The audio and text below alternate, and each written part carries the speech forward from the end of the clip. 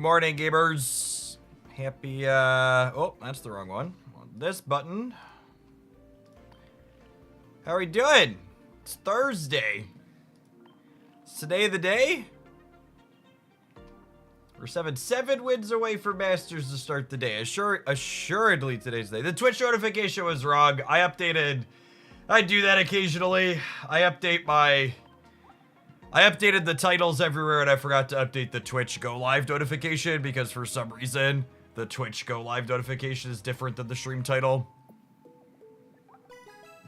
Yeah, we're doing Pocket today. Snap's unplayable until 2 o'clock at a minimum because I have a feature location going on.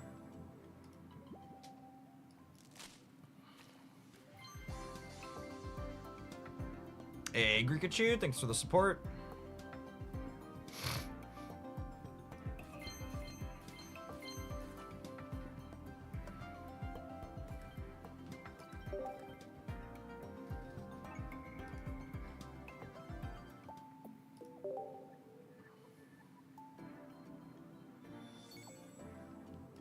Every time I change the Go Live notification that wasn't generic, I'd forget to change it back. That's for sure. You know, honestly, that's a good suggestion, Marty.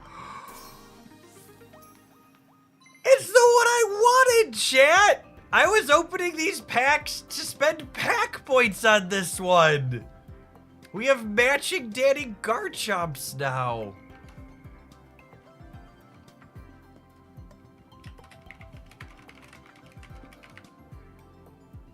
That's so exciting! It's a shame we can't play him to start, because he's kind of poop soup, but I'm happy I have 2 of them.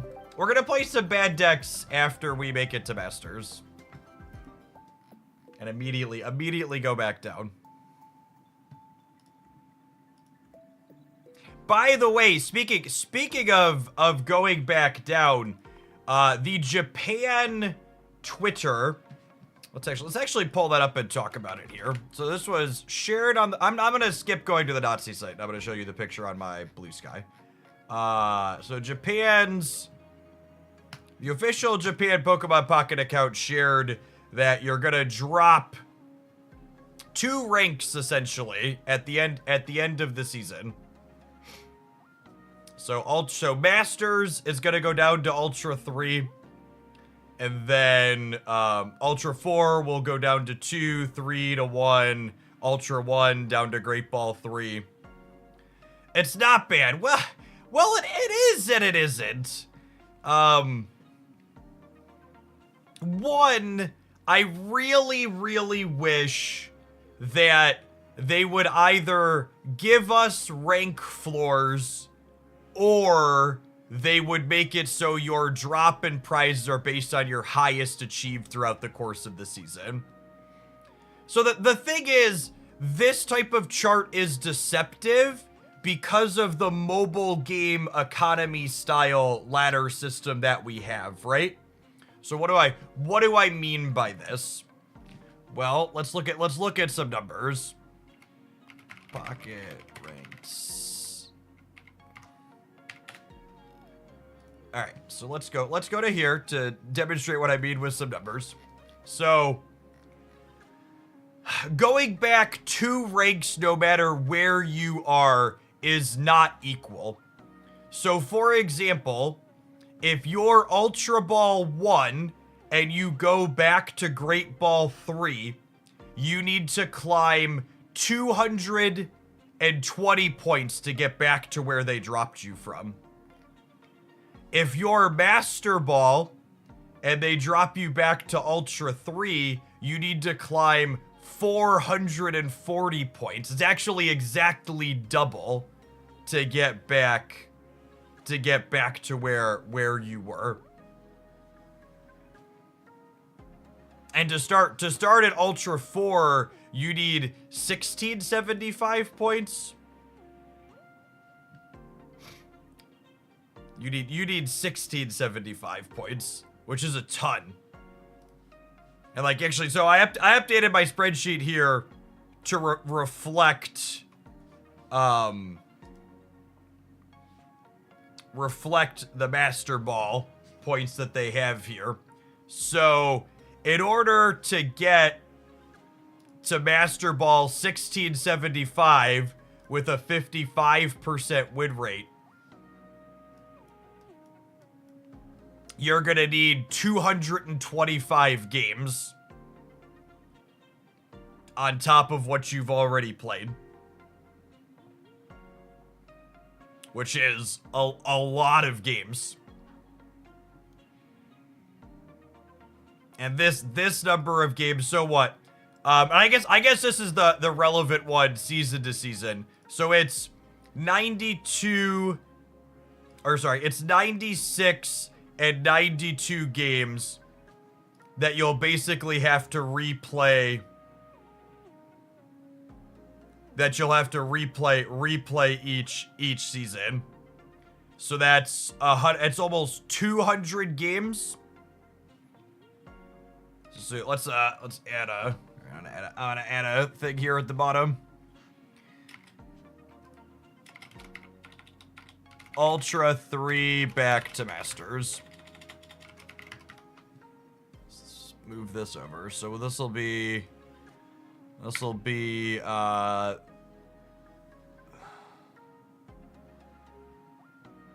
this one plus this one. Oh, and this formula is actually wrong because I added a thing. No, it's right. Never mind. I lied. I looked wrong. And then we do this times this divided by 60.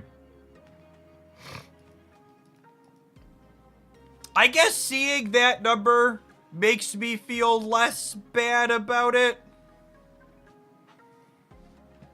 Koi Cricket, thank you for the 4 years. I appreciate that. Welcome back. We're doing my personal sphere is doing pretty all right. I guess I don't hate that. How much does this change as the win rate goes down? So it's 30, it's about 30 hours with a 50% win rate. Maybe that's fine. That's still significantly longer than a lot of games. Like as a point of reference, on average, it takes me single-digit hours to get back to Infinite and Marvel Snap. What would my win rate need to be to get back in single-digit hours in Pokemon Pocket? 65, 70. So it's like somewhere in the 68 to 69%, 68%. Yeah, 68% to get to single digits.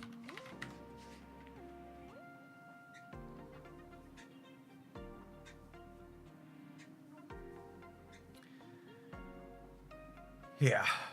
I don't know. This is why it's always good to look at the numbers, because my feelings were this was going to be too long, and I feel a little bit better looking at it. Like, my personal win rate inside of Ultra. All right, let me complete all of these.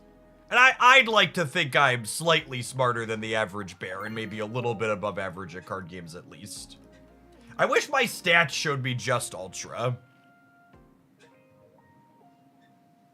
Let's look in here. I think we are getting close to 55%.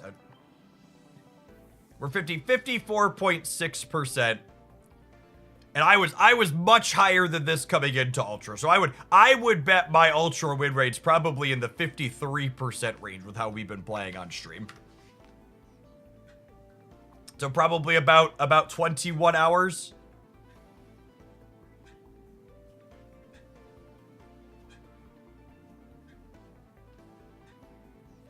To be fair, the way the system is structured, getting to Ultra 1 every season and then getting back to Ultra 1 every season is going to be incredibly easy in terms of time. Let's do Great 3 back to Ultra 1 is Oh. Let me make sure I have these right. This was...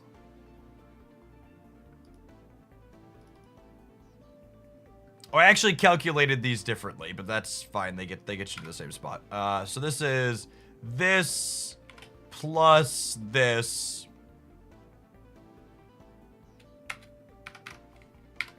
And then you do this times this, divide by 60.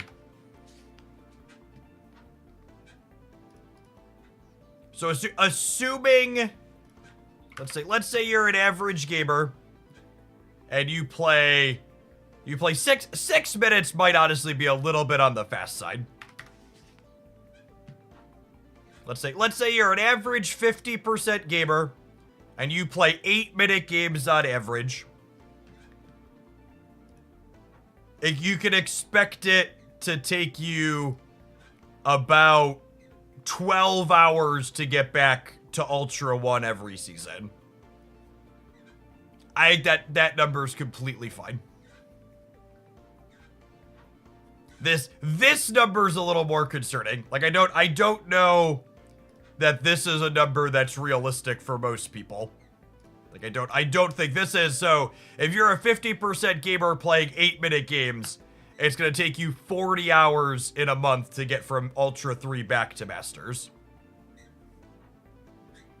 which is a pretty big commitment. And this number goes up dramatically as your average game length goes up. You go from 8-minute games to 10-minute games, and suddenly it goes from 40 hours to 50 hours, right? Yes, getting to Masters from Ultra 3 is essentially a part-time job. Thanks, Mustard Machine. If you're someone that wants to play with this spreadsheet and you haven't seen this before, this means you didn't watch my how ranked breakdown video works on the Hooglandia Pocket channel. I'm not going to link you this spreadsheet here. You should go watch that video, and it's linked in the video description.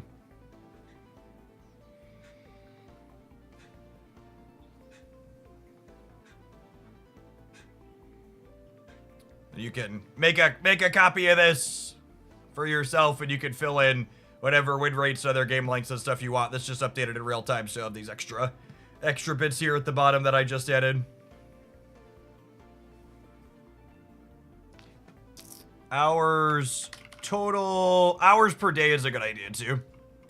Hours per day equals this divided by 30.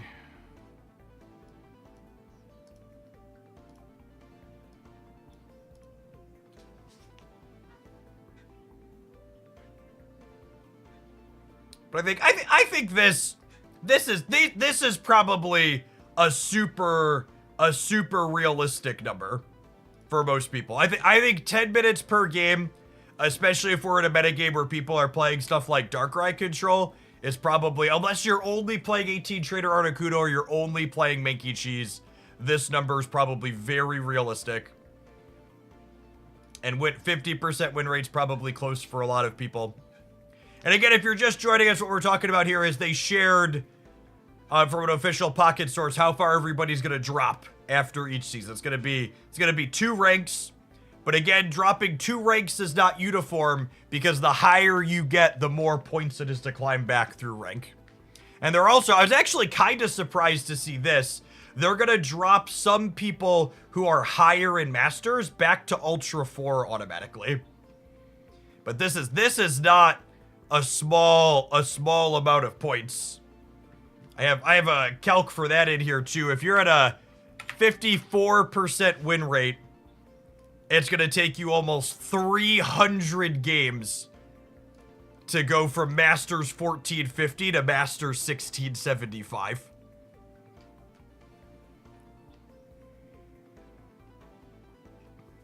There's a lot of games.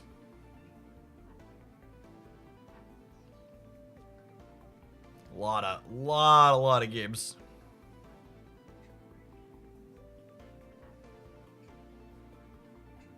So if your master is greater than 1675, no demotion. No, anyone greater than 1675 is going back to Ultra 4. Ultra 4 is the highest you can reset to. General Masters resets to Ultra 3. Masters 1675 and higher will go to Ultra 4.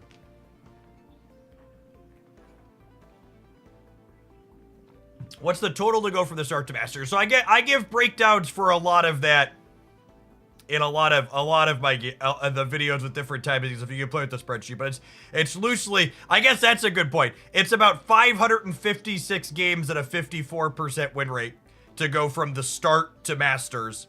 And then it's like 50% more than that. Wow, that's actually a really good number to know offhand. At a 54% win rate, it's 50% more games to go from Masters 1450 to Masters 1675.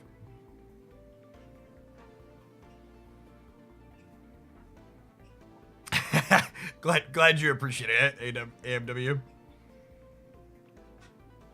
That's good. Yeah, I think for most regular human beings who want to not suck the joy out of their Pokemon pocket, I think Ultra 1 is an incredibly good goal to get.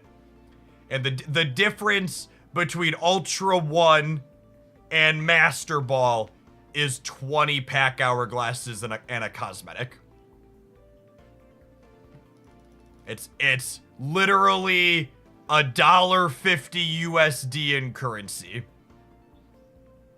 Like, that's the way to think about it, chat. If you want to really cut yourself on the psychology of what you're missing, the tons of hours more worth of grind from here to here is $1.50 worth of hourglasses.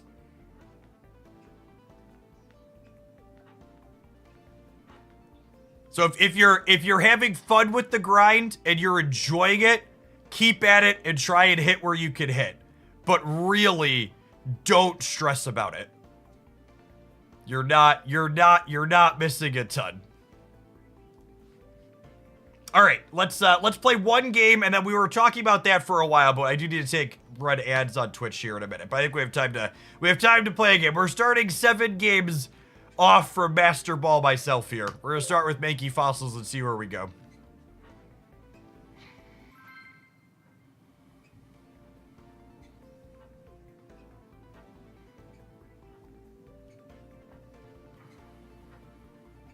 But the cosmetics, yep.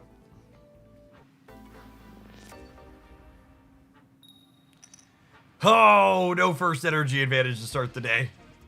And they're on metal energy? Who's ready to die to a Skarmory? This guy right here. I really like the Monkey Fossils deck. It's been responsible for a significant portion of my climb. I also think this deck is like the formula for a pretty optimal laddering deck. This matchup's very hard.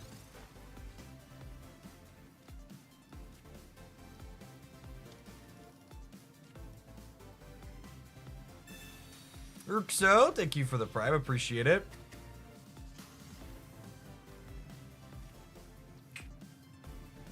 If they have a tool, we're cooked. The only change I've made to this deck for the first time we played it is I'm playing 1 red and 1 Cyrus instead of 2 red.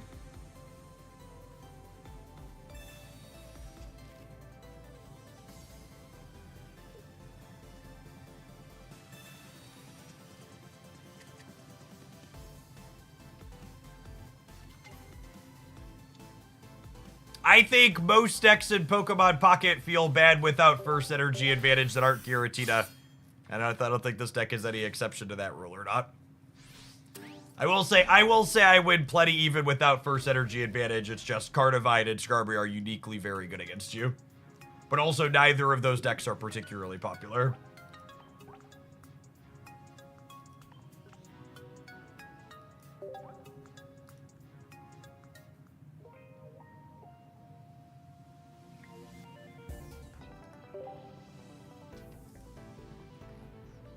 Skarmory's own feels really good right now. Maybe. I think it's fine. It's got really bad metrics against the best deck. It's probably good if you don't see a lot of Darkrai Giratina, but its Darkrai Giratina matchup table is really atrocious. He says as he cues into Darkrai Giratina.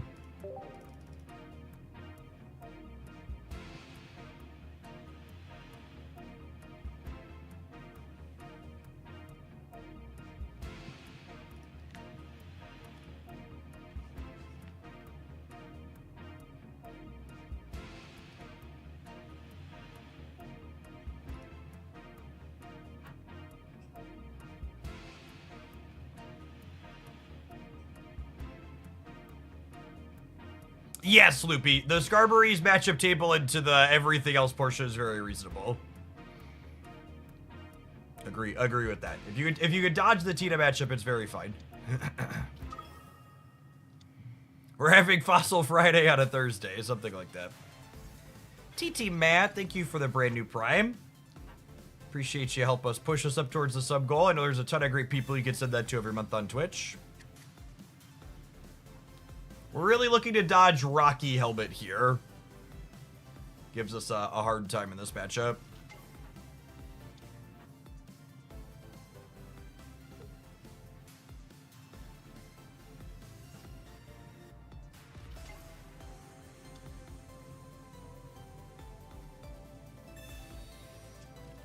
It's a lot of Pokemons.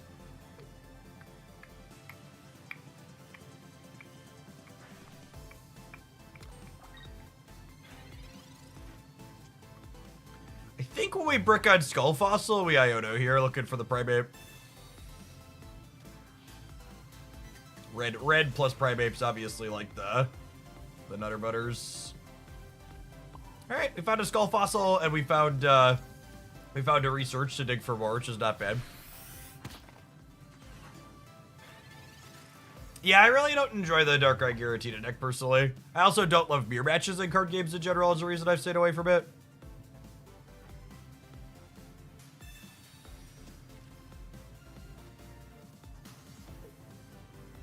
Yeah, look, this has been my my kind of poison of choice for climbing.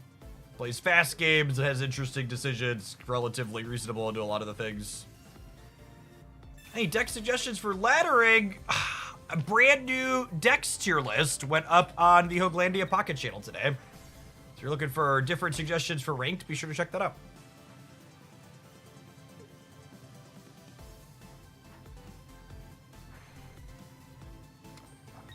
All right, 3 draws at Big Monkey. 3 draws at Big Monkey. Need a cape or a Big Monkey. Big Monkey is lovely.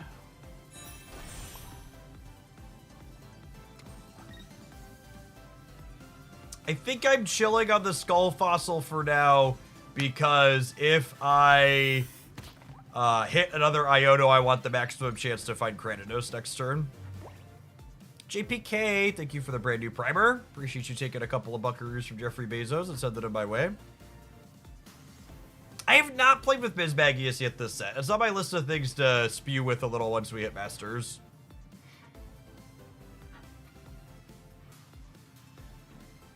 You like the shirt? Thanks, Patton. I like the nature scenes from Into the AM are some of my favorite. Family is big on camping and outdoorsy stuff. If we hit Cranidos next turn, we're in a very good spot. If we brick on Cranidos, we're probably in a bit of trouble.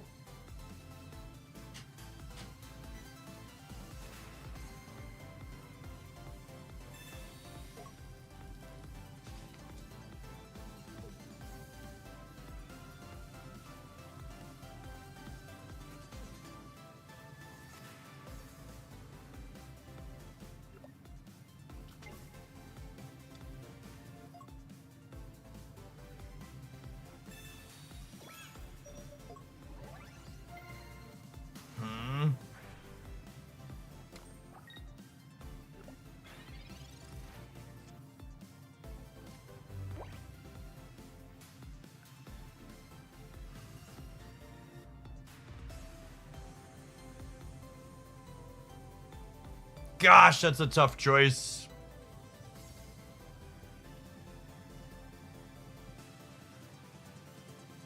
I think I'm supposed to kill the Giratina, yeah?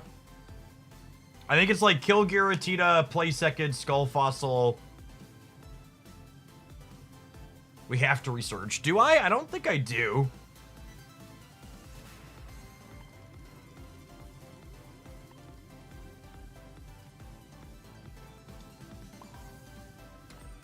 I think I do this. And then next turn, we put up the Skull Fossil without the energy after they clear Primate.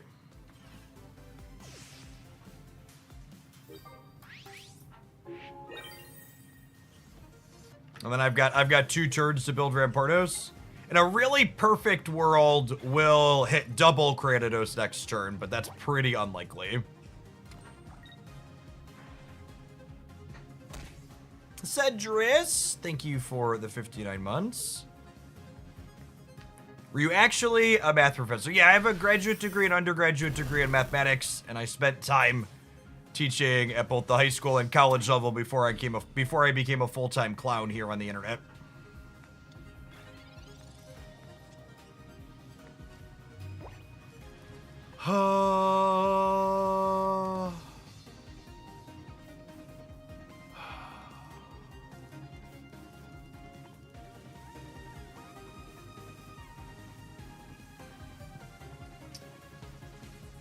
Iodo is more likely to find us the thing, but it loses us the Rampardos.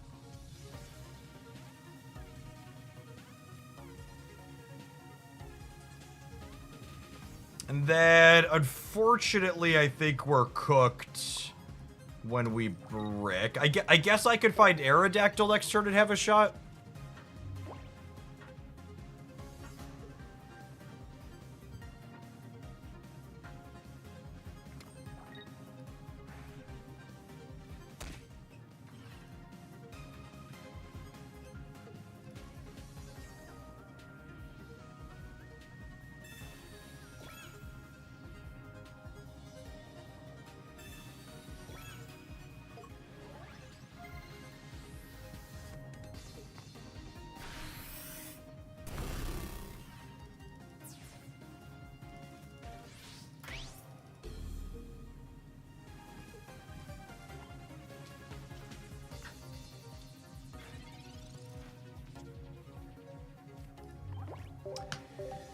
All right, starting the day with 2 tough losses after being 7 wins away. Now we're 9 wins away. That's how it goes. We're gonna take a brief pause for the cause to let some adverts roll, and we'll be back with the slowly developing into madness. Thanks for hanging out. Don't go anywhere.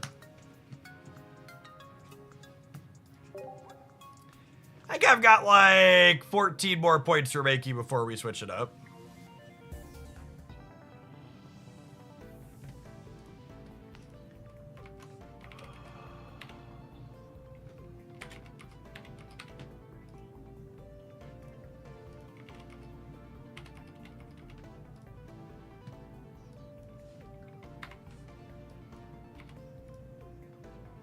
For reference, for people that are doubting my math there off the cuff, Professor's research was 41.5% to draw Cranidos, whereas Iodo was 45.5%.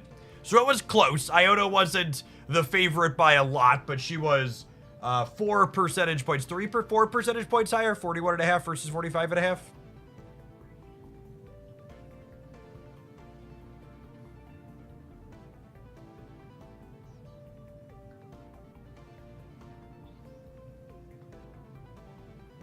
I don't know what you mean by the fish, Stilsky.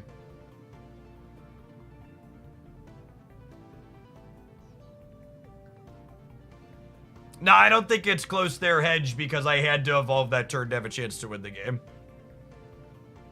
Gyarados. No, I don't think I intend to play Gyarados. Gyarados is a pretty straightforward deck that I don't really enjoy the play patterns of.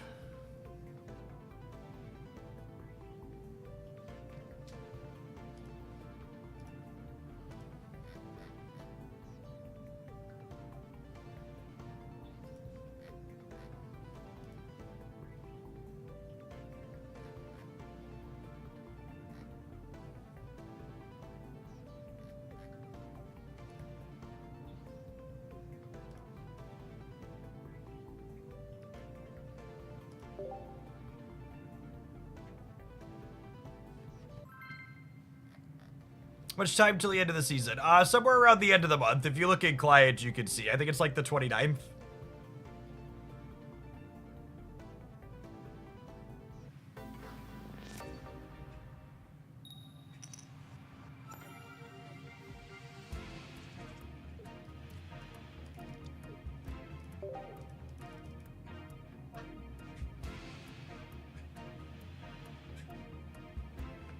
What deck would you say requires the most skill to pilot in the current metagame? I find that question in card games to typically be very self-satisfying or masturbatory or whatever you want to call it. I think different decks take different skills to do well with. And usually those types of questions are just a pissing contest for people to make themselves feel better about their deck being harder to play.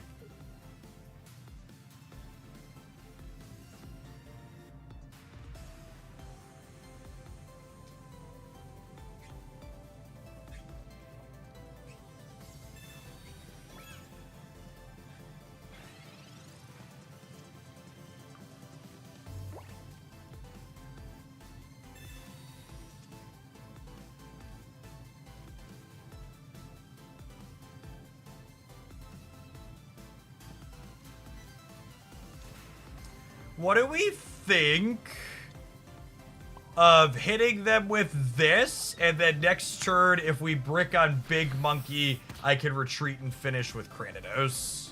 I think I'm into it.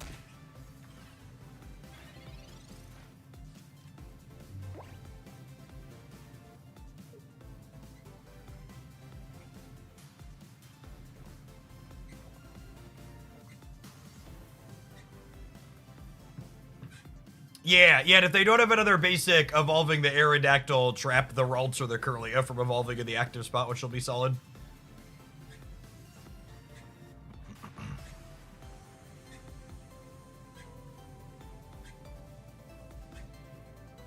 It's my favorite playmat in the game. I really like the simple black one. That's why I use it a lot.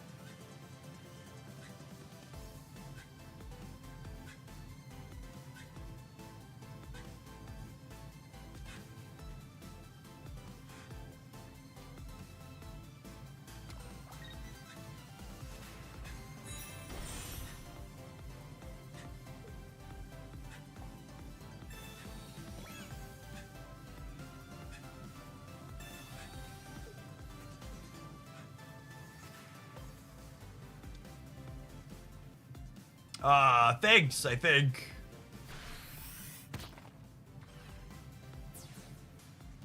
I'm currently Master Ball 51-54. What is some advice so I can keep pushing? Keep playing. Volume of games is super important. You gotta win more than you lose, but you also just need to play a ton.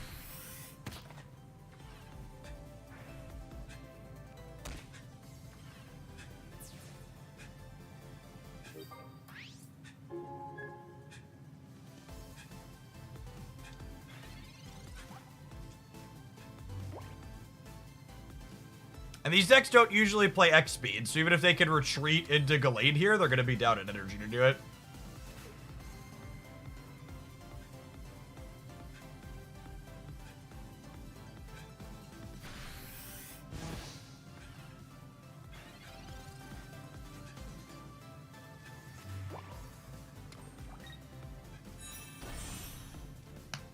One well done, Curlia, please.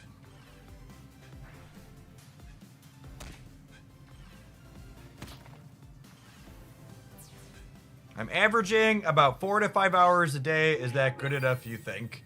So if you actually go back to earlier in the stream when we started, I pulled out a spreadsheet and we ran some numbers about how much you need to play based on your win rate and the length of the games that you're playing to get to like Master 1675, where the new cutoff is. So, is that enough really depends on what your goal is, what your win rate is, and how long the average game you're playing is. Is your preferred KO point pattern 1-1-2 versus 2-2 in your decks? Yeah, I enjoy the 1-1-2 decks a lot more personally. I think they tend to have more gameplay decisions that are fun to puzzle out. We do have Tariff-free chats on both Twitch and YouTube side today.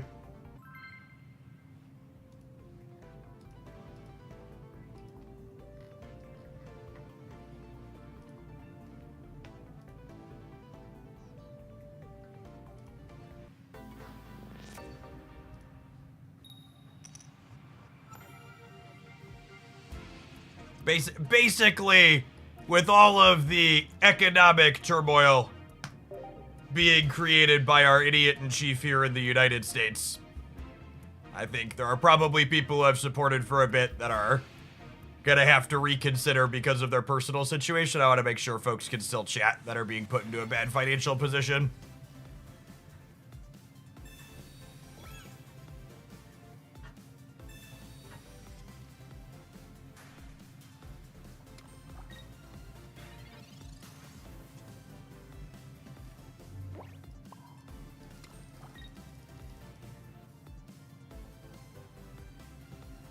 It's a great time to buy, Jeff. Yep, Westmaster, thanks for the brand new prem, appreciate it. This matchup's so much harder when they have helmet on one.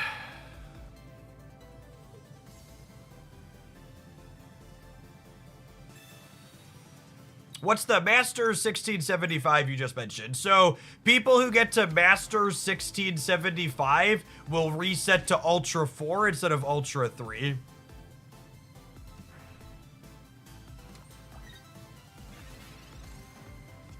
Aren't the losses unrealized if they never leave the market? So again, you really have to understand that what's going on is not just impacting what's going on in the markets. To give you a very pointed personal example, I lost a 4-figure contract yesterday that was signed and literally has product in the mail already coming to my house because the company was EU based and they're pausing all US advertising until all of this blows over.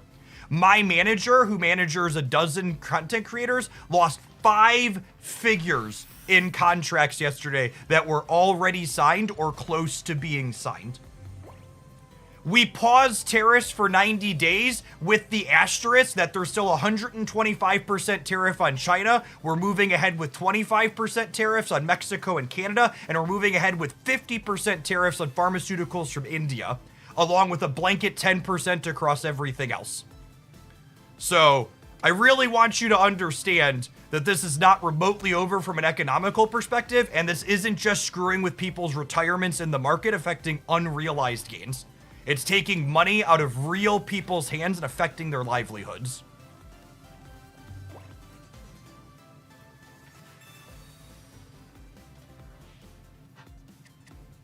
So no, it's not just unrealized gains. It's costing me and other people very real money. You know what's gonna happen to most small businesses if they're importing product from China and it's already on a boat coming over here? It doesn't matter if he bails out on China tariffs a month from now. Small businesses are gonna go out of business having to pay 200% more for their products in the month that it takes them to bail out on it, or the week even. Like, there's literally stuff coming in over these days that are going to put small businesses out of business.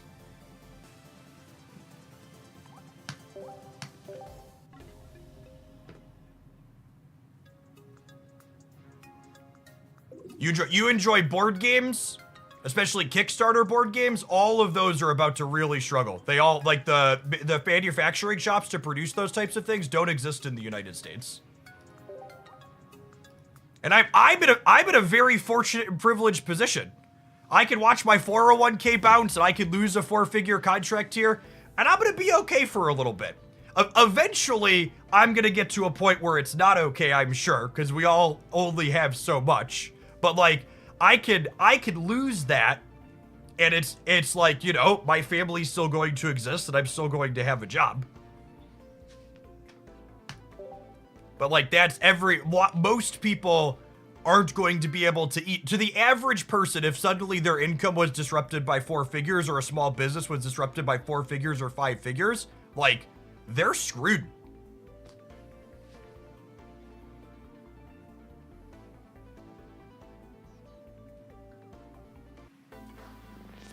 I work with a tabletop publisher, and I'm about to pass on quite a lot of shipping to backers. Unfortunately, wouldn't be possible otherwise to print and ship.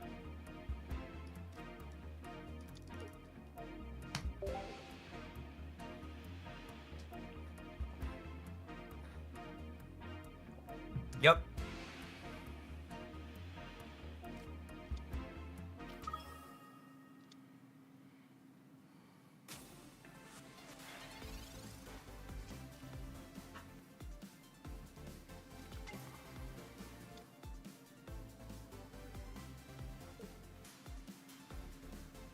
Can you explain tariffs in a way that a 5-year-old would understand?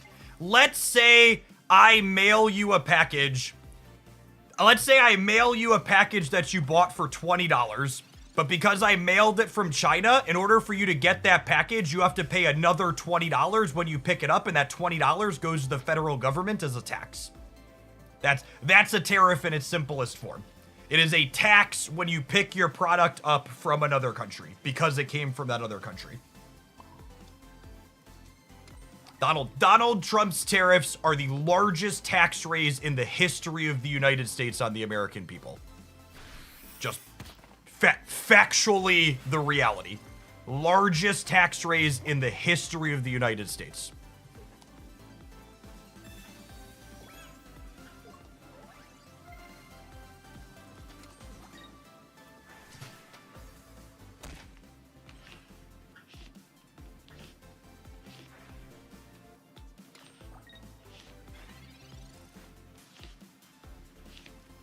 And that's the other thing. It's not just a tax increase. It's what's referred to as a regressive tax increase, because tariffs don't proportionally raise taxes on everyone, because people who have lots more money don't proportionally spend more money.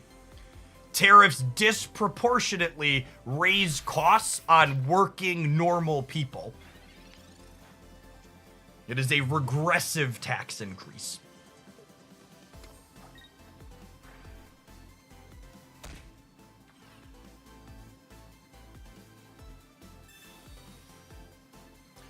Oh, Dawn is really good here. Well, we're not dead, but we're not in an amazing spot. Is there any positive side on this tariff move? If you are one of the people getting insider information from before Donald Trump does his announcements, you could buy while the market is low and sell while the market is high.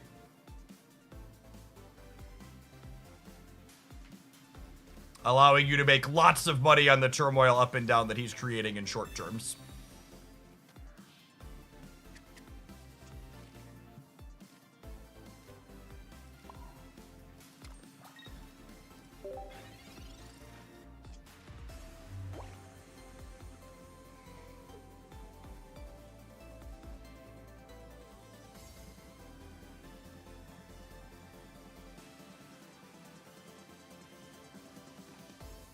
That's illegal. If only laws mattered in 2024. 2025? God, what year is it? Hmm.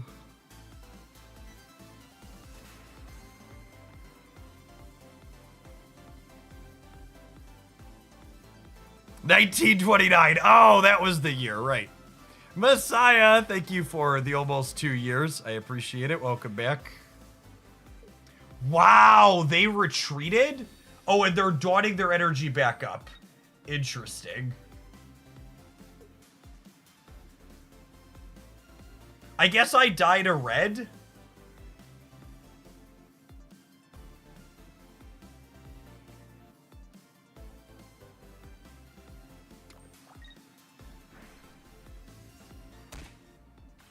Oh, I don't even dye to red. I just dye to the energy.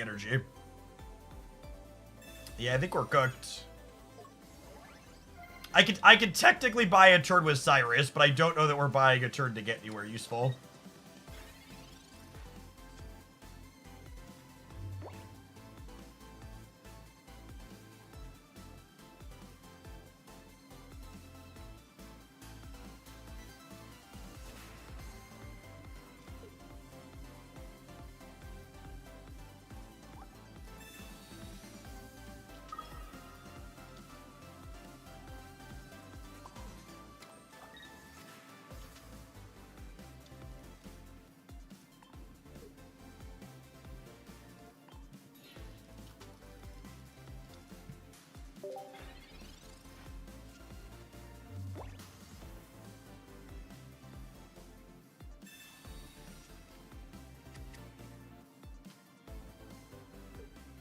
Yeah, but I want to move on from the tariff talk after saying one last thing.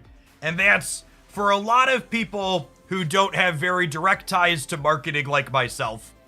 You haven't felt the impact of this yet. But Donald Trump's own administration, through their own formula calculation, estimates that their tariffs will raise costs on consumer prices by 10.25%.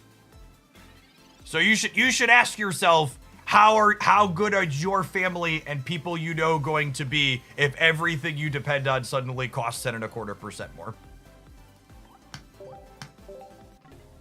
These impacts are going to happen, are going to have a ripple effect, and it's going to take maybe a week or a couple weeks or a month for these tariffs that are inflating the cost of goods coming in now to make it down to the consumer, but it's going to make it down to the consumer.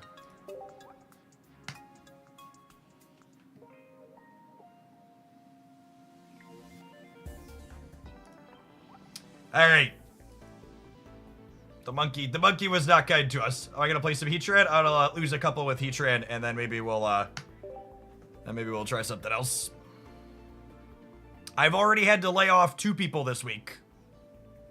I'm an importer who employs 20 people. Yep.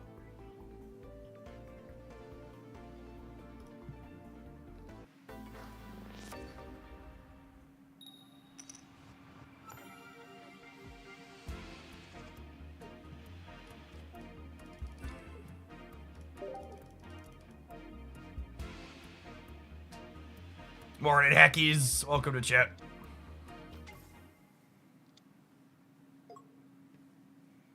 If you want to climb to Masters for a screenshot, why not use Guaranteed of YouTube to climb? Because I don't find that deck fun.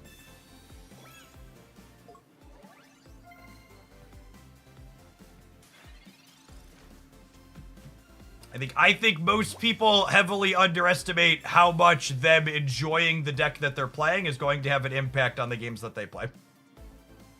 Farfetch'd! Farfetch'd! If we would have drawn Farfetch'd there, I could have retreated this for free with Arceus and then cracked them for 40 right away. Sedge.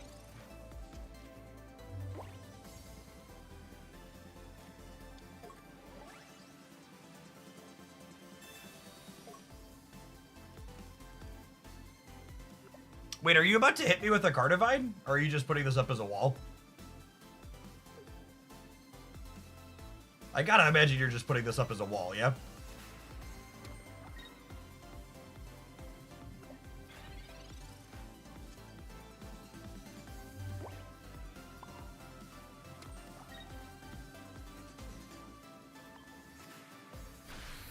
Oh yeah, that was the last thing I wanted to say about the tariffs. I forgot to include that in. Even once they eventually roll back this bad economic policy on tariffs, you also have to understand that they're going to have a lasting long-term impact. The way capitalism works is companies don't just make things cheaper once consumers have to get used to paying a higher price for them. Any cost increases we experience from tariffs, some amount of it might leave, but all of it won't. Even once the tariffs are gone, they're going to keep milking you for the higher prices.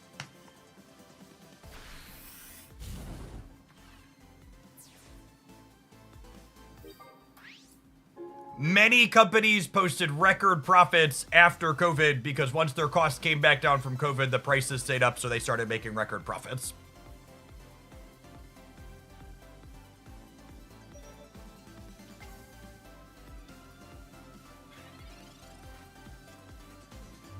Why did you stop playing Unite? What was it?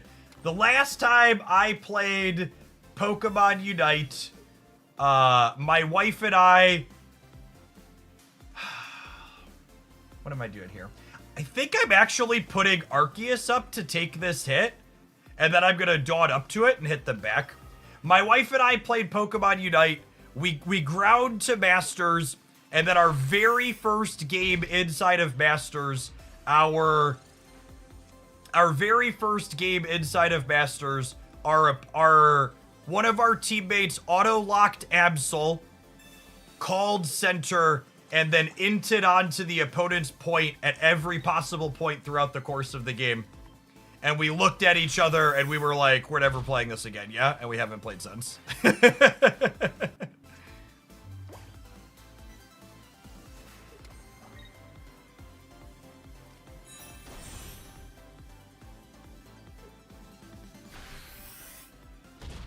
Okay, and then red lets us win the game here. That's somewhat similar to how I stopped playing League. It is. You know, we have to talk about how these games have variance by design in them. In team-based games, your teammates are the variance by design.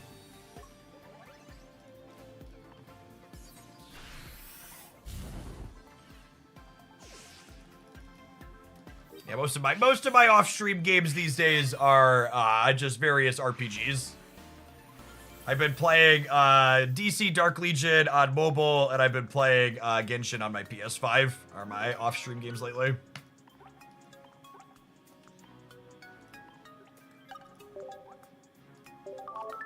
All right, we finally got a win. Let's heat train some gamers. You enjoy deck building roguelites? I don't really. I like my single player games typically to have some type of story in them, some RPG. I don't enjoy just numbers go up against a computer. If I'm playing a numbers go up game, I usually want some RPG story to go with it.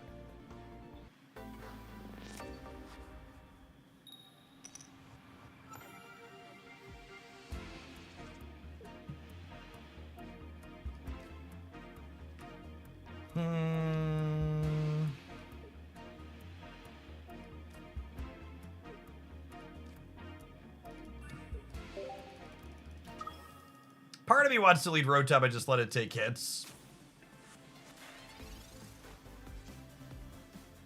Yeah, South of Midnight's on my list to get around to eventually. It's on my... Add it to my list and wait for a sale at some point.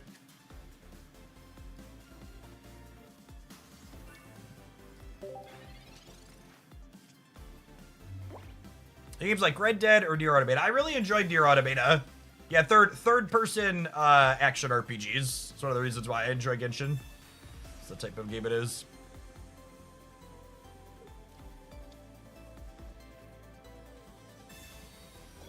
Oh, Rocky Helmet is so tough for us.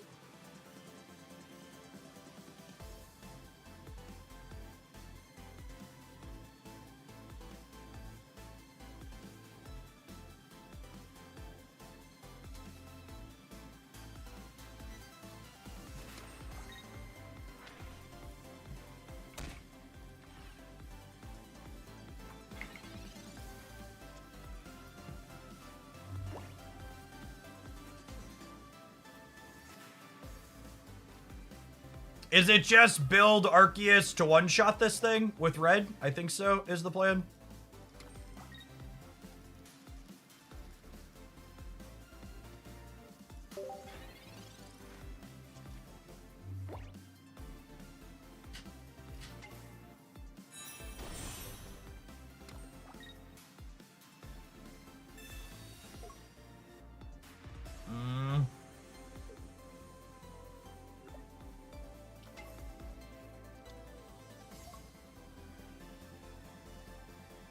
Nah, I really don't play single player games that pitch themselves as punishing. If I want to feel punished, I'll come experience some card game RNG. I want my other games to typically spark joy for me.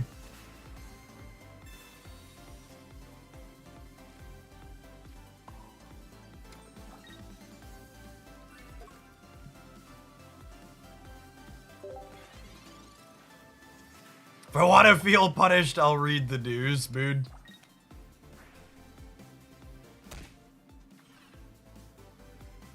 Probably gonna get cooked by Osiris this game, but I don't see a world around that.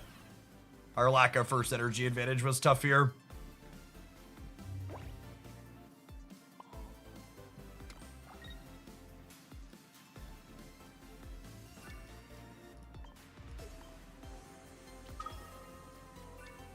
Snap OTAs don't happen for like 7 hours these days. I will probably not be live then. They're like late afternoon Pacific.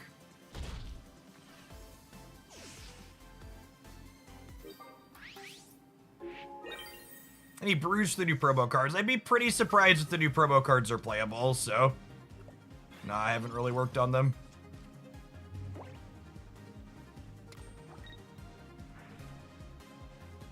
I'd like to try and get to Masters today, which could realistically take us all day, even just starting 7 wins away.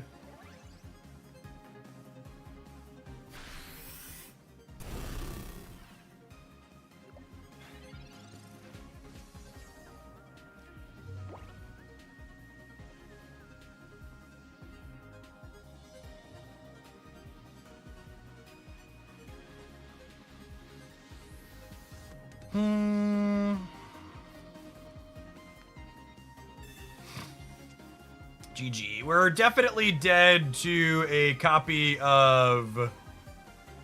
We're definitely dead to a copy of Cyrus. No way around that one.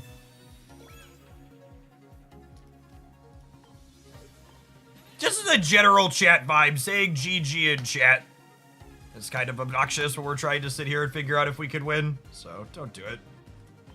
Be less annoying.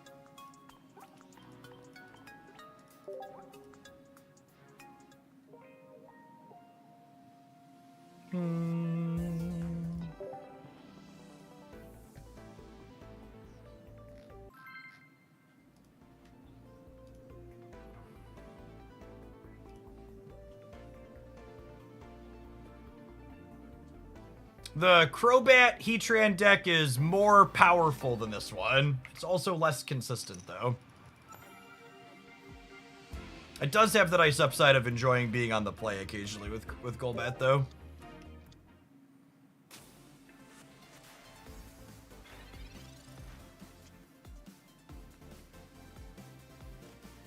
I think Pokemon Pocket's rank system is objectively the grindiest rank system I've ever engaged with in any of these games.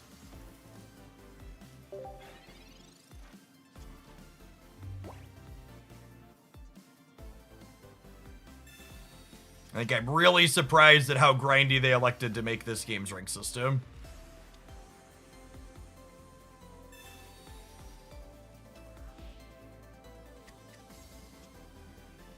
Can you tell me what is better to Iota versus Oak? I can't. The answer to that question is, it depends.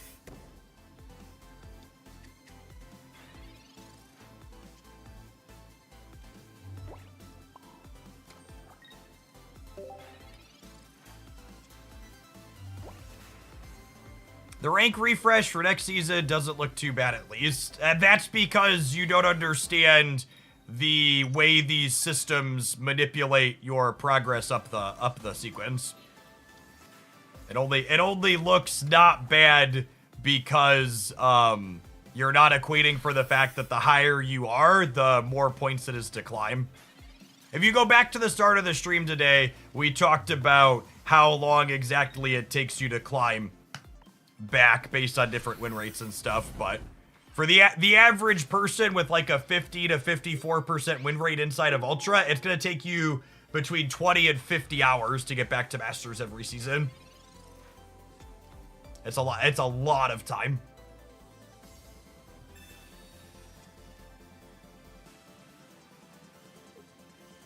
Is it worth it to grind to Master Ball? Worth it as in worthwhile from a currency gained perspective? Absolutely not. Going from Ultra Ball to Masters takes an incredible amount of extra time and only equates to $1.50 worth of extra in-game prices. You should absolutely only be trying to climb to Master Ball if you find joy in the actual gameplay. I'm gonna pick up a knockout point here, I think. Just make it so the next one is game winning.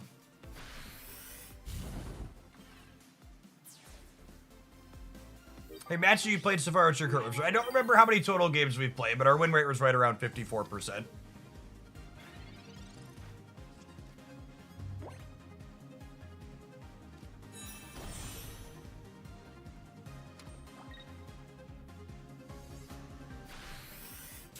Alright, if they flip tails, they're dead.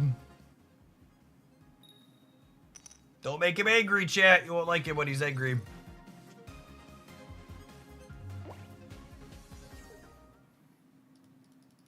Let me take a look here. We can take an ad break. We can take a peek, and then we'll tap that.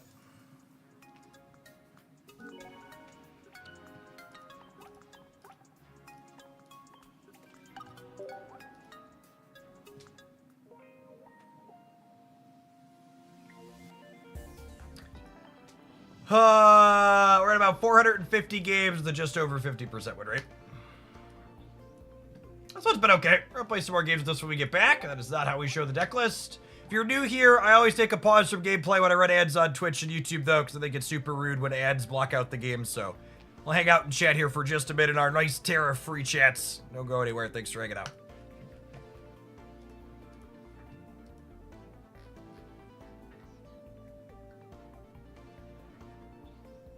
Your last opponent's name was Tariff EX in Chinese. That's great.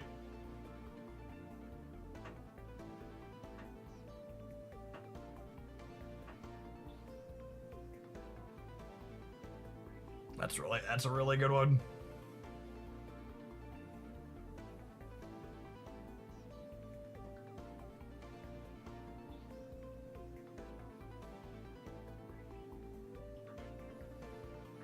Manny Bamonti, thank you for the almost 8 years of Prime subs and for putting up with me for far longer than that. Yeah, 54%'s a respectable win rate. Especially considering the range of decks we've played. We've played 0 Darkrai. The closest thing to a meta deck I've played is Meowscarada Beedrill, which I put in the B tier of our decks tier list today. Can you show the Mankey deck list? You should check out the tier list decks roundup. I threw Mankey in the B tier, so Mankey's fossil list preferred is in that video. Check it out.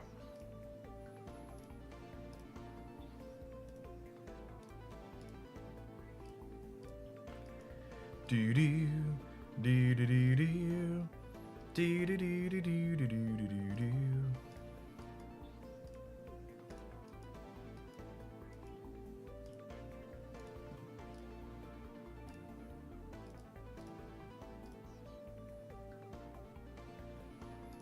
Putting Jeff's chat in non-sub only mode is the only good thing Donald Trump has done as POTUS. It's true, you know. It's true, you know. I think Venusaur EX could be promising in the metagame. It's just pretty typical stage 2 problems.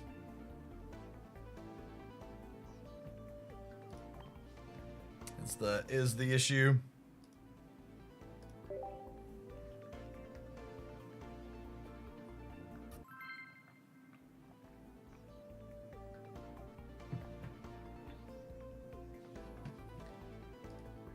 Sir Castmere, thank you for the baker's dozen. Appreciate it. Welcome back.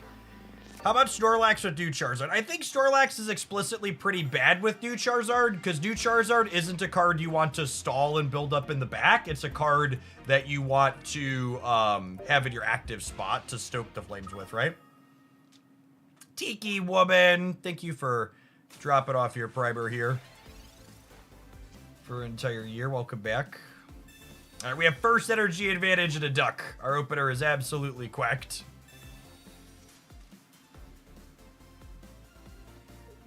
You want a blisteringly hot take, chat? This one is scorching, so prepare yourselves. Venusaur is worse Bibarel. There, I said it. You didn't think I'd be brave enough to say it, but I did. Bibarel is worse Venusaur.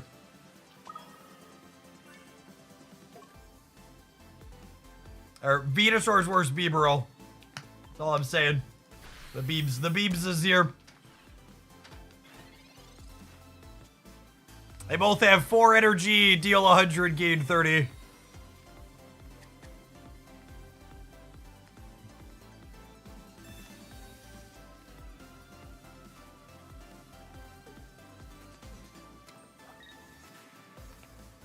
Oh man, do they not have a way to pull this Arceus out of the main? Oh, they are. It's just gonna, like, put them into a tempo black hole. Oh, really? Huh. I'm gonna wait to show this so they can't plan around it.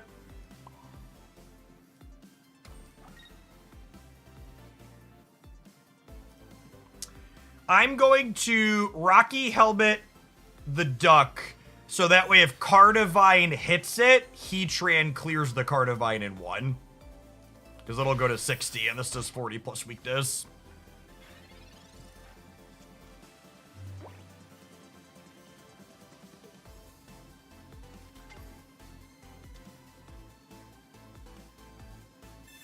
Oh no! Baited by the Rotom.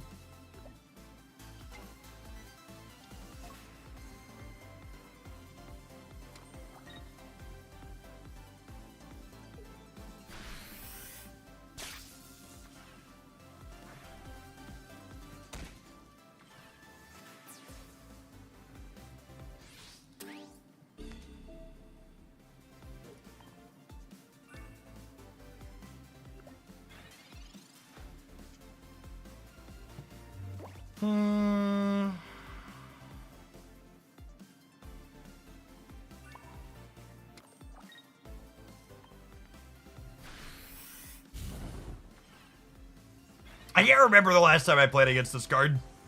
Getting got by it feels real bad.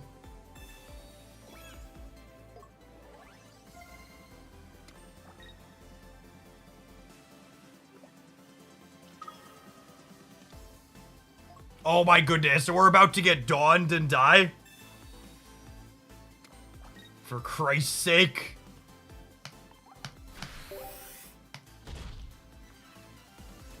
What a fucking gamer.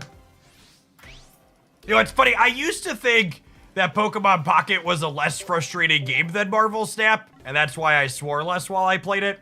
But it turns out ladder systems are the thing that are frustrating and make games feel terrible. And it had nothing to do with the actual gameplay.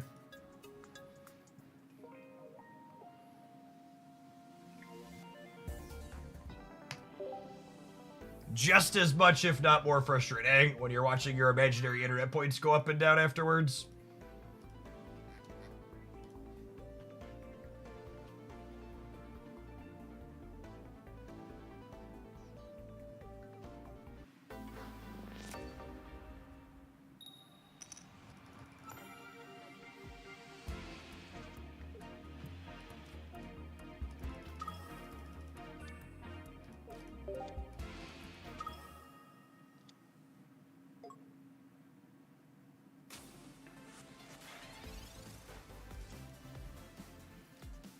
Is there a copy of Leaf in this deck? I think there is.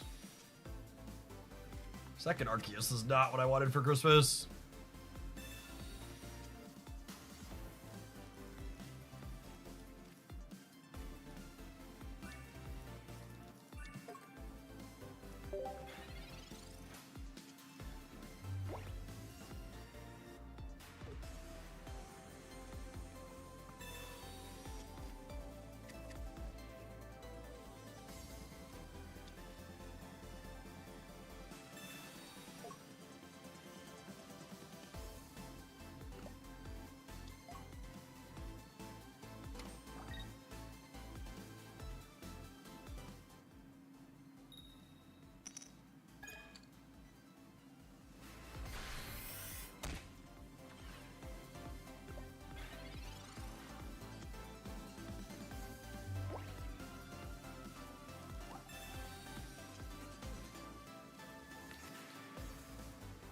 Oh. Energy, they hit for 70. Energy, they hit for 70.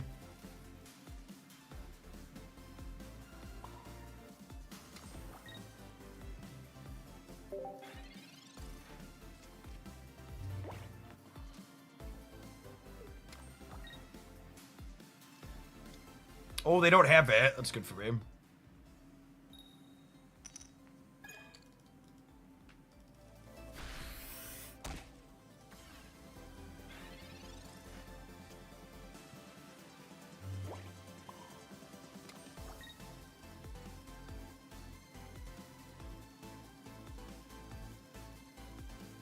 Any reason to play anything? I don't think so.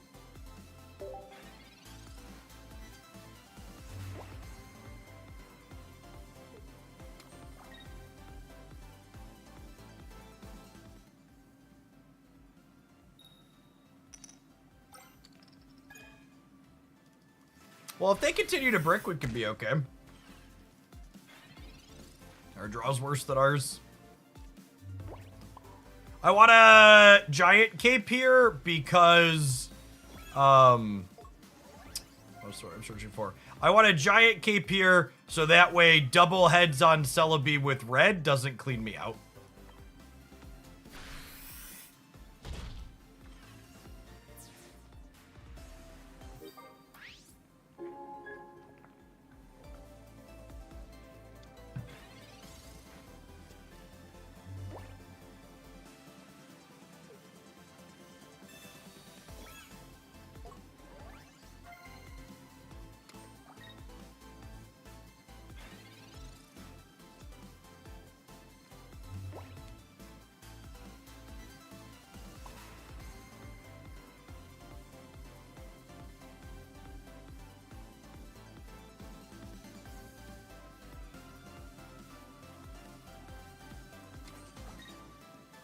This match is over.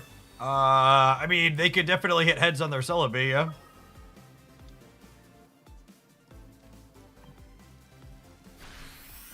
It's worth it to take a second and think through if you have other sequences. I think we have to do this, but I just wanted to, you know, this is the decision that matters. I die to 3 heads out of 4, just Celebi things. I guess they don't have any points yet. Maybe we're okay. They have a potion here. I guess they don't have potion. Heatran plus red gets us. Okay, cool. Yeah, red beats Erica. Celebi beats itself as well. There's a reason why Celebi Leafeon was in the D tier of today's Dex Roundup. That's really not good. Both of us having pretty miserable draws there. And our miserable draw being slightly better.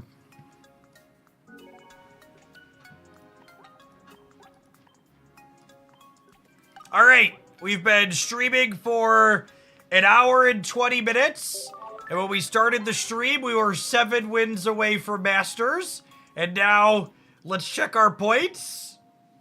80 minutes later, we are 7 wins away from Masters. So when people ask questions about, like, what's a good win rate? How much time do you need to spend? Like, really, it's just so high variance, right? Like, even if you have a 60% win rate, which is incredible in a card game, it's very possible to, like, hit a bad streak and slide a bunch.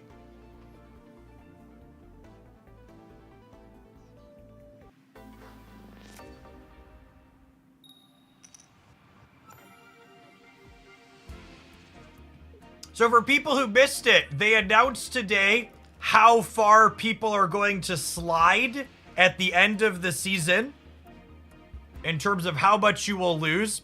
If you make it all the way to Masters, you're going to slide back to Ultra 3, unless you get to Masters 1675, in which case you'll slide to Ultra 4. From a pure numbers perspective, this means most people will need to spend between 25 and 40 hours to get back to Masters every month.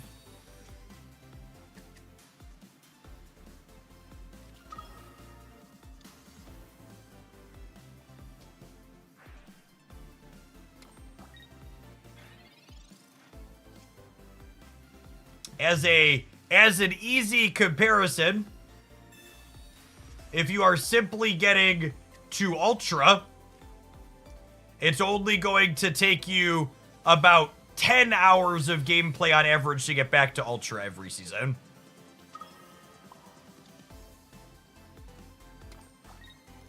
So unless you are someone who's playing Pokemon Pocket as your job, It's like very recommended to just like make Ultra 1 be your goal.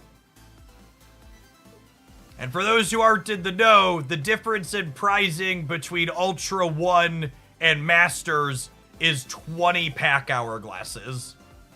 AKA $1.50 USD worth of hourglasses.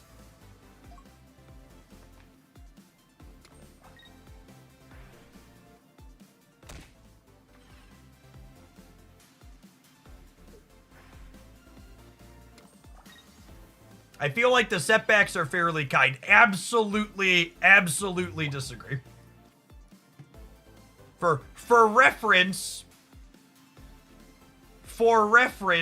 it takes me on average about 8 to 10 hours to get back to the top rank in Marvel Snap each season. It's about 25% of what it takes to get back to the top rank in Pocket.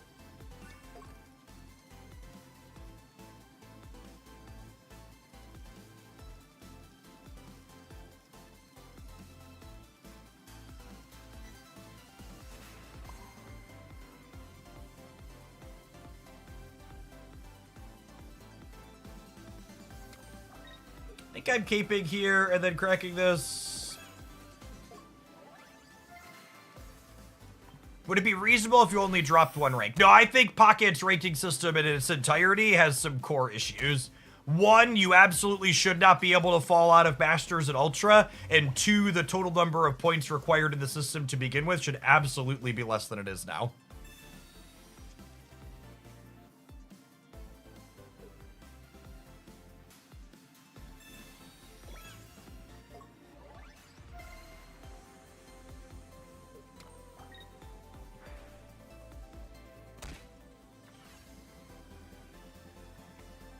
Bots existing in Marvel Snap are part of what makes it easier to climb back up, yes.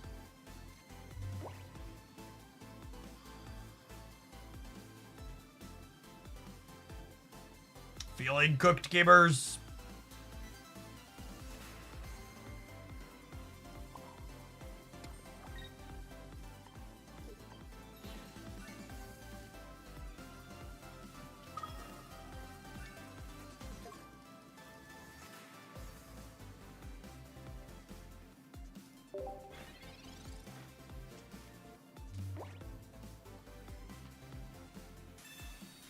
Maybe if we dodge a Cyrus, we're okay here. Cyrus and Sabrina both suck for us, though.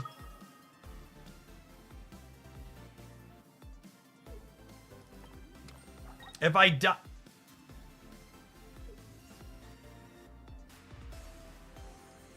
Or they could have a brain fart and misclick.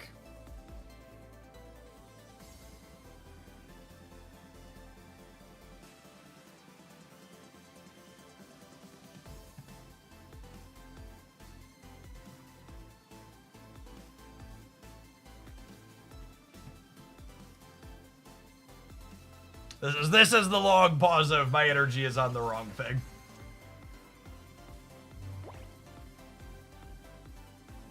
We hit the basics, so we might have been okay regardless, but we're definitely okay now.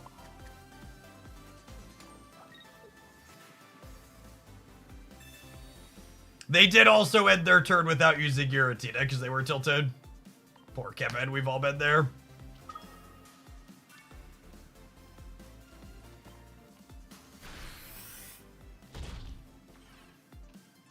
The time of day matters a lot for what you will face on the ladder. I have heard that statement in every card game I have ever played, and I don't think I have ever agreed with it a single time. In my anecdotal experience playing card games at all hours of the day, there is basically never a meaningful difference in what I'm running into when.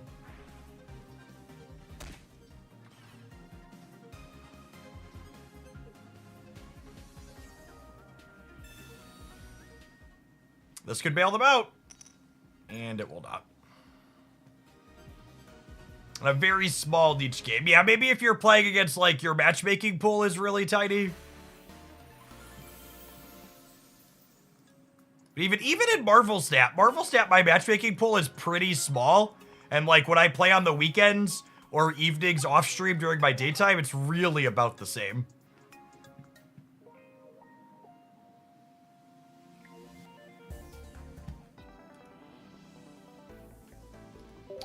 The big problem people have is most people conflate with whatever their last 4 or 5 games is must be the meta. So when they hit a streak of something different, they'll suddenly be like, oh, the meta really changed. Yeah, it's just riddled with recency bias.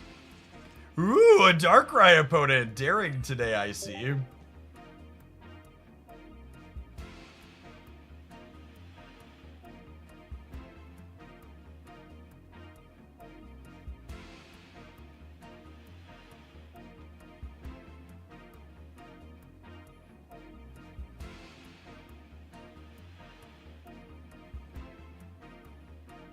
But Jeff, I'm statistically significant. I'm sure your significant other during undergrad told you you were statistically significant.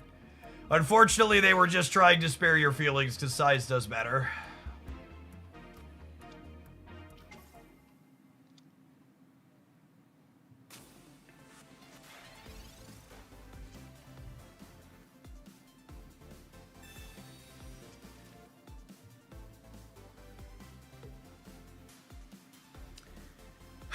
I think favorite pocket metagame is probably a toss-up between the current one and the Mythical Island metagame.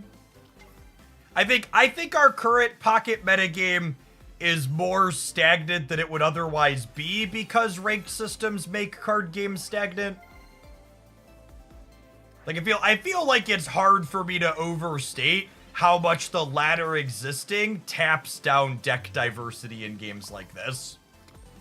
So I don't know that it's a fair one-to-one comparison with the Mythical Island meta, because the Mythical Island meta didn't have a ladder hanging over its head.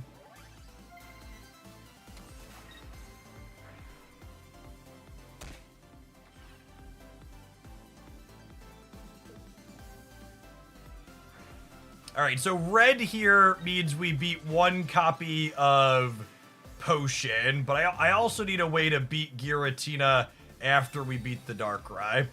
And this is why, you know, this deck is so strong from the opponent, because they get to build up 2 very beefy threats simultaneously.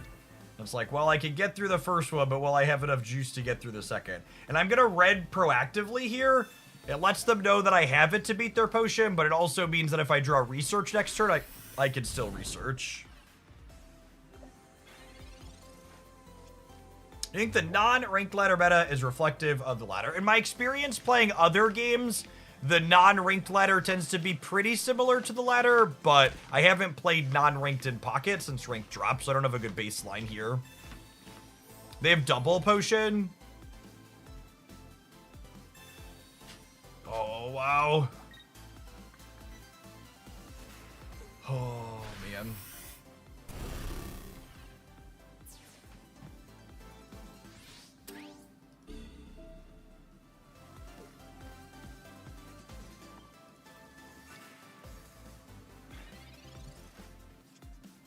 It's always interesting to me how depressing people's lives must be to come into a content creator space and like subscribe to the channel on YouTube or follow on Twitch, then like wait a timer out to write something insulting in the chat. Well-adjusted human beings don't behave that way, CJ, who we just banned on the YouTube side. Like, there's plenty of content creators and people I don't enjoy out in the world, and I just don't click into their content.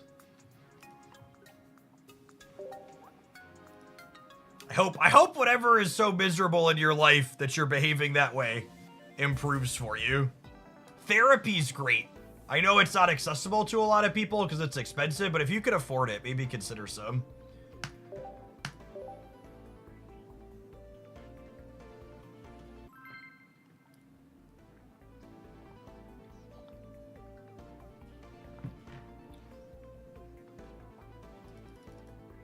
What do they say? Just random hostile name calling.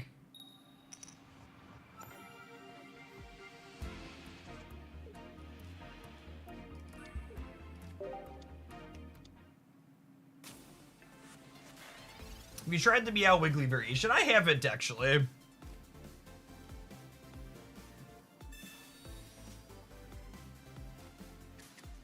I've never understood that. Why do people engage with something that actively upsets them? Because their life is miserable, and the only way they can think to try and find some joy is to try and make other people feel as miserable as they do.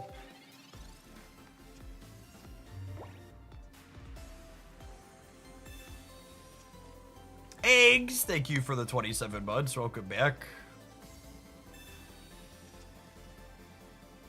Is Iono ever worth it? Yeah, I play a bunch of decks I think Iono is fighting.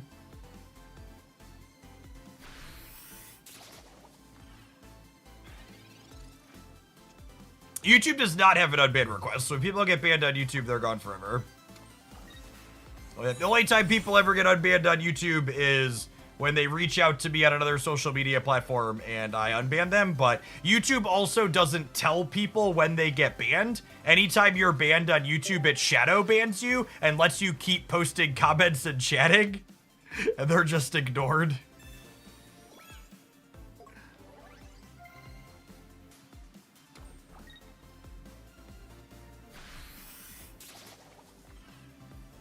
It just lets them scream into a void.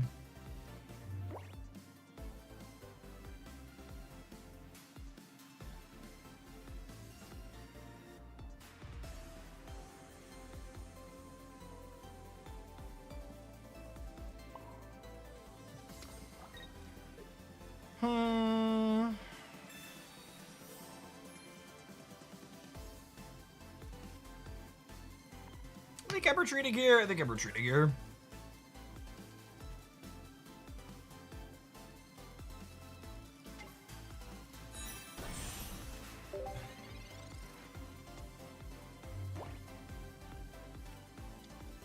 Maybe I was supposed to crack them for 20, actually. So that way Meowscarada could finish. That was probably the line.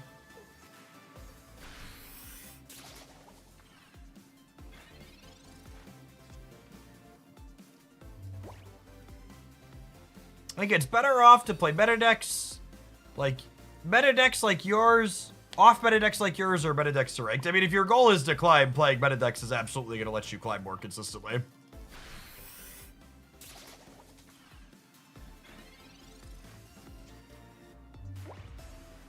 Where from in height?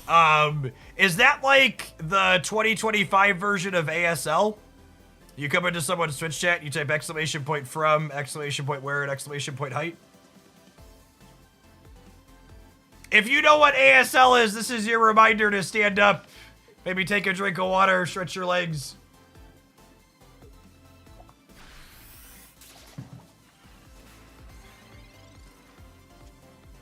Your back probably needs it.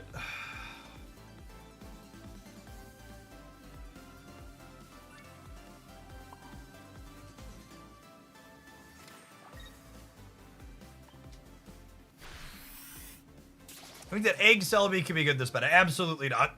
Big, tanky EX attackers like Giratina are historically very bad for that deck.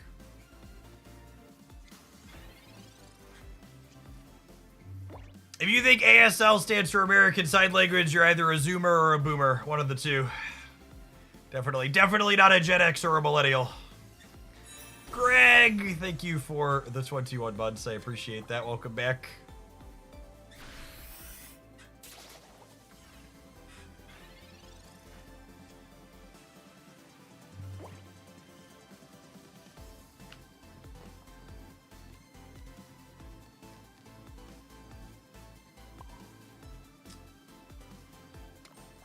I think I want to clear the egg, yeah?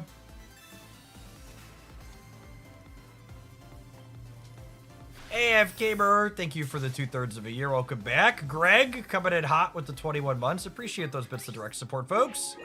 Keeping us up towards our sub goal. Variable Soda, coming in hot for 2 years. Benzu's ass, thank you for the quarter.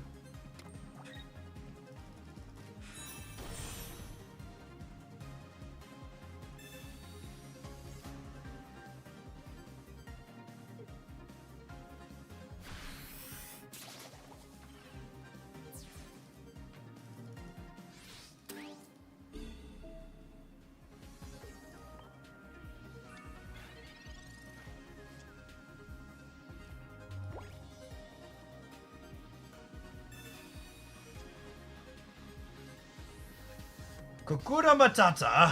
What a wonderful phrase. Means no worries for the rest of your days. Dee dee dee dee dee. Beep beep dee dee. I think I shouldn't have played the cape. I'm actually, so this is guaranteed to get me. This is guaranteed to get me the stage 1. So I think I actually grabbed the stage 1 and hit them for 40 here is the plan.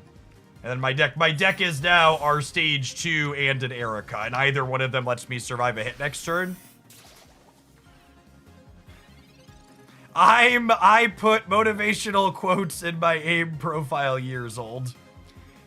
I see people talking about IRC. Fun fact that a lot of people don't know. Everybody currently chatting on twitch.tv is currently in an IRC chat room. Every Twitch chat is a different channel on an IRC server.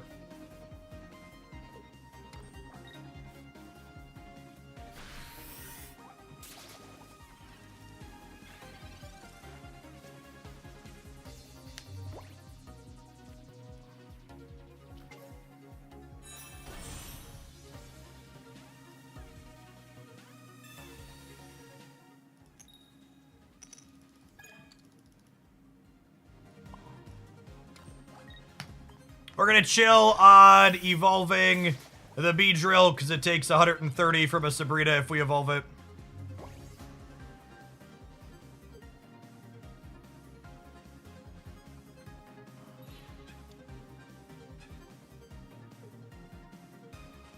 This last card here is guaranteed to be Erica for us.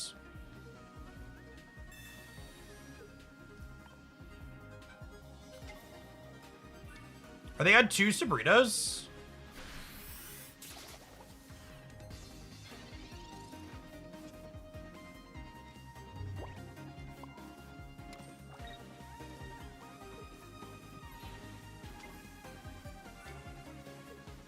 I'll play around second Sabrina with an Erica here. What's your favorite EX card to play with currently? I don't know. I was a little sad most of the EXs from the latest expansion were bad.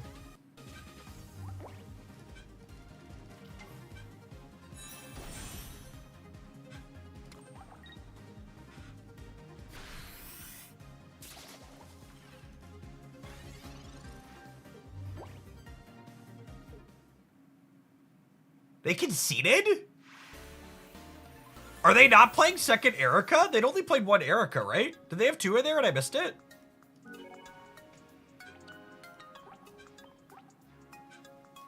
All right, we are 6 wins from Masters finally. The closest we've been all day. All season? All season, not just day. All day too is technically correct, but all season.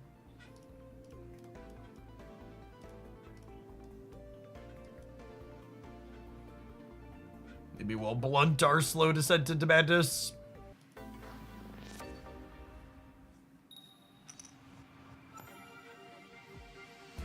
Hit Ultra Ball tier with the Wug Trio deck. 83 rank game, 65% win rate. Nice.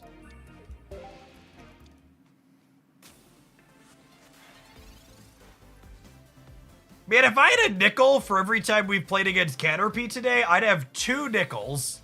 Which isn't a lot, but it's like really weird that it happened twice. I greatly prefer Marvel Snap doing regular live balance compared to Pokemon Pocket never balancing their game. It's not particularly close. I think it's incredibly and deeply sad that there are a bunch of useless EX Pokemon that released in this latest expansion that will just like likely perpetually be unplayable.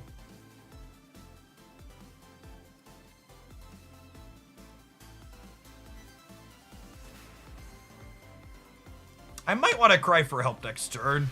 Not gonna evolve yet. Where's our Heatran now? Yep. The last time we played it, we were playing Heat Train, and we won, so that was nice.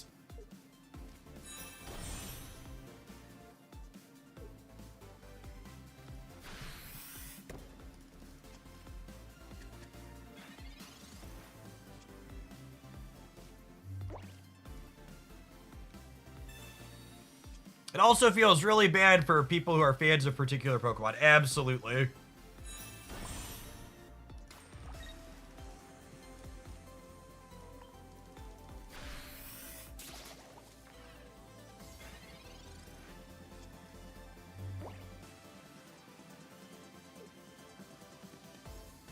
I'd rather have mechanically unique lines of the same Pokemon rather than one card that gets changed. What you just offered there is what we refer to as a false choice.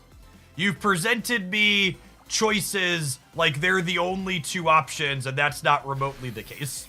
You could have both mechanically unique lines of the same Pokemon and have ones that get changed.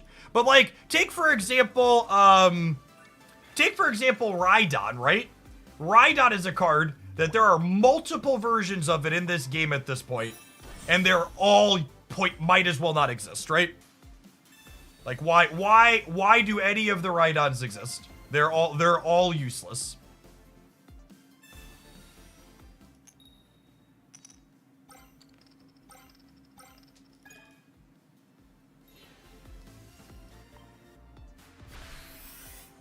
I could almost agree with your false dichotomy if, like, they were trying to make one version of every card playable, but, like, most of the cards in this game are bad. And that's especially a tough pill to swallow in a game like Pokemon Pocket, where every Pokemon is somebody's favorite. And it's so sad when your favorite has multiple bad cards attached to it.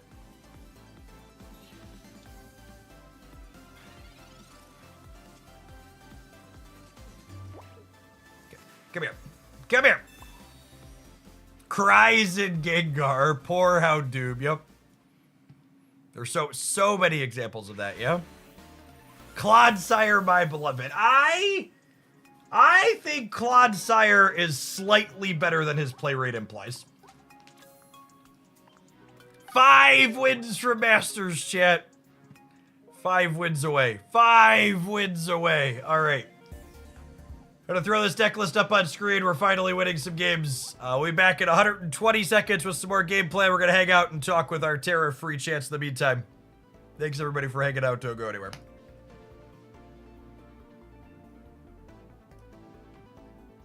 You know, it's interesting. I haven't begged for likes at all on YouTube today, and I didn't put up the poll, which means there's obviously less likes on the live stream. But we actually don't have a different viewer count on the live stream than we normally do. It's right about where it typically is. So I don't know if I'm gonna bother with that anymore. Maybe I should do a couple more days and see if it changes after a couple of days of people not really pushing it, but because it doesn't cost people stuff to push it, but like I also feel kind of annoying asking.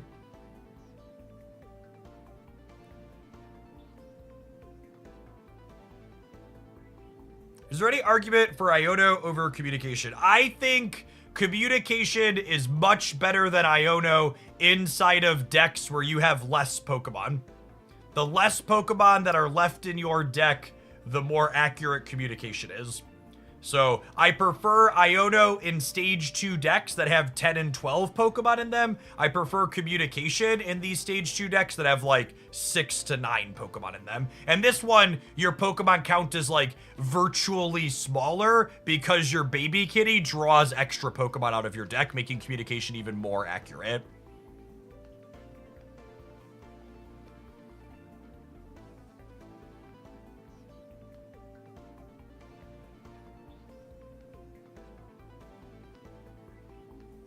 I'm actually not even sure that thumbnail and view time are real metrics that people care about. I'll have videos that like hit like 45 and 50% viewer retention that don't perform markedly better than other ones that don't. Almost every success story I know personally on YouTube, and this is super survivor bias, basically goes the same. The content creator is just like, yeah, I was just kind of doing the same thing I always did, and then suddenly I got picked up and started having a lot more viewers. Just like there's no magic thing that you could do to find success. It's mostly does the computer think it should show people your stuff or not?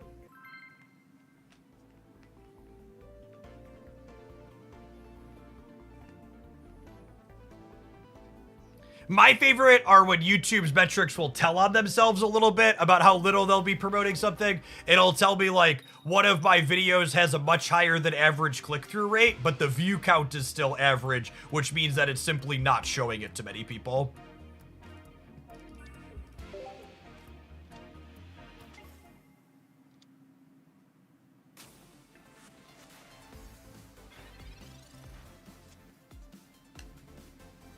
And this is one of those spots where the new Charmander would be really scary, but old Charmander's kind of whatever.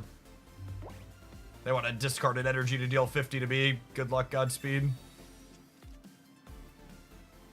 Full Bolt, thank you for the 5 months of Prime. Welcome back. That's why I don't put a ton of work into YouTube. I just like do the daily highlight and the deck roundups, and I just like make sure I show up every day for the live stream.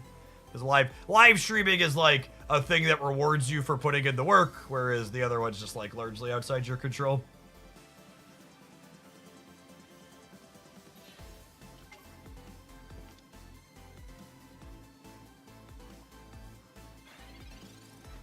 Opponent opting for flex over function. I will say it's deeply frustrating they keep power creeping good artwork in this game.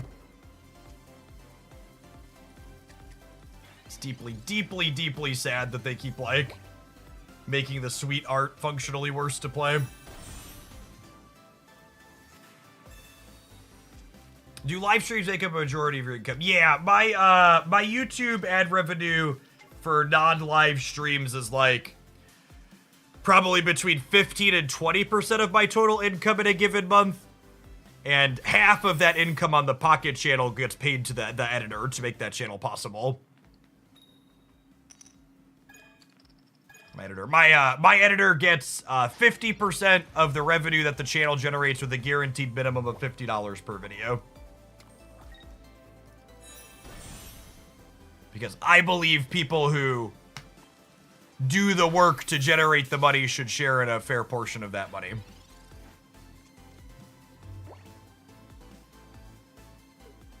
I'm a really bad capitalist, chat. Old Charmander hits eggs and Magikarp. Yeah, I guess.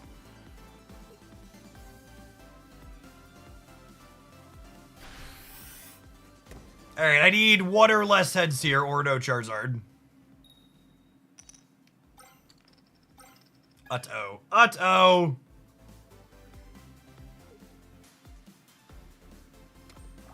The editor does good work. They do good work. I agree.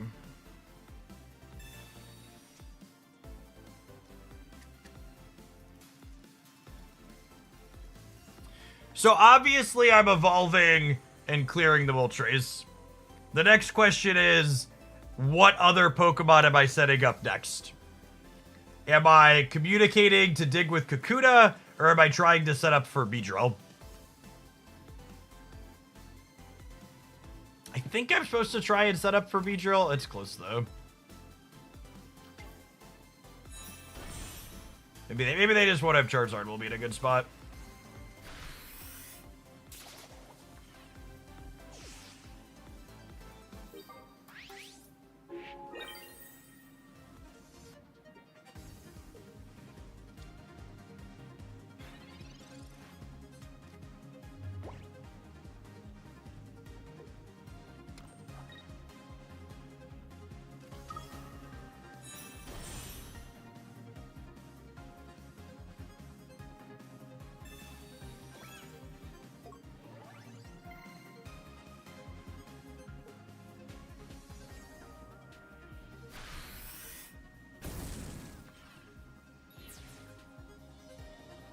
I think Team Rocket is necessary in this deck. Absolutely not. It steals you games that no other card can steal, but...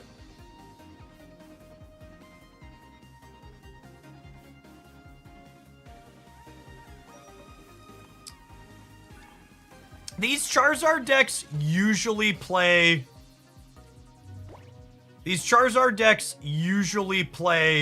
Sabrina, so I think I'm supposed to put Kakuta up here and flip for Perilous. But it's close. It might be right to put the kitty up. I guess I had Cape to not be dead to the Sabrina. Maybe I'm supposed to put the cat up to try and draw to the Beedrill with the communication. If we hit Beedrill here, we get to lock Charizard off of Crimson Storm, which would be great.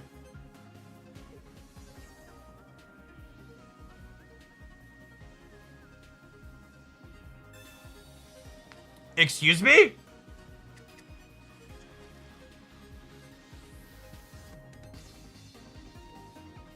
Thanks?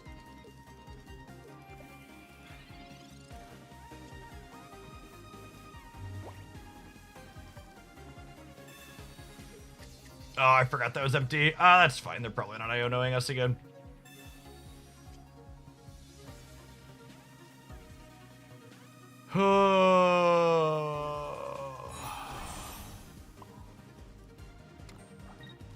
I suppose if we miss on this, they don't have enough energy to Crimson Storm twice in a row. It's fine. We'll just hit because we're professional. They don't have enough energy to Crimson Storm twice in a row, which means we can get Meowscarada going.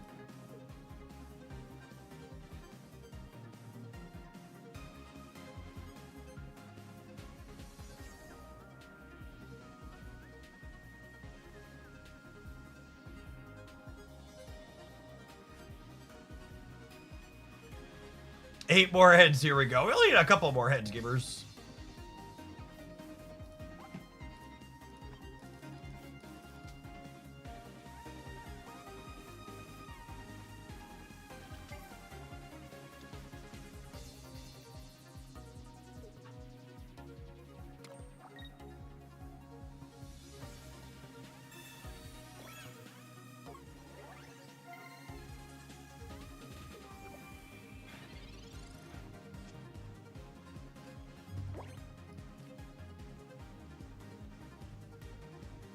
So Beedrill actually isn't a good play here now, because it will, it'll lose us the game.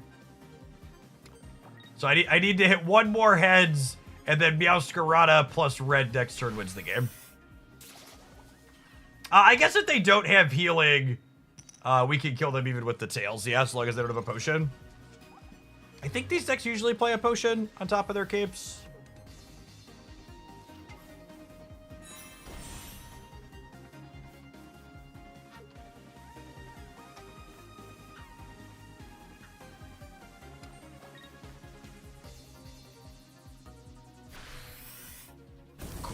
Cooked. I actually think this matchup's pretty close for the Meowscarada deck. I've played it a few times.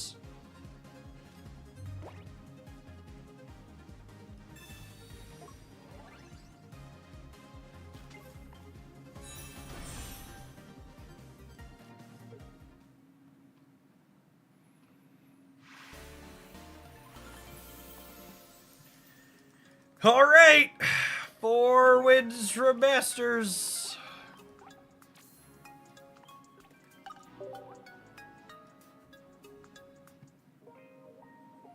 Couldn't we have switched to Meowth and do 1.2 points there? Kakuta has a retreat cost of 2, and if I evolve to Beedrill to retreat for 1, I die to Sabrina.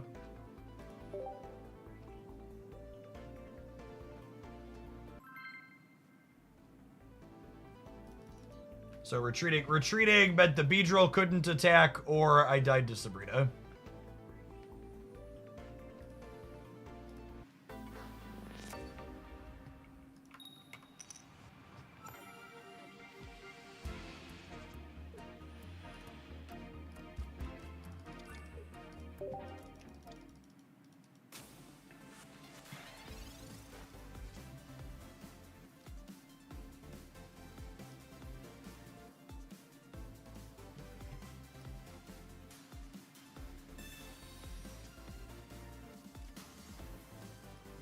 For anyone who's not keeping up, by the way, just to give you a brief dose of reality, yesterday's bounce is looking a lot like a dead cat at the moment.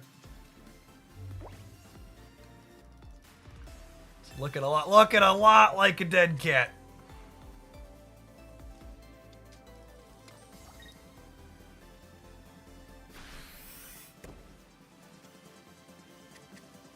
I don't like reality. Alright, I'll hide the reality. No more reality, I agree. It's a cold, dark reality.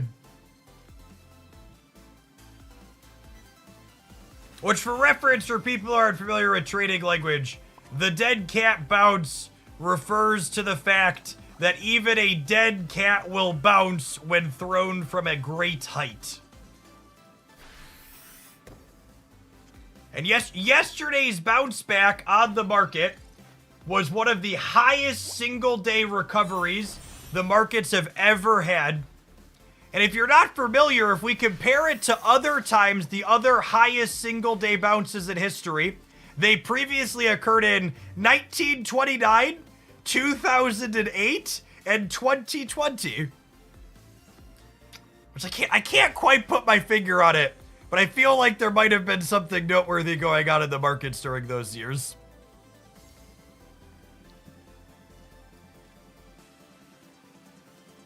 All very good years to be invested, I'm told.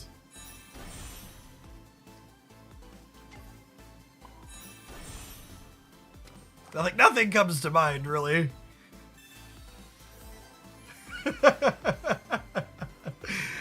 Oh, man. This is guaranteed to be our middle cat, yeah?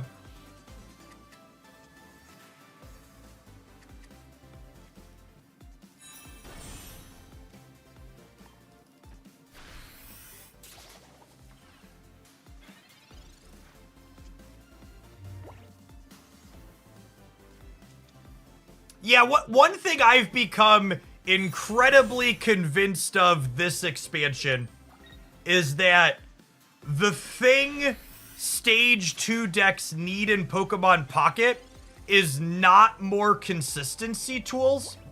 The thing Stage 2 decks need in Pokemon Pocket is more good Stage 1s and basics. I think we need more good utility cards. We need more good utility cards to help make up for the fact that you don't have as many utility cards in your deck because you're playing a Stage 2.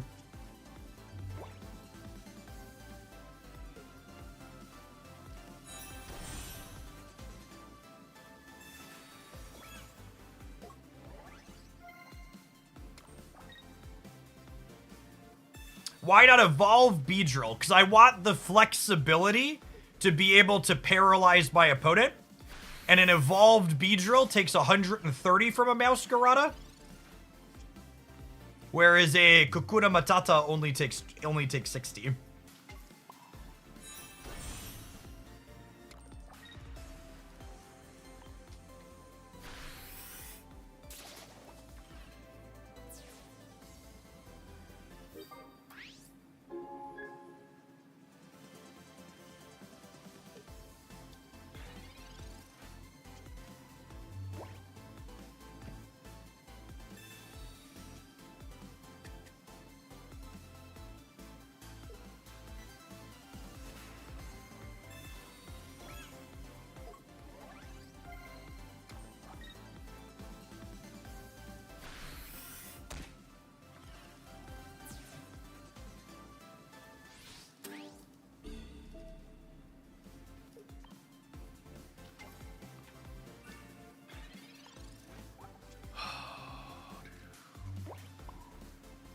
And again, just holding off on this, because I don't expect them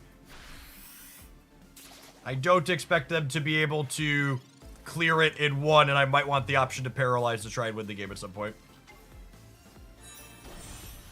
Have you played Arceus Beedrill? I have not.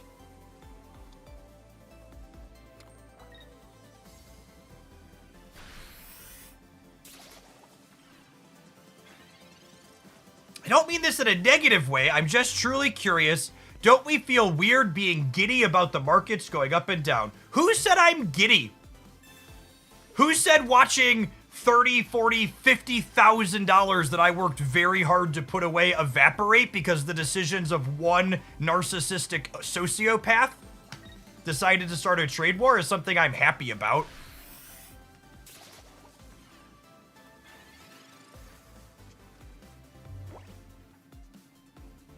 Should I be more visibly angry while discussing the cold, harsh reality that we're experiencing?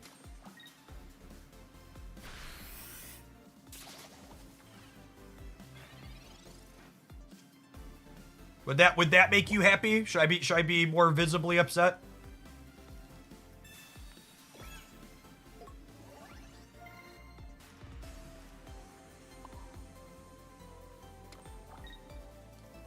You absolutely should not ask for investment advice in my Twitch chat. Please do not.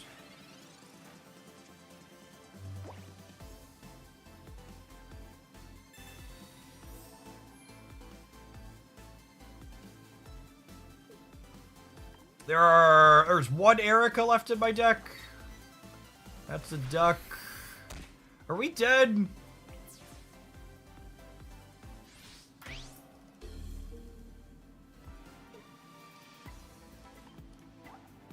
They're through both their Ericas. All right, so what's the back and forth look like here? Oh. Wait, they're through both their Ericas, so I could Beedrill and then Cyrus them, and then they'd need 2 potions to survive. And then we Erica to survive the hit from the duck.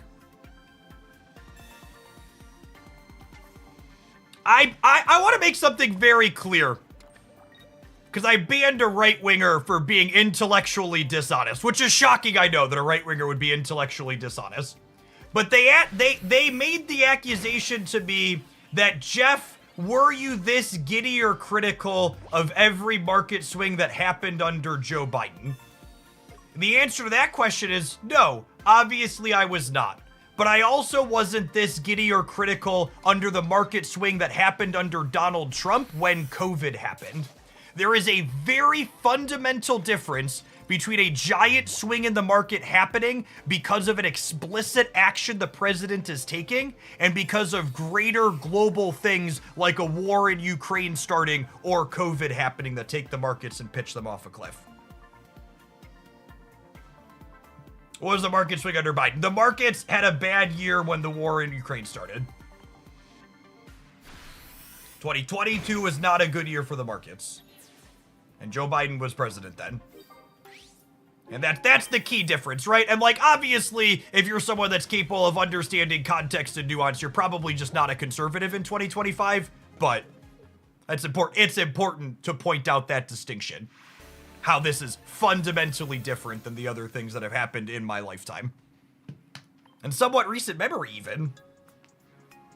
What do you mean by right wing and left? In the United States, the right wing refers to conservatives and fascists like Donald Trump, and left wing refers to the left-leaning portion of the Democratic Party, which has a pretty wide range.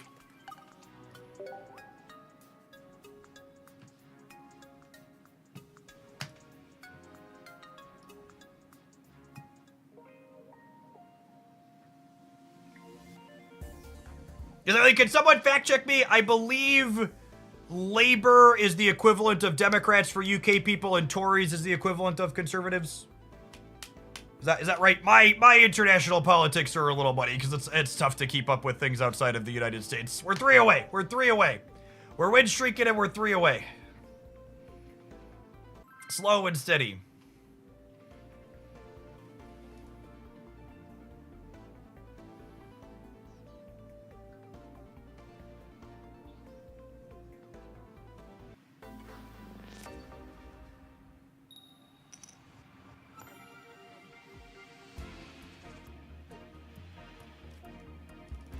I believe the matchup data says... Oh, I was going to say the Gyarados matchup is bad for this deck. I don't know how the Wiglet matchup is. Sounds terrifying. Yes, you can derank for Masters. I'm not really going to stress out about deranking for Masters personally, though. We're just going to follow the vibes and whatever happens, happens. I just want a screenshot to say we got to Masters without playing any Darkrai decks, and then we'll go from there.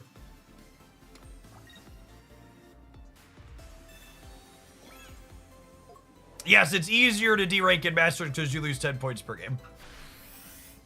I think it's unlikely that I play Snap today. Their OTA doesn't happen for a really long time.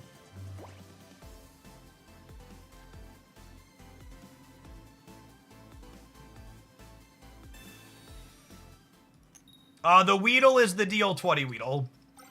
Ah, should have waited to Team Rocket. Rip.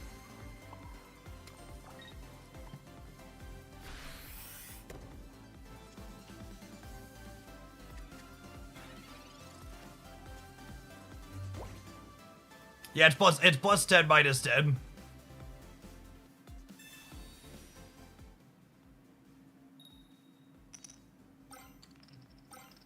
This is deeply unfair. Their coin flip card also flipped 2 coins, and now I am dead.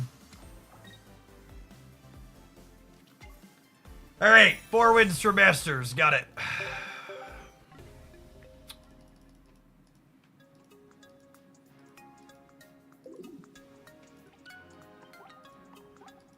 No, in my experience, most ladder systems don't penalize you as much as you lose when you win.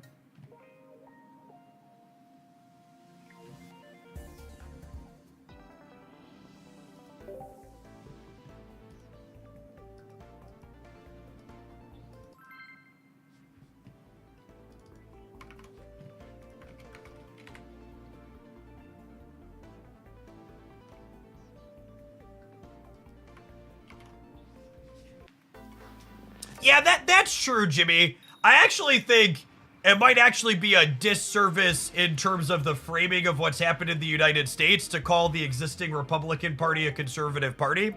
Because if you look historically what's happened while Republicans were in control of the United States during my lifetime in the last 30, 35 years, they do things like increase deficits. They're not actually a fiscally conservative party. When you look at the actual actions that they're taking.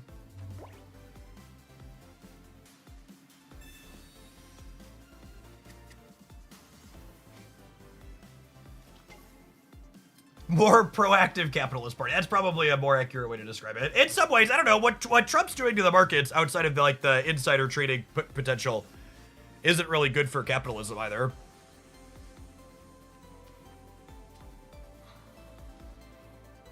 What pack's my opening right now? I'm currently working through Triumphant Light, because I'm like 600-ish pack points. I want to get to 1250 to buy one more 2-star before I'm done with it.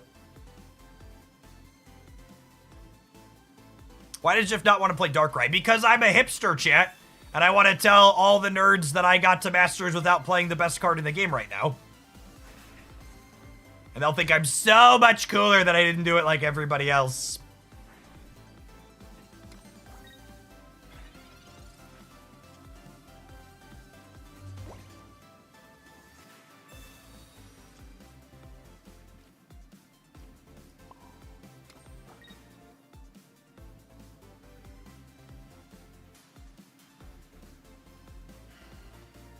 I think I'm supposed to try and high roll the big cat next turn.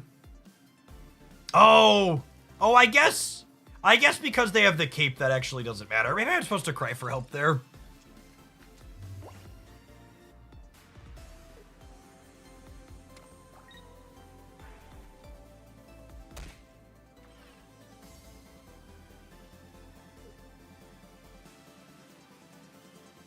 What's the main reason Trump won in your eyes? Trump won for the same reason a lot of parties all over the United States,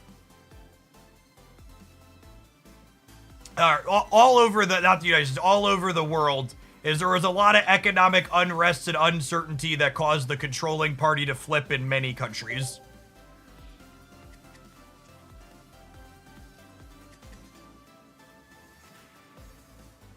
The racism and misogyny certainly didn't hurt them either, but I think there's more to it than that. I think we're dead. I guess I could Team Rocket and hit some heads here and maybe have a shot so they can't retreat. That's true too. As always, it's an important thing to remember is less people voted than they did the time around previously, right? Like Donald Trump won the popular vote for the first time, but he also had less votes than Biden had in the previous election. People just chose not to show up. I think we're just cooked now. I just can't beat the Darkrai.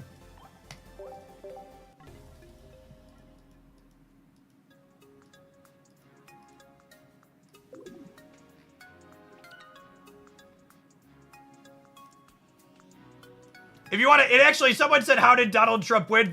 Let me summarize how Donald Trump won in a single tweet. This is actually a huge part of it. If something goes down 10% and back up 10%, are you back where you started? No, because the decrease is from a bigger number. 100 minus 10 is 90, and then plus 10% is 9 for 99. Huh? Down 10% and up 10%? Why not minus 10 and then plus 10? The reason why so much of the world, and especially my country, is screwed is because people who are so stupid they pay for Twitter can't do functional basic mathematics that my 5th grader does. This is a large block of the voting population. Is people like Greg here.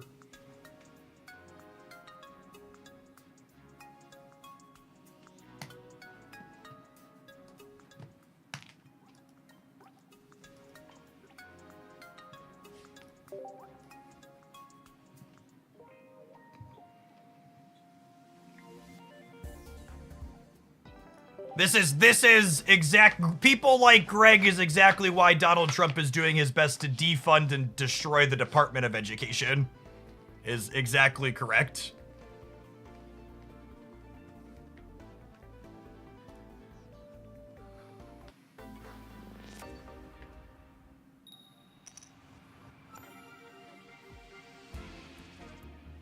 I don't reply much, but holy shit. Oh,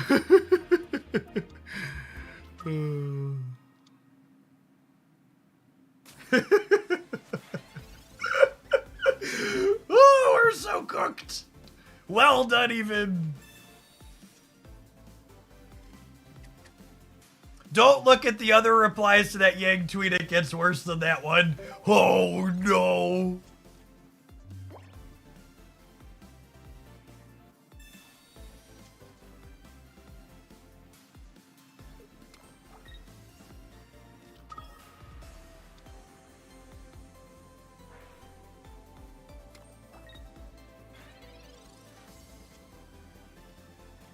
Ooh. Well, that was the best straw in our deck by a very significant margin. Holy.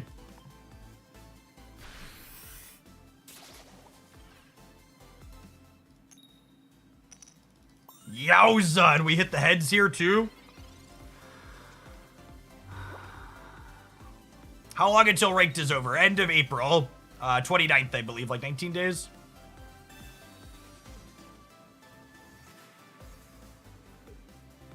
I think they will adjust the ranking system after the first season. I would be very surprised if our rank system was the same at the end of the year as it is now, but I'm not expecting changes in the second season. I would also be surprised if there were changes in the second season. All right, not all heroes wear capes, but this bee drill needs to, so that way it doesn't die to a copy of red next turn.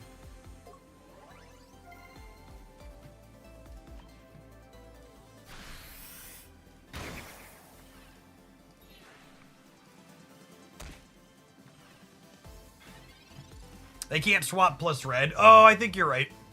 Yeah, it's a good show.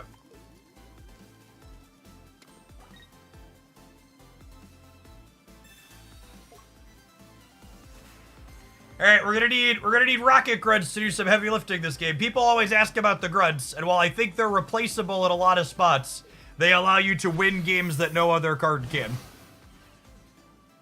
So I need the grunts to be good here. Ooh, that draw means maybe we're okay regardless, but one heads here and we're swinging. Rats. That's fine. It's fine with the Meowscarada.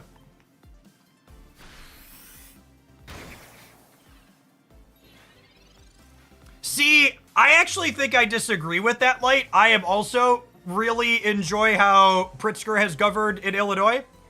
And I think Pritzker actually hits a wide range of appeal because he's governed and run in Illinois as an incredibly progressive policy candidate. And he's also a white billionaire that makes a lot of people who normally wouldn't support progressive policies feel more comfortable about him as a politician. Like, the people who talk about they hate identity politics, those people love identity politics. They want to feel safe with an old white dude. It's just the unfortunate reality of it. When they say they don't like identity politics, what they actually mean is they're racist. They just want the old white dude.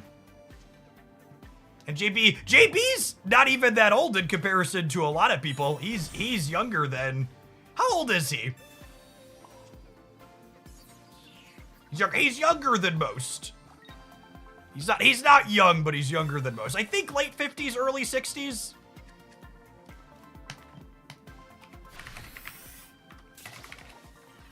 He is exactly 60 right now. Yeah.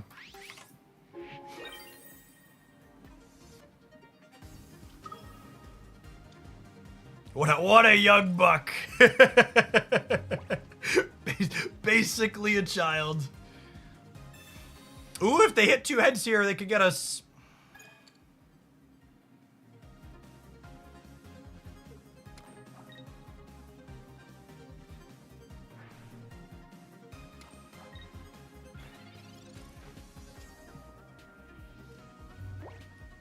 All right, are we back to 3 wins, chat? I think we're back to, oh my God, I forgot to play the red. Talking and quick, I'm gonna blame that one on JB. I want to blame that. It's fine. There's zero. There is not a single card in their deck that lets them win the game this turn. They're two energies off of attacking. Can't lose has been declared. I'm aware we could have won. Okay, it's fine. Second grunt triple heads. Oh no. Oh please, I've been so good this year. No triple heads on a grunt. No triple heads on a grunt. Mercy.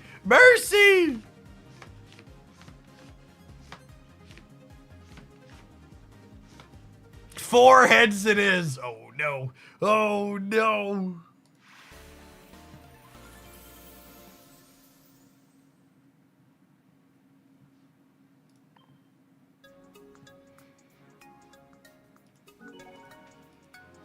Okay, chat. You know what is assuredly going to power us to victory? I have Brussels sprouts pasta in my fridge upstairs that I'm going to eat for lunch. So I'm going to put this deck list up on screen. I'm gonna go get me some Brussels sprouts that are green like these cards we're gonna play, and we're gonna rattle off 3 and get to Masters naturally. Don't go anywhere. Thanks for hanging out.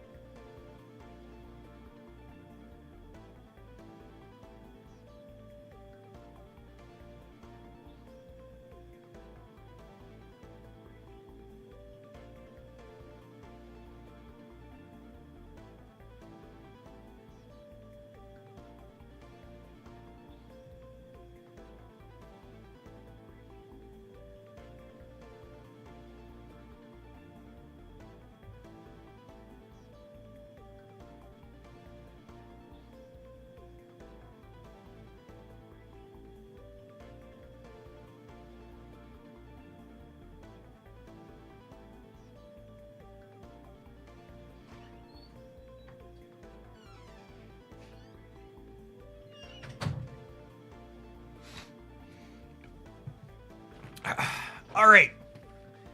We've been almost entirely off topic today. So I would like to pick chat's brain on a topic.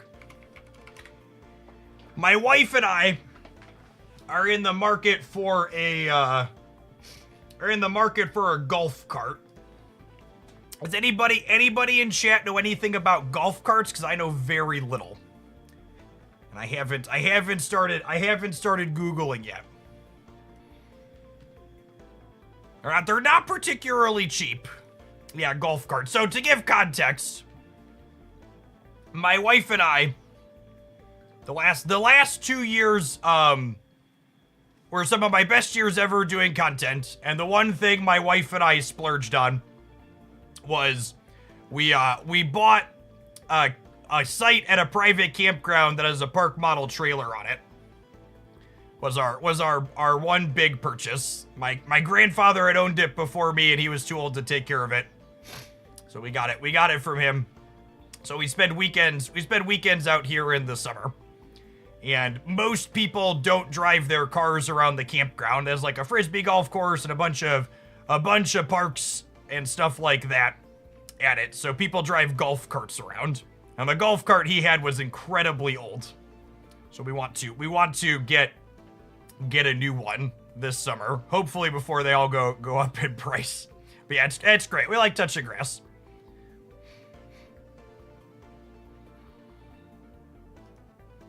I know this is in Central Illinois. Aren't insects a problem? I mean, bugs come with the territory, yeah. It's like glamping.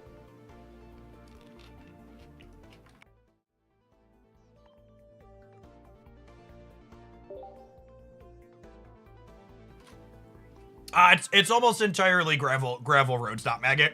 Some driving over grass when we're playing frisbee golf.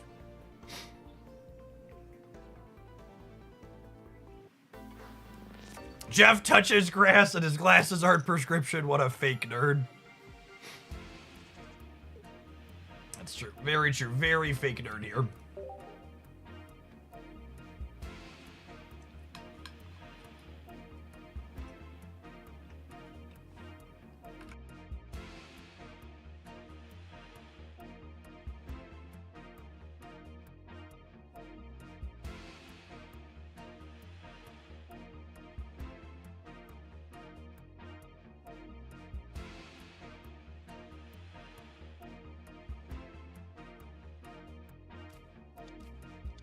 When you show the current deck list can be found in my Dex tier list roundup that was posted on the Hooglandia Pocket channel today. Yeah, my wife and I are going to look at some golf carts at a local dealership this weekend, but I expect there's a good chance they'll all be somewhere between 10 and 50% more expensive here in a few months, so we really want to get one here at the start of the season.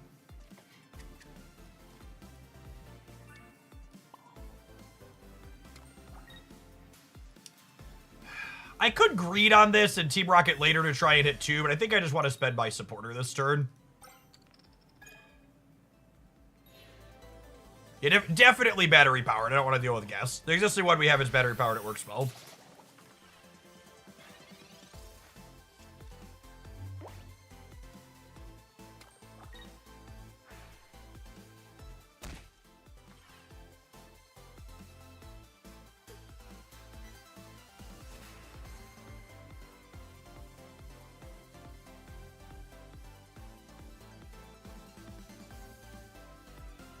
Do you have a particular type of glasses you recommend? I have an affiliate code for the company that the ones I'm currently wearing come from,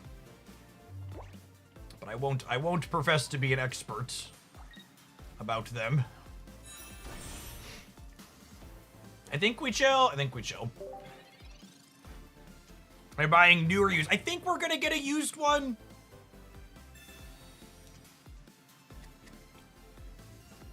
It seems like it makes sense. I just want to make sure we ask about how old or new the batteries are.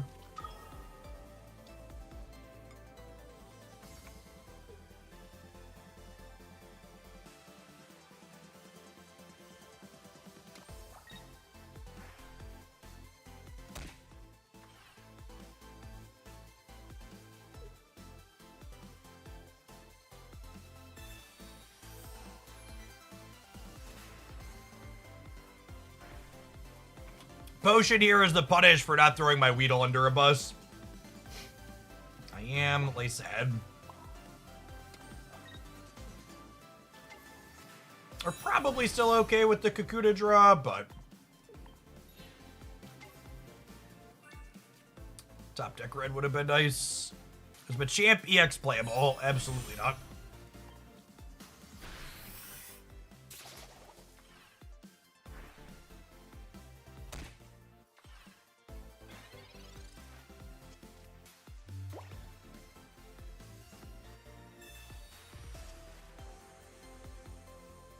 I need to draw 1 or 2 copies of Erica next turn, ideally.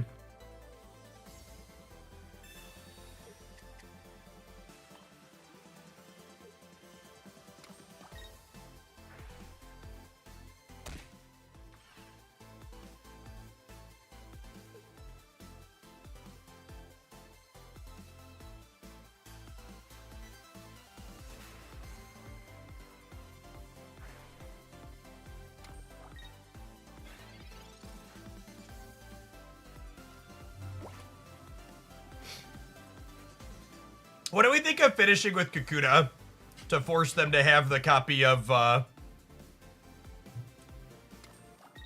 force them to have the Cyrus or Sabrina?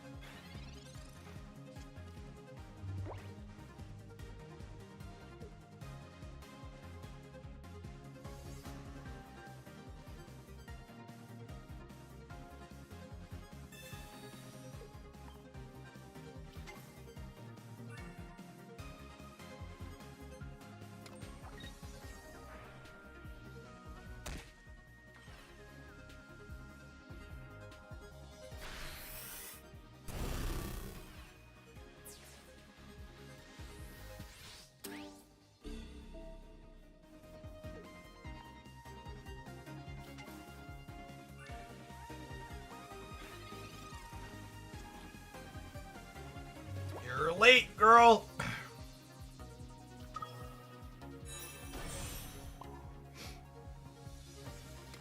Erica lets us beat Giovanni at least.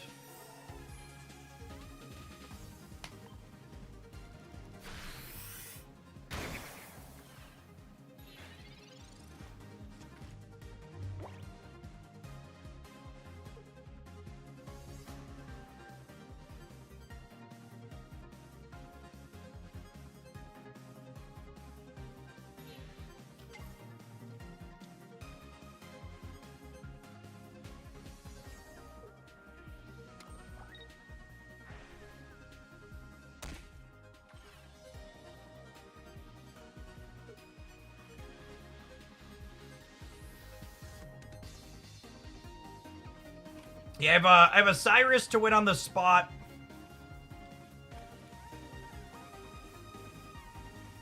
Otherwise we're dead to... Well, I was gonna say we're dead to red, but they can't retreat this once we take an energy off of it, right? And they can't red and leaf.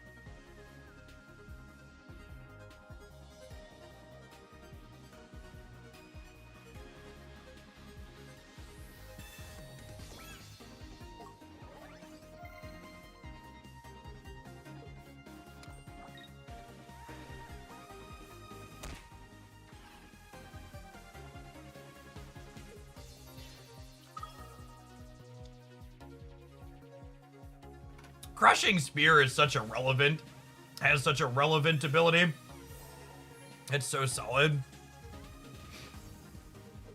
Would you ever go back to playing community run tournaments? Nah, probably not. Oh my goodness.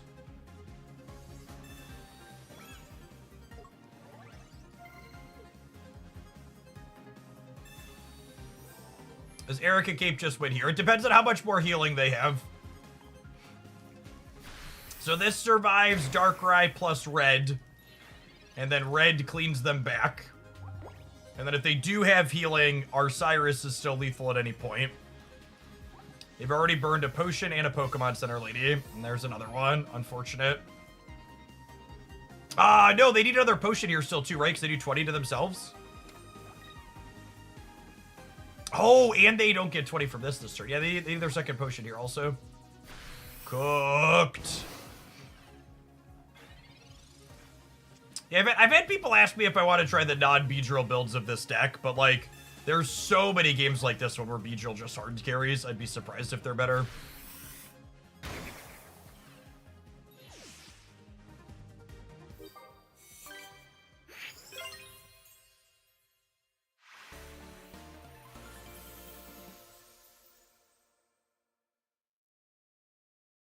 Also, looking at my shiny Beedrill reminded me of something I learned last night. My oldest son has had incredible variance this booster pack. His account is free to play, and he has all of the double star shiny Pokemon and 2 of the Charizard.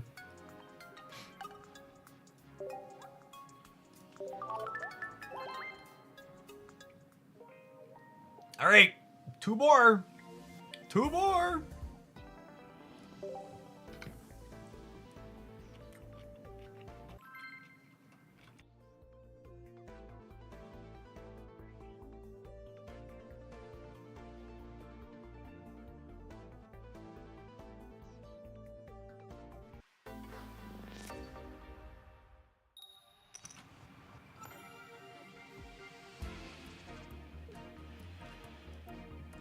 He's hit a God Pack on his free account as well.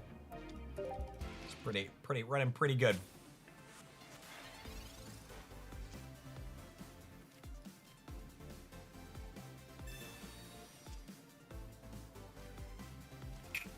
Not a great start. Gonna be 3 away again here soon.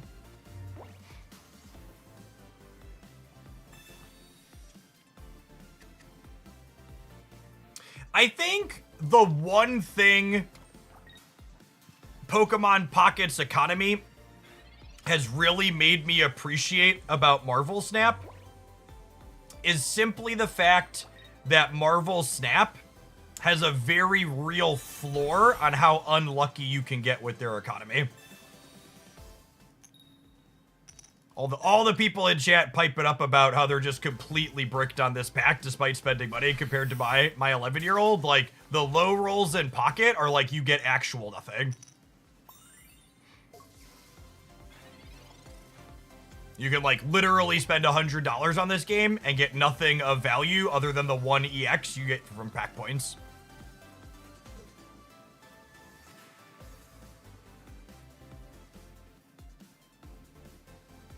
Yeah, I think there's a good chance that with Snap's upcoming economy overhaul at the end of the month that they're gonna be the most free to play friendly successful card game that's ever existed.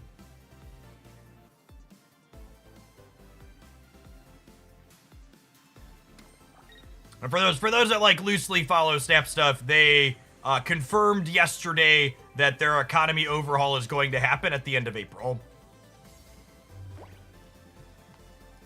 If you want to see some details of my thoughts on them, the Hooglandia Snap channel, we've got a breakdown over there. But they look really good. Other than drawing Beedrill, hitting our other kitty here is probably the best hit in our deck. Hitting Headseer is nice as well. I get to continue to buy time.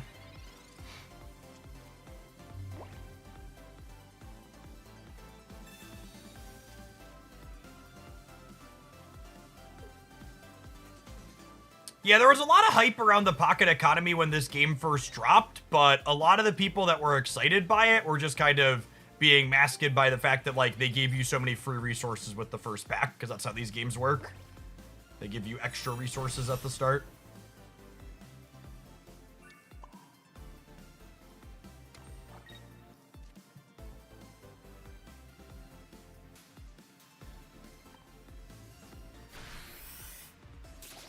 It shocks me that saving for a 10 pull doesn't come with a guaranteed higher rarity. Yeah, that would have been a nice one. Agree, it's that kind of guaranteed hit in a certain amount.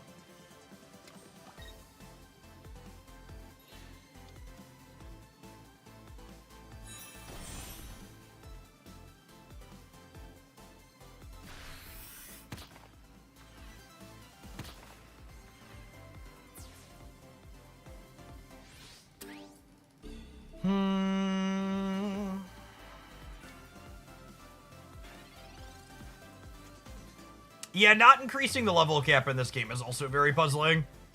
It's a big slight towards spending players. Talking about your money not going very far. I think we're cooked. I think it depends on if they have Giovanni here. If they don't have a Giovanni, we might be okay. Because they put us to 10 and then we go back up.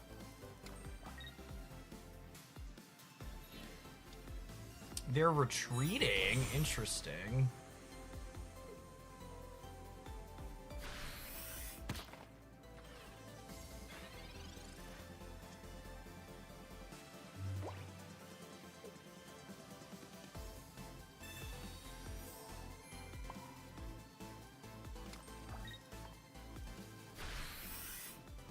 Alright, we're gonna need a second cat.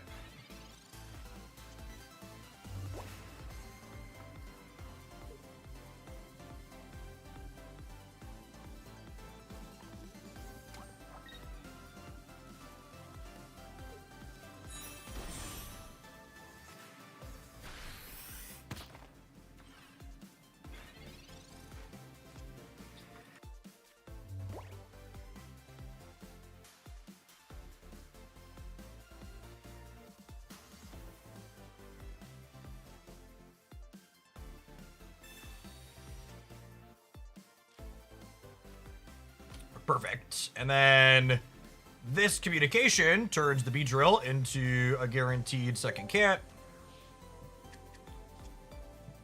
That was the only Pokemon in our deck.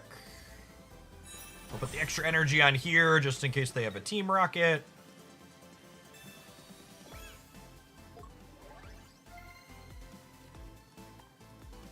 Early congrats on the Masters. I mean, there's a real chance I don't hit Masters today, just so we're clear. Just to set expectations so reasonable.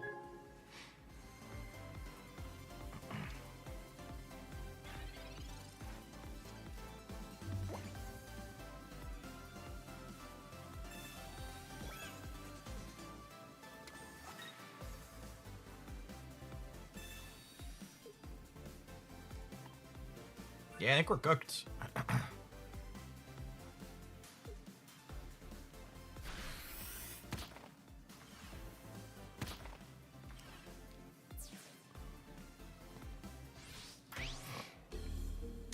Only have 1 point. You really need Beedrill to come through in this matchup, so the fact that we were bricked on it for so long was tough.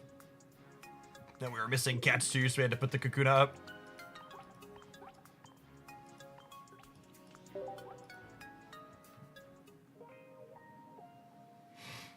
Yeah, I mean they had two stage 2 fossils while we fumbled a little.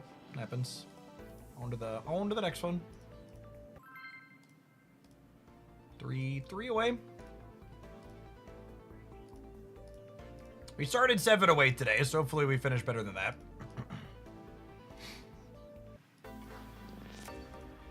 You didn't try for Cyrus. I only had 1 point, gamer.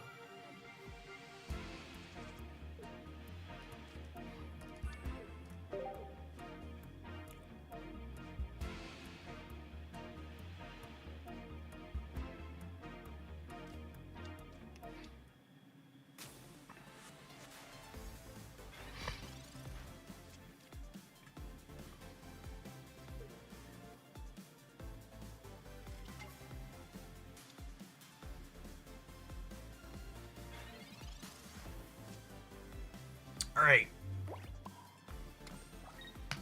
Very dead to a copy of Dawn. Honestly, might be dead either way. It's not a good start for us.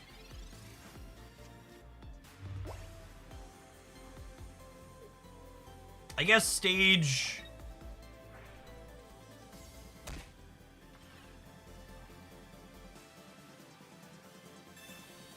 Well, I was about to say cape plus everything else could be okay here for us, but... Rip. Punish for not playing the cape out, I guess.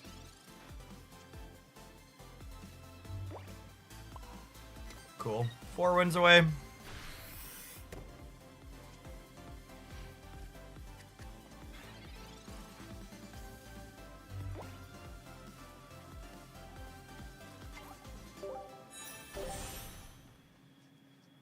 Frustrating top deck Weavile.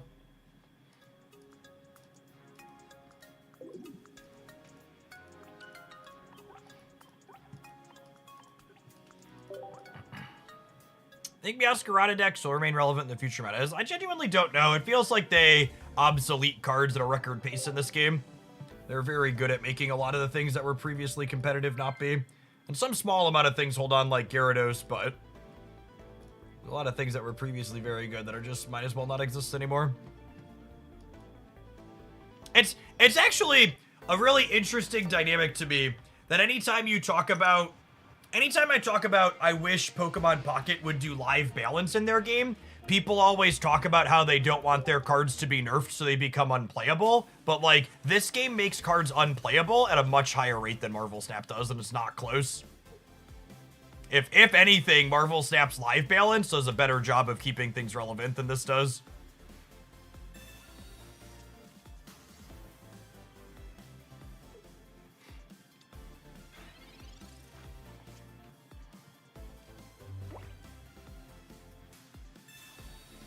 Are they Meowscarada Magnezone?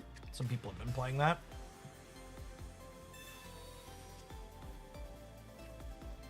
Ooh, it's a full Weedle line. Fun. I'm gonna save this baby kitty for a communication for a teenage cat at some point.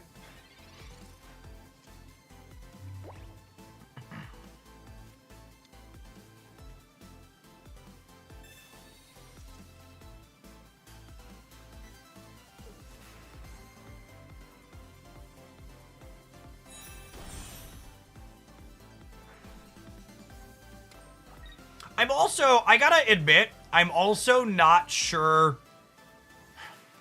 This latest expansion has given me pause to say I'm actually not sure how much of Pocket's changes are intentional power creep and how much of Pocket's changes are them just not balancing well.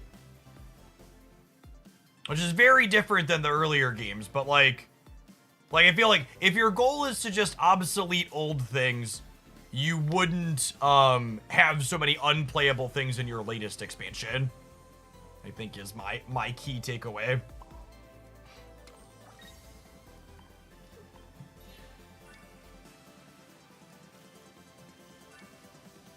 Could be a bit of both, a little intentional, a little not, for sure.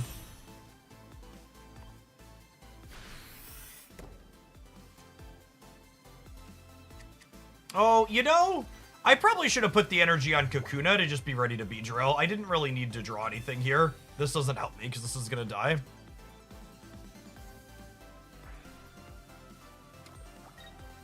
Oh yeah, I could have also put this other one up. I might turn it a couple of slops here.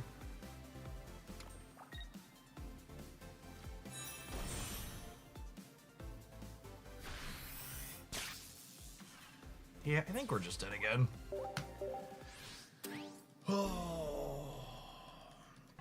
Time to change decks! Time to change decks.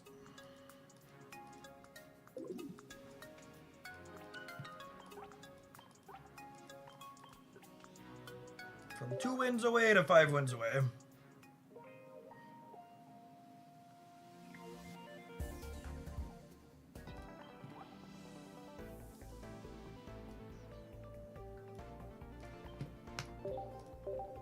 I can feel my desire to continue playing Pocket slowly leaving my body as we play more games. It's absolutely incredible how soul-crushing these types of modes are.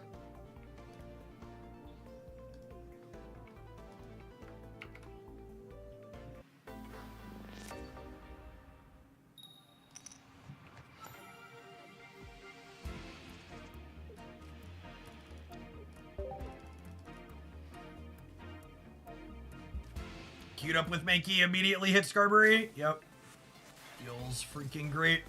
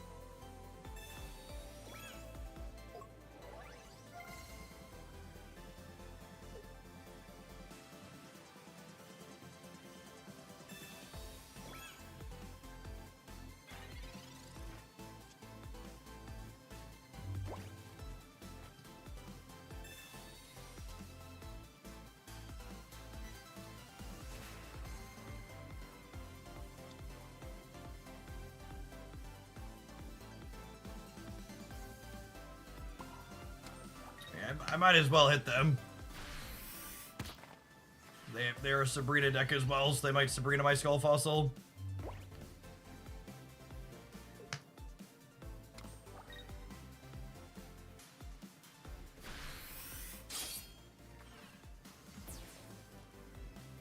Is this a bad matchup? No, it's actually really good for us. That's why I audibly sighed and talked about how ranked deletes my will to live when we queued into it. That's generally how I feel and express myself after I queue into a good matchup.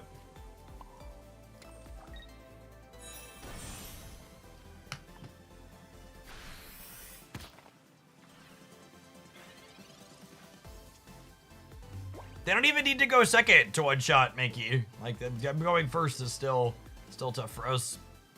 I'd also like the record to reflect we spent the last hour playing non-Mankey decks and didn't play against Skarmory a single time. This is our first match with the Mankey deck, and we queued into Skarmory.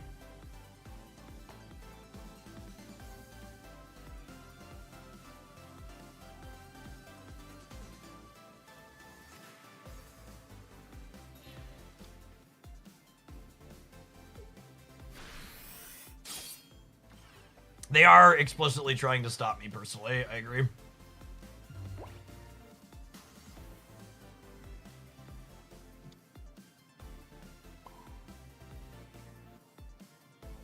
Man, if this had been a Amber, I might have had a shot with the Aerodactyl.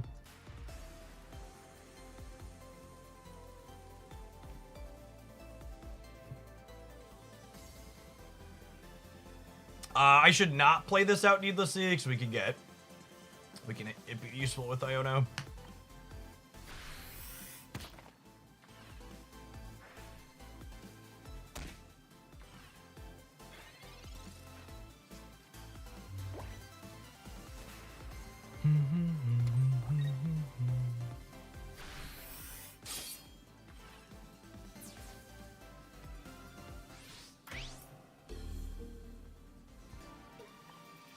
Right, 2 Iono and 1 Cranidos.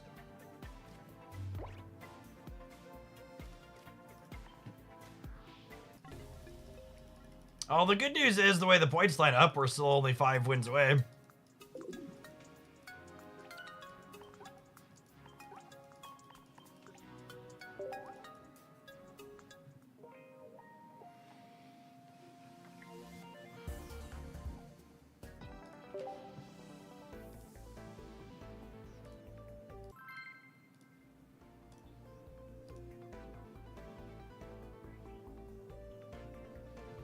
Ranked makes 5 wins feel like 100. It might be 500 though.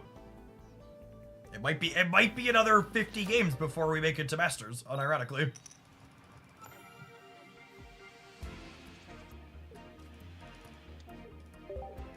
We started the day 7 wins for Masters, and if I lose the next one, we're 6 wins for Masters after 3 hours.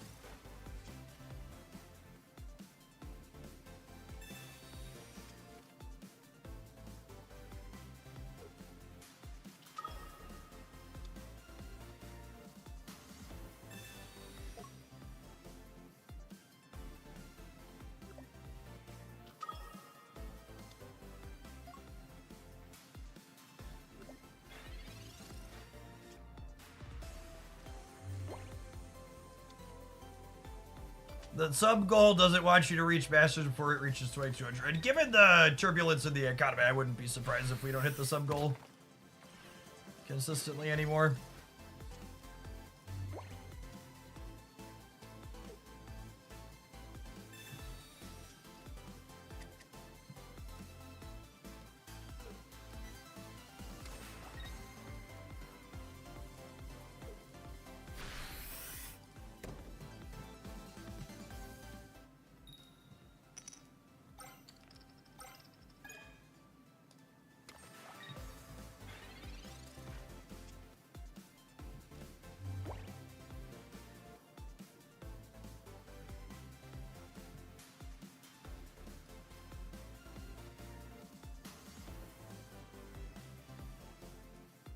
I think it's this and then this. It's so close though, because like they didn't have Charmeleon last turn.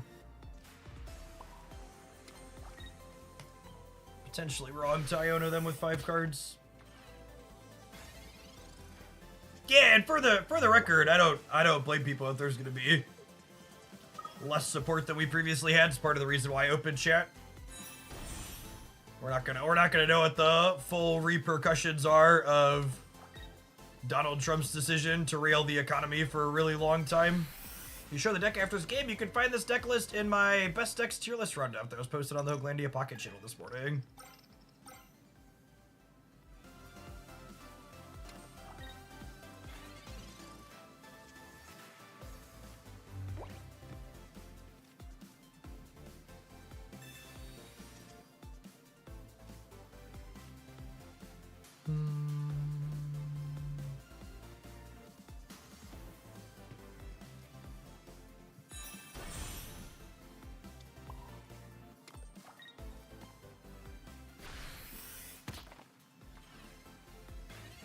I don't want to put the Rampardos up and clear the Moltres because I need the Rampardos to hit the Charizard if I'm going to have a chance to win this game.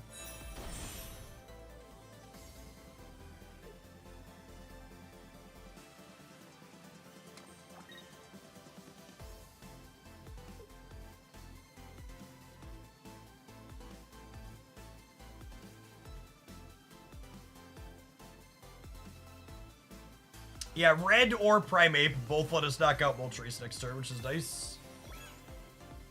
Rip.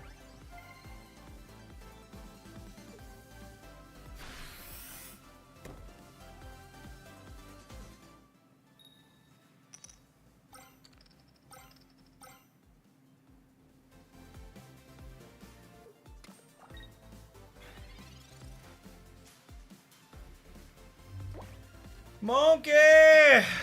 Monkey to me, monkey!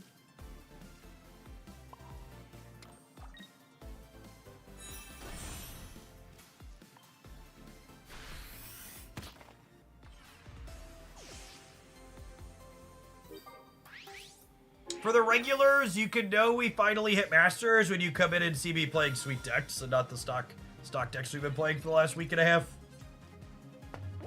Looking forward to being able to brew.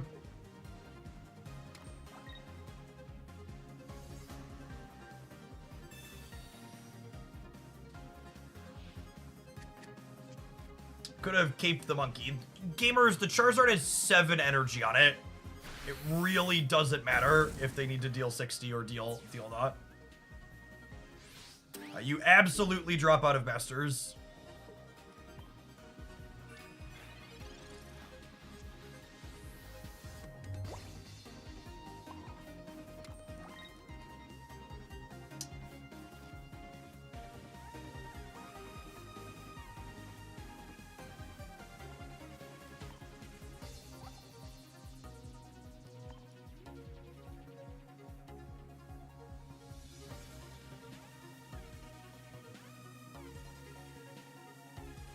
If I Sabrina, and then I win if I draw either stage 1. However, if I head smash, I can Iono into a stage 1, but that loses to Potion and Pokemon Center Lady. And I think they're very likely to have Potion and Pokemon Center Lady, yeah? So I think I put myself to 1 and 3 from 1 and 2, so that way I don't die to any healing. No, I have a second Iono. Yeah. Yeah, they definitely play Cape.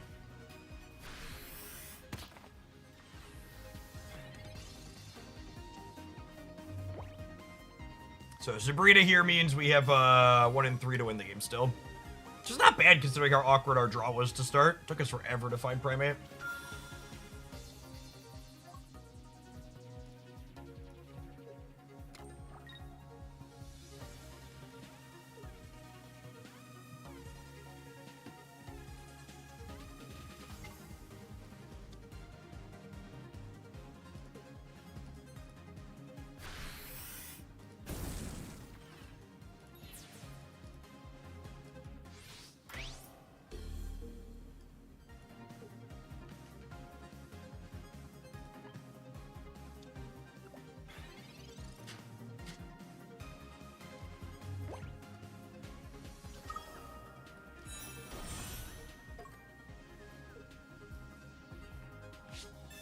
Played into our out and got it.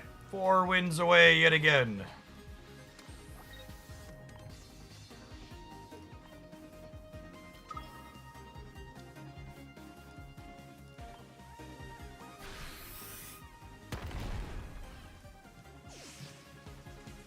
Monkey, monkey, monkey!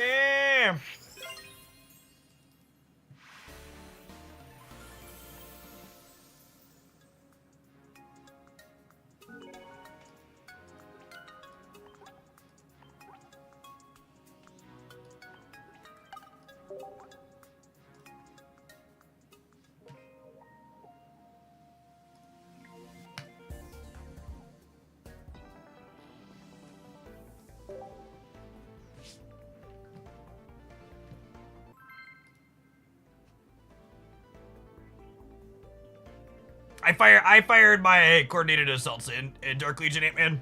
I've got it on my other monitor. Don't tell my boss I'm playing a mobile game while I'm working. Shh. Arsis, thank you for the membership on the YouTube side. Appreciate the direct support.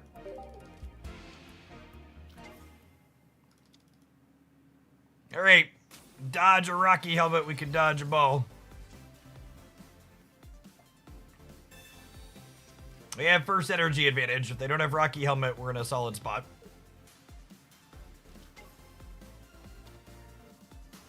Is Blastoise playable? He might be, but I am too concerned about my imaginary rank points to try.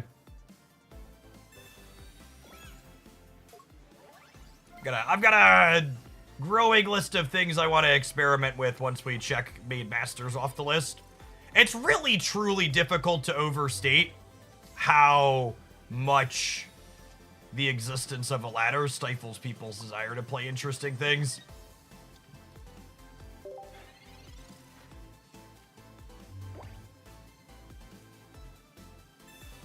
Jeff, please stop mentioning the movie Dodgeball. Every time you do, it makes the passage of time more tangible.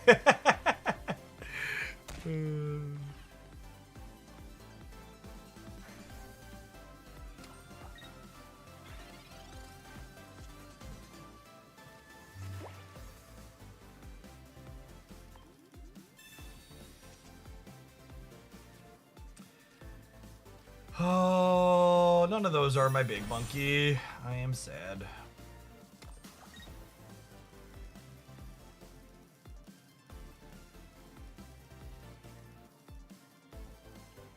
Do I put Cranidos up and die to Dawn?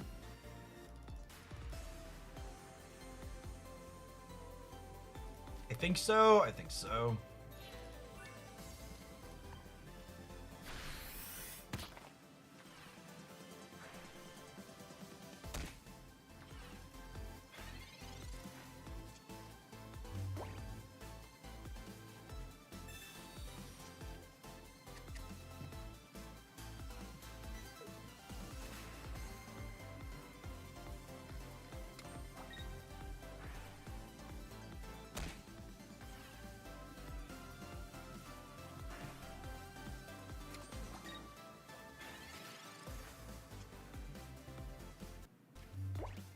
Okay. Evolve Evolve. I think Iono to dig for another fossil to set up. It's the best counter to these Darkrai Giratina decks. There really isn't a deck that beats them most of the time.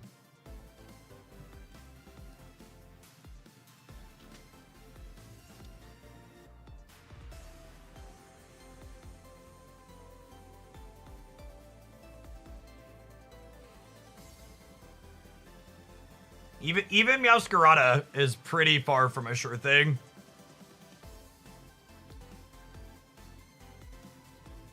Speaking as someone who just got done playing a bunch of the Meowscarada deck.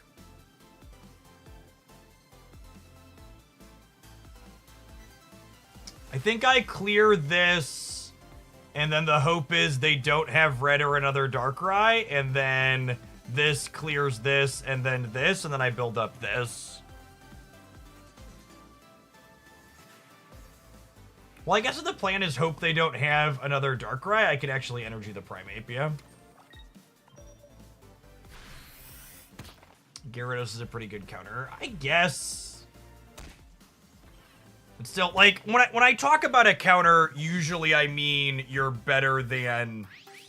Usually I mean you're better than, at least 60%.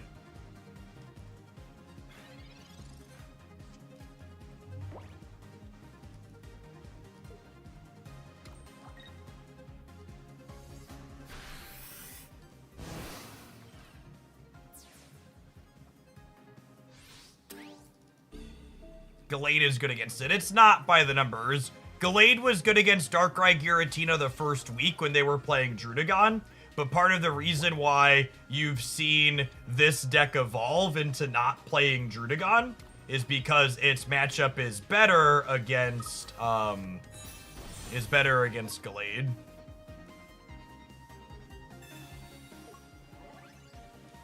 The other thing is, and this is something a lot of people don't consider, is that it's very easy to have a very emotional response to this deck and not actually be keeping track of data. One of the reasons why this deck is the best deck by a lot is because it's hyper consistent. So like there's plenty of decks where like you can get close against it, but you're not going to beat it most of the time. And it's easy to forget about the games where you brick and just remember the ones where you win, because they win most of their games in the wash by being more consistent than you. All right, now I have to draw exactly Cranidos, and then I can only get a tie. And that's only if they don't have more healing, which they probably do.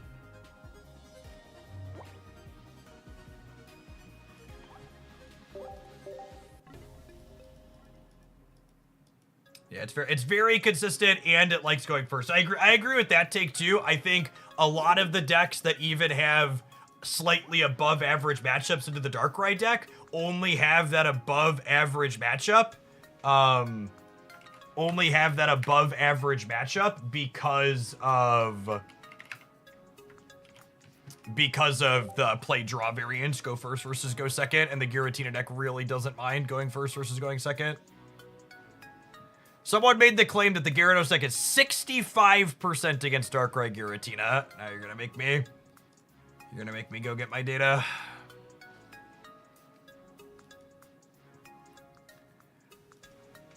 Oh, looking.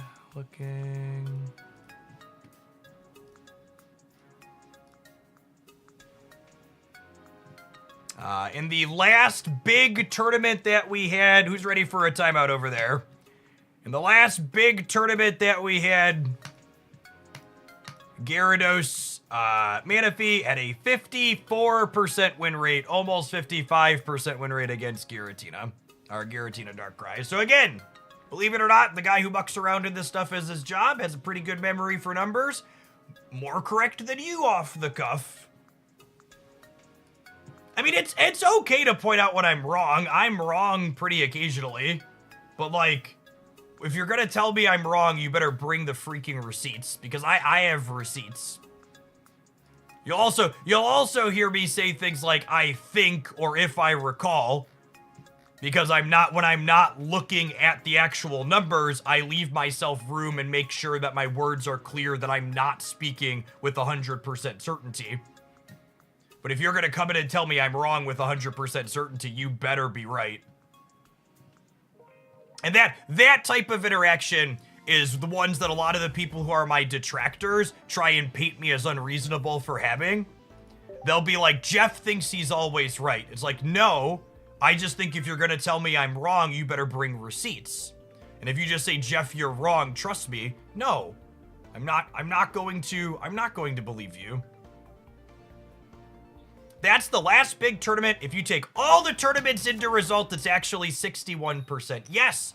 And part of the reason why you don't take all of the tournaments into results is because there's sample bias inside of things that are extra small or have less stakes involved. So when you look at the things that are the longer tournaments where players are more invested in the results, the meta deck has a lower win rate and it's consistently there. Data doesn't lie, but liars love data. Eternally true. That website was Limitless TCG. It's the only place we have matchup type data from. Jeff, please calm down. Listen, chat. It's been a while. Will this make you feel safer? Do you no longer feel like I'm angry if I put my microphone right up to my mouth and whisper into it? Gamers, I've been streaming as a job for almost a decade now, and I can count on one hand the number of times I've been mad on stream. Someone has to be a very, very bad boy for me to be mad on stream. Just because I'm confident and I don't whisper like this while we play doesn't mean I'm angry. It just means I know what I'm talking about. It means I'm confident in the things that I'm saying. Isn't that what you want, chat? You want me to wrap my big, strong arms around you confidently?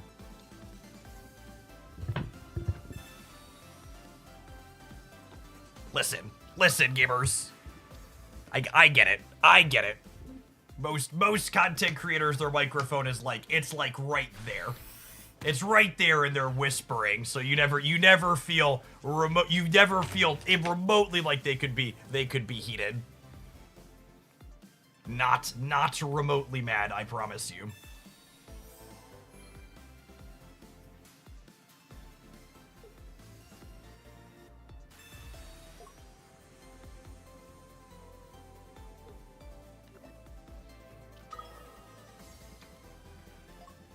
Please never calm down again.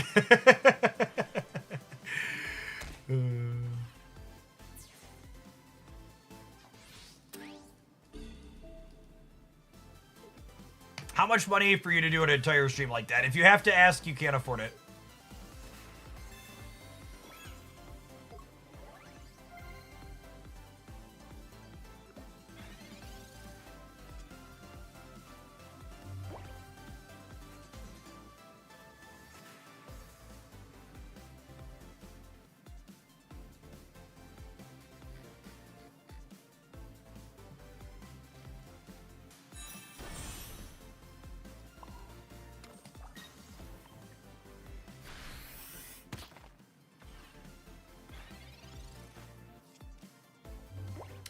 If we hit Aerodactyl, we have a shot.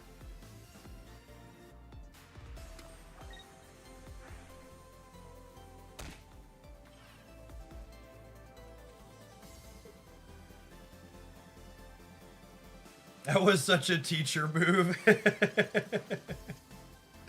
Ooh, piece of candy.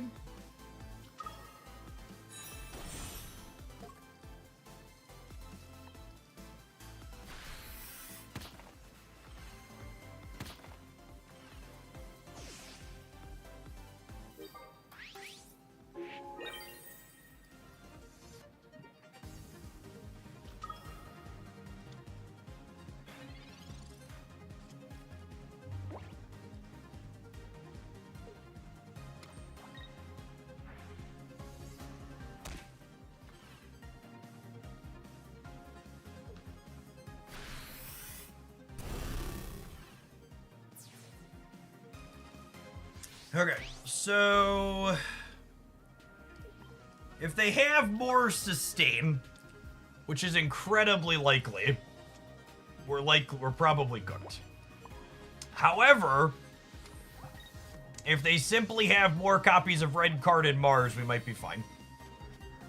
I'm gonna play the Iono for 1.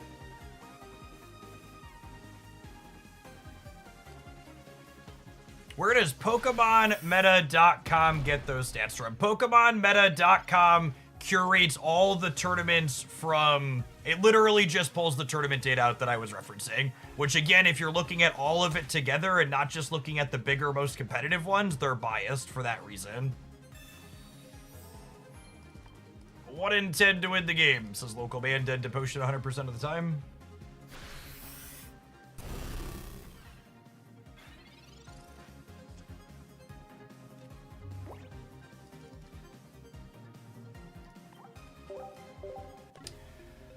Oh, I don't know what we're gonna play when we get back, but it's time for an end roll. I believe we're almost exactly where we started today, 3 hours later.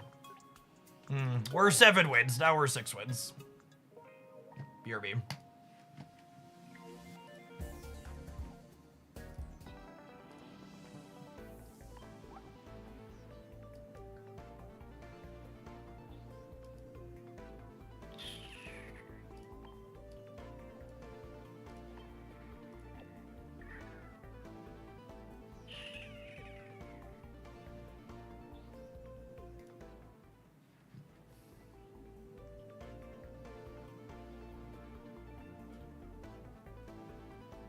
Might do this.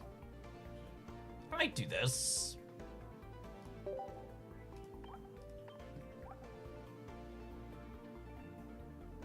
There is a reason I used a picture of Sisyphus pushing a boulder up the hill in my my ranked Pokemon Pocket video.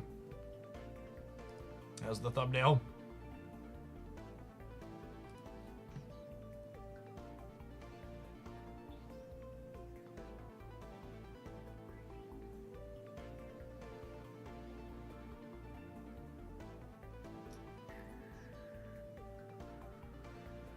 Yeah, we climbed through a chunk of Ultra 4 with this. I think it's fine. It's got some Stage 2 variants in it, but it's pretty reasonable otherwise. Oh. Time to stand up, gamers.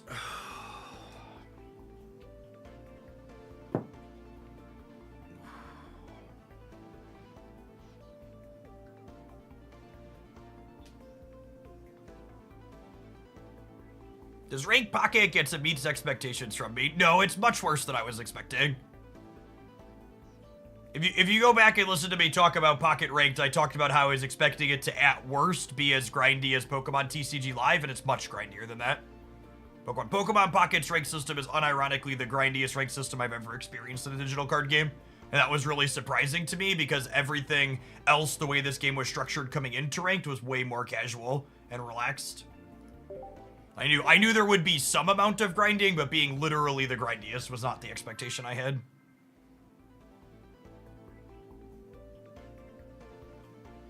It was kind of disappointing, if I'm being honest. It's a bad direction for the game to move in my opinion.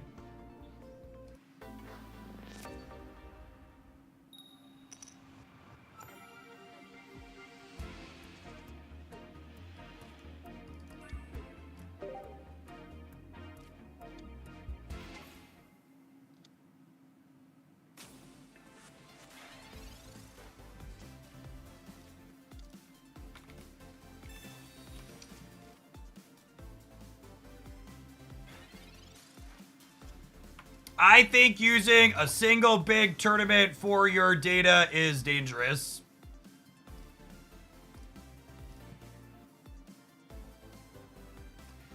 Oh, gamers.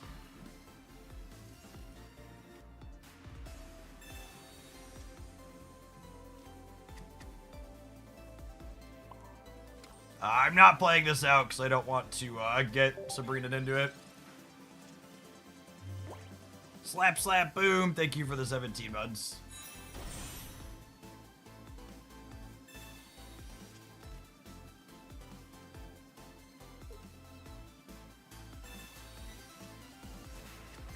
Hit me, tree! Hit me! They're not gonna hit me, chat.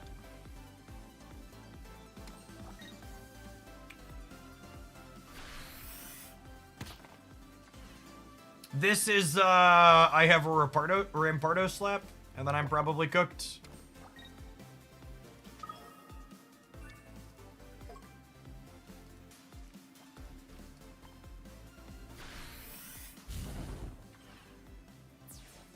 I don't think we can beat Rampardos here.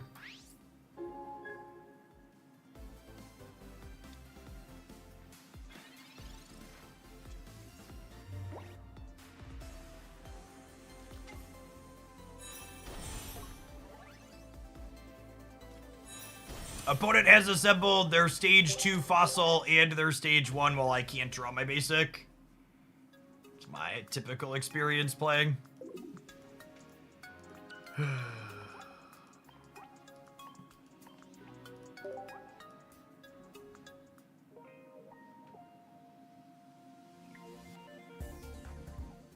Do you ever not attack there? How do I win the game by winning? Can you explain? Not waiting a turn gives me 1 more energy at Arceus, but I need 2 more.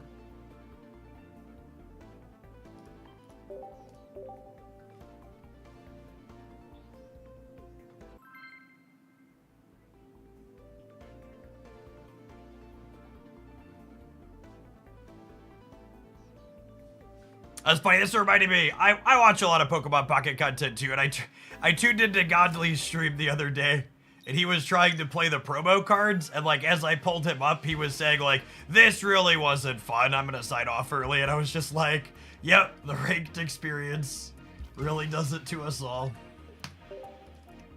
Especially when you're trying to play bad cards. It's so much worse when you're trying to play bad cards.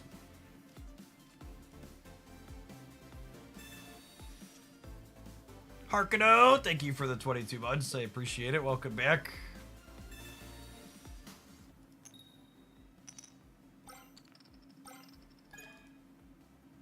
All right, we just gotta trust in the Wug, chat. The Wug's gonna deliver us, I believe. Will rank fatigue the player base? Absolutely. You're gonna see a huge amount of people burn out on this game because of ranked.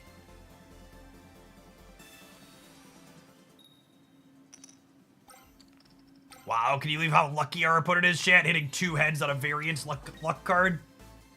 What kind of lucker hits 2 heads on a variance card like that?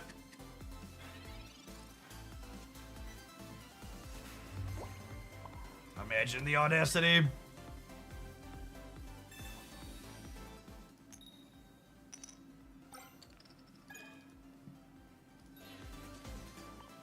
Thanos is very pleased with that interaction.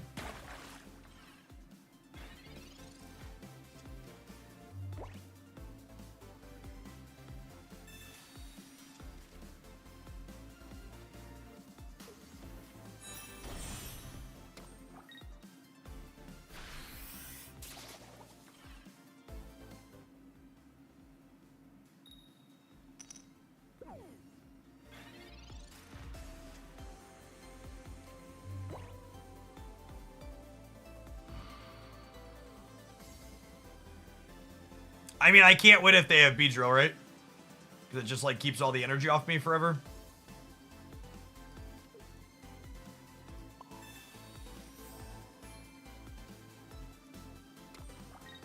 Needed first energy advantage and didn't have it.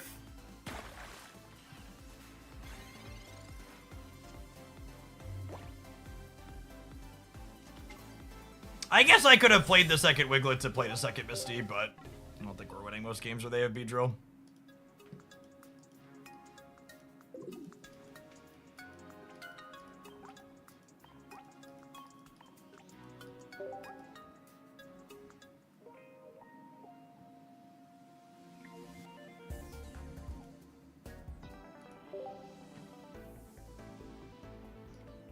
I don't think I've ever played... Okay, anybody correct me if I'm wrong. Are there any digital card games that give first-party stats? All of the stat trackers we have for other digital card games come from third-party deck trackers.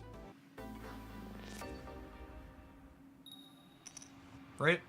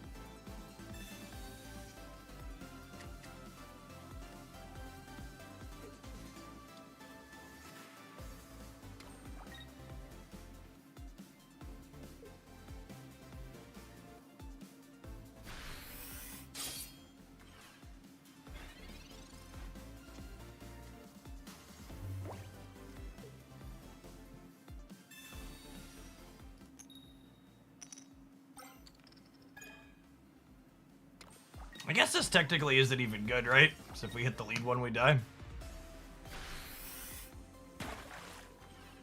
Alright, I need to have a Giovanni.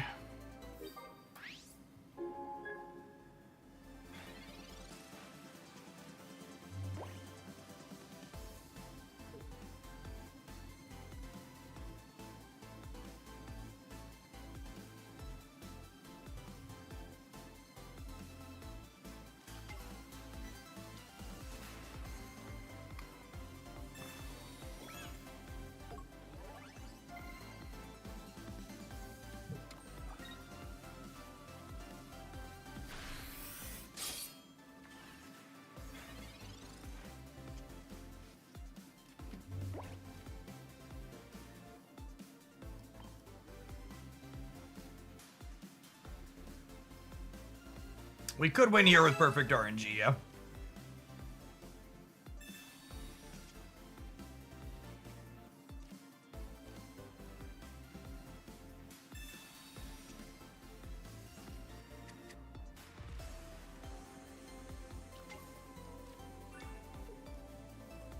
Oh, we're halfway there.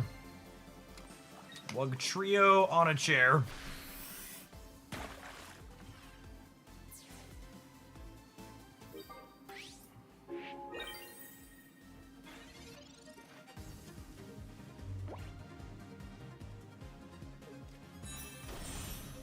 Our Wug Trio's refusal to die to Rocky Helmet is amusing.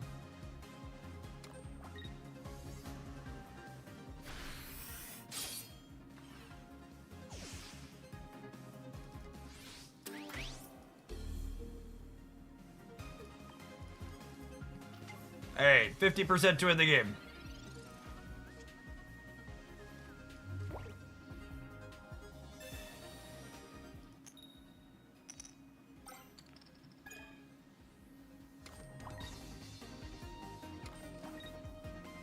Man, winning that coin flip really makes me realize today made this game go full League of Legends for me.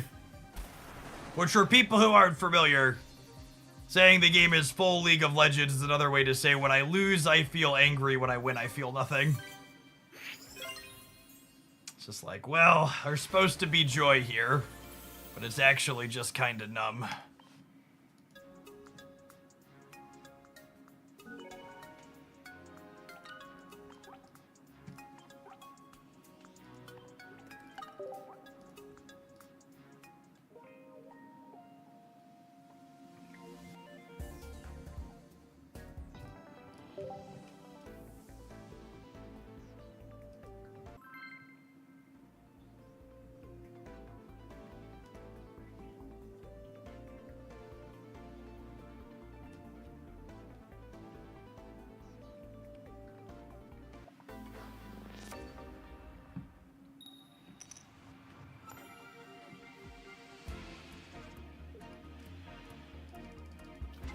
We should play Charizard.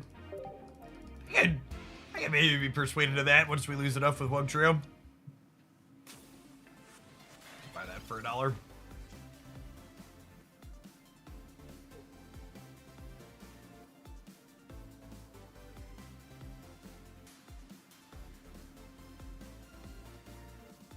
Deck's just kind of linear. Enemy Mankey.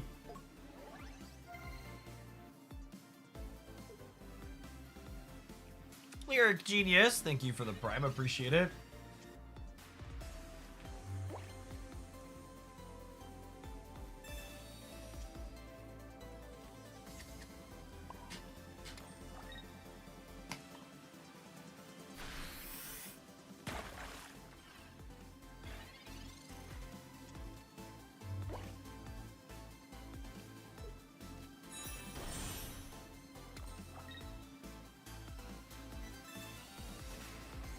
Not a Jeff Hoagland fan, chat. Red card enjoyer.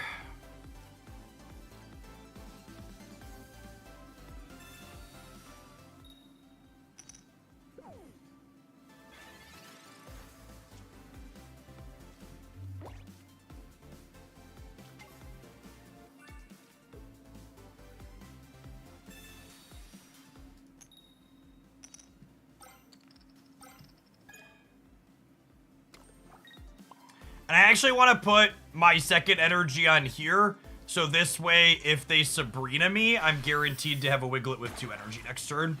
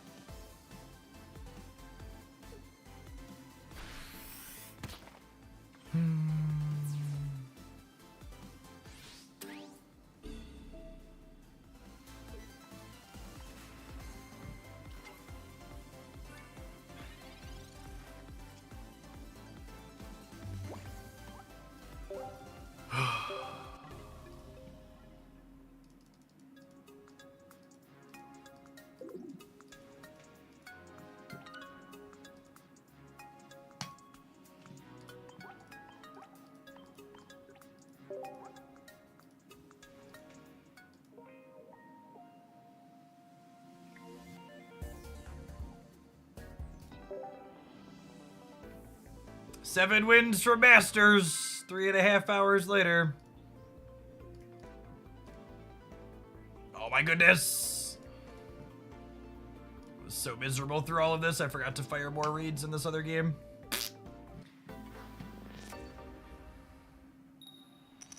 Or like 2 or 3 more losses from turning the stream off, I think. I'll try a couple more, but I'm not ready to be done. Today has been very deeply unfun.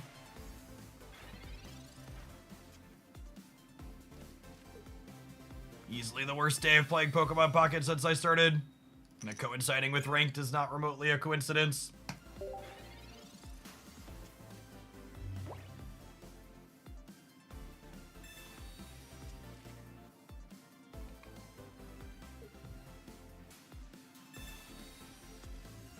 I think one of the #1 things experiencing ranked in Pokemon Pocket has taught me is just how poorly balanced this game is in terms of allowing people to play different things.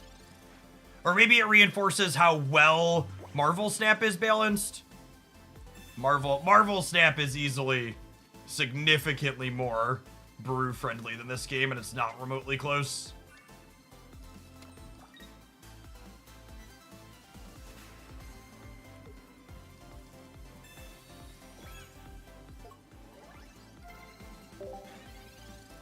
I don't think in 3 years of playing Marvel Snap I ever felt like I couldn't brew on my way to climbing to Infinite. And it definitely feels like I can't do that here.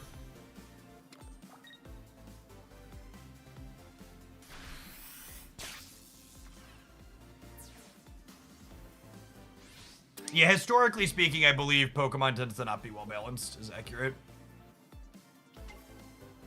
Their paper card game is pretty infamous for terrible metagames.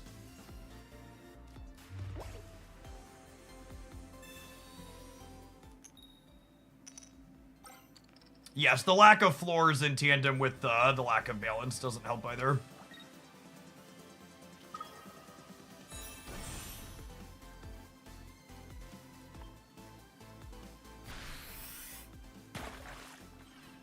Skill game.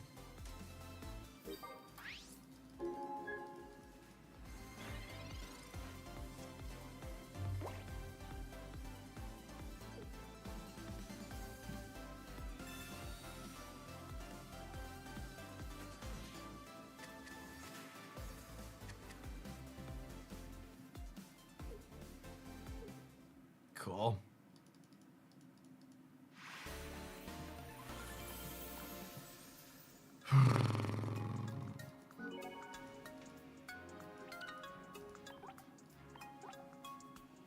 Six away.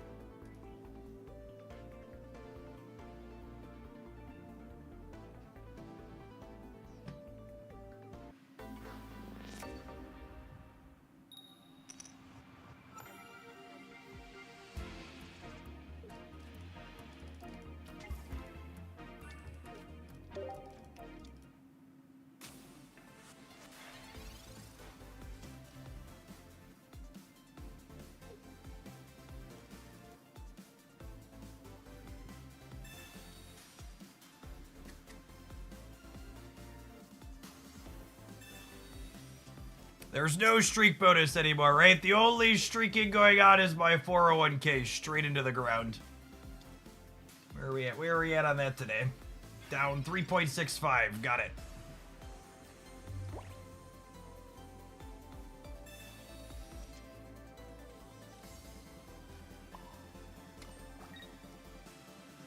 It's a 401k. A 401k is the primary retirement engine for people who live in the United States, and it's tied directly to the stock market. So Donald Trump's global trade war is putting lots of people's retirement money into the toilet.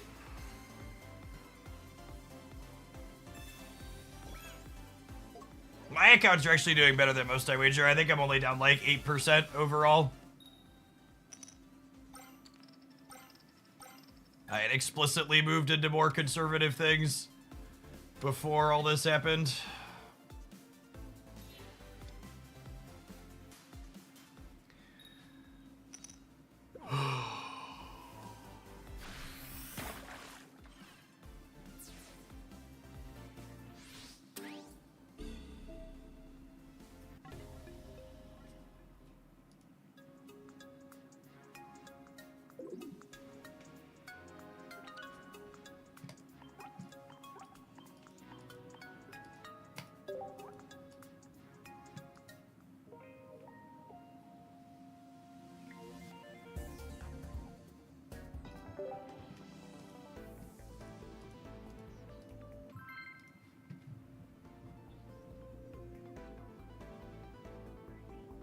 I don't think there are any decks with interesting gameplay that feel remotely competitive after playing today.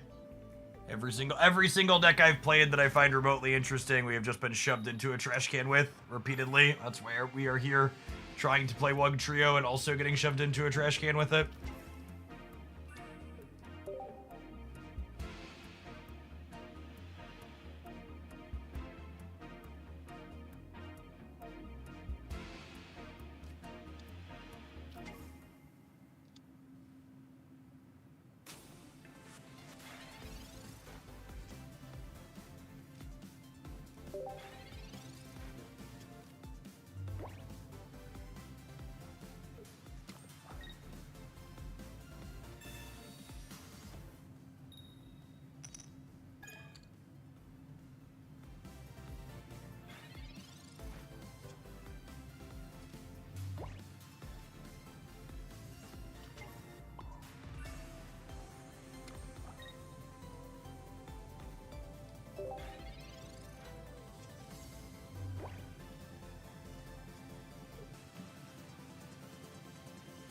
Flinty, thank you for the tier 1. Appreciate it.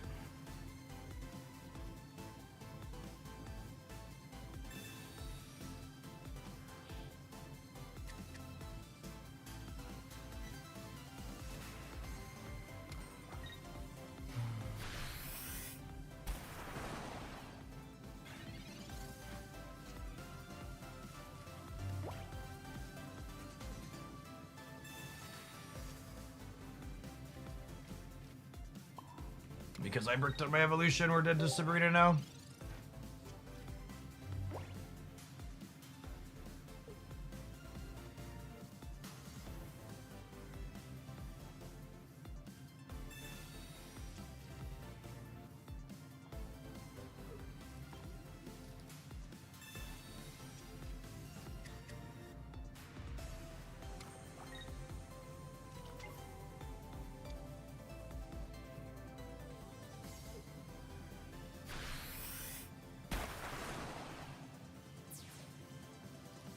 I really can't emphasize enough that nothing feels markedly different about the games today other than we're running a little bit below average on variance.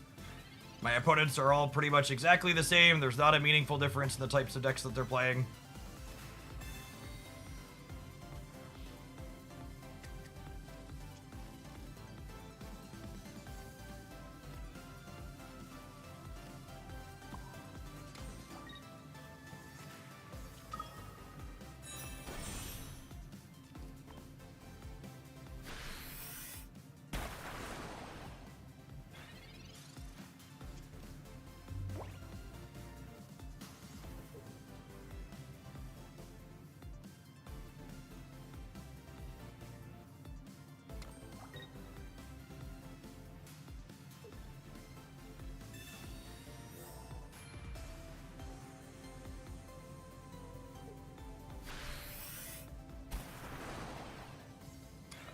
Dead to red.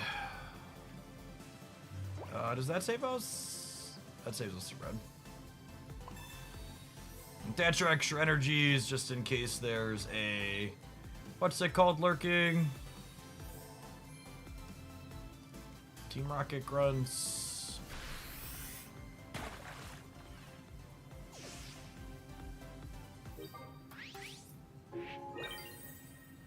The snap patch won't happen for like 4 hours, most likely. Very low chance I'm still streaming then. I think we got him.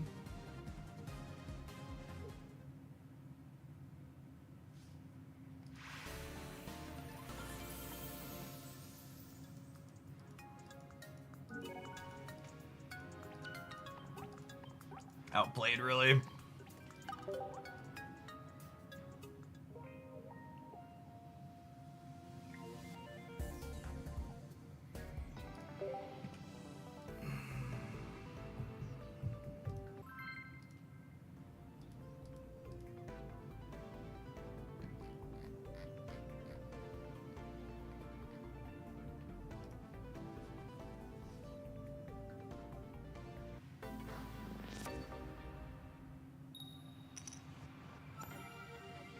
Yeah, plus 10 for wins, minus 7 for losses.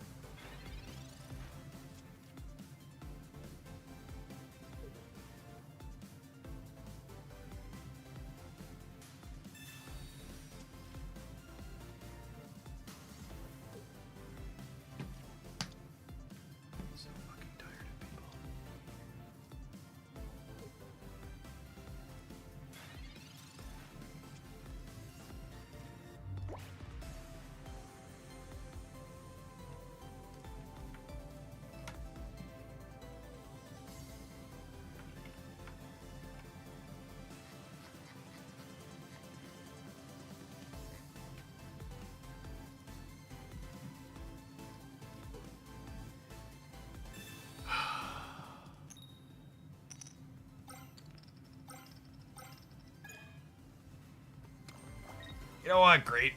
Great. Lovely.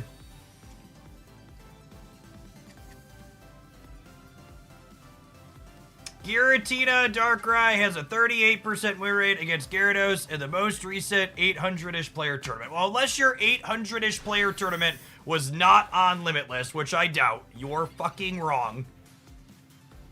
Literally the one we pulled up on stream is the most recent one, and it has a 54% win rate against Darkrai Giratina. 54.76. So for the love of God, please stop.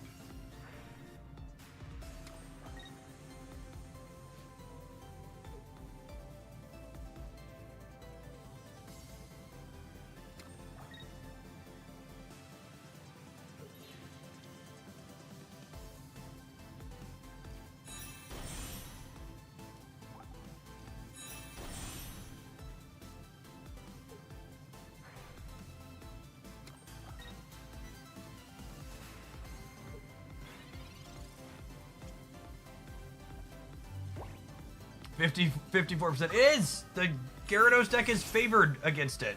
It's just not crushing it most of the time.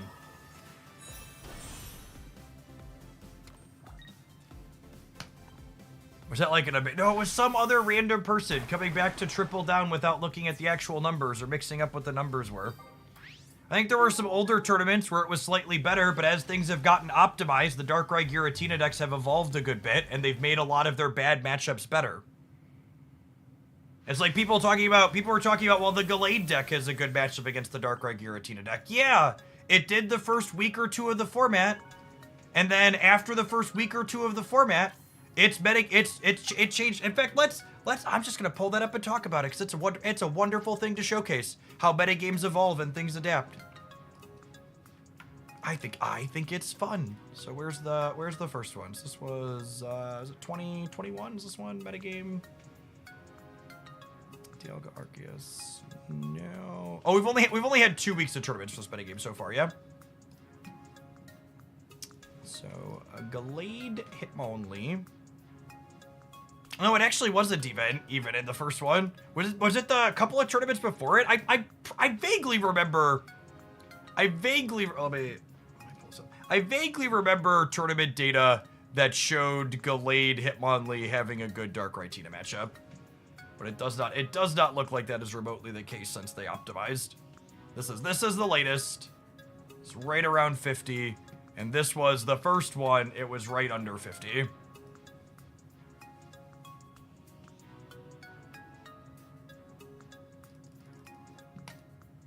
And I think, actually, to look at it, cards. Here's the difference between the 2 weeks, just to showcase how much this deck changed in 2 weeks. And this is another thing. Actually, maybe the Gyarados matchup is the better one to show. So in this first tournament where people are referencing, this is why again you can't just look at all the tournaments. Gyarados was 65%. This is the number people keep referencing. If they don't freaking get that, this is the context that we're giving. 65% the first week of the tournament. And in the second week's tournament, after the Giratina deck evolved, 55%. Okay, so now let's go back and look at the difference between the Giratina Darkrai decks then and now. Because one of the things this site does is it lets us see what the card composition was. And here's the big difference. Darkrai Giratina stopped playing Druddigon by and large. In the first week, when the Gyarados deck was shit-stomping the Giratina Darkrai deck, almost all of them were on 2 Druddigon. And this week, most of them are not on 2 Druddigon. The deck got much better when it cut down to 4 basics and played more healing and sustain and no longer had a 1-pointer that it was trying to hide behind. And from a pure theory perspective, it's not remotely surprising to me that this deck is worse into Gyarados when it has Druddigon, because the Gyarados deck likes when you're stalling more. These builds with only 2 get more aggressive with cards like Dawn periodically, and they're not hiding behind a Druddigon anymore. They're just like start hitting you sooner and have more utility cards. So like this is just like a really clean example of what we were talking about with the data earlier. People are like, well, why aren't you using all the matchup data? Why are you just referencing the latest, biggest tournament? Well, there's subtle nuances in the data that make the data from the first tournament and the data from the second tournament very different, and grouping it all together doesn't remotely make sense. It gives you bad data because your inputs are bad. Data is useless without someone skilled at interpreting it and understanding what's going on in it for reasons like this. What decks have really good matchups into this? It's actually worse against the Meowscarada deck that I recalled. This sample's also pretty small though. This is actually an amusing anecdote. Is this deck is better against this deck when it having played the Meowscarada side, when they have Drudagon, it's harder for you. So the Meowscarada deck is the closest thing we have to a hard counter. I thought it was in the 35 to 40% range. It's actually stronger than that. And then, you know, the problem with the Meowscarada deck is it's got some hard matches in other places, right? Like it's 20% against Gyarados.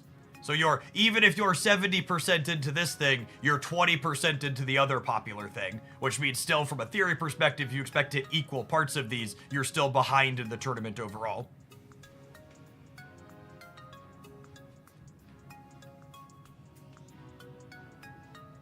Oh yeah, it's also 30% into Gallade, which is not a great place to be.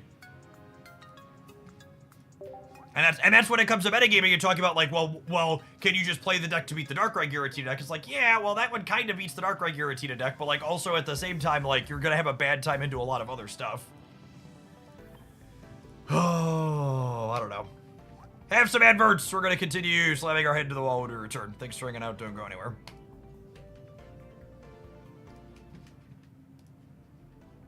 Face meet wall. Face meet wall.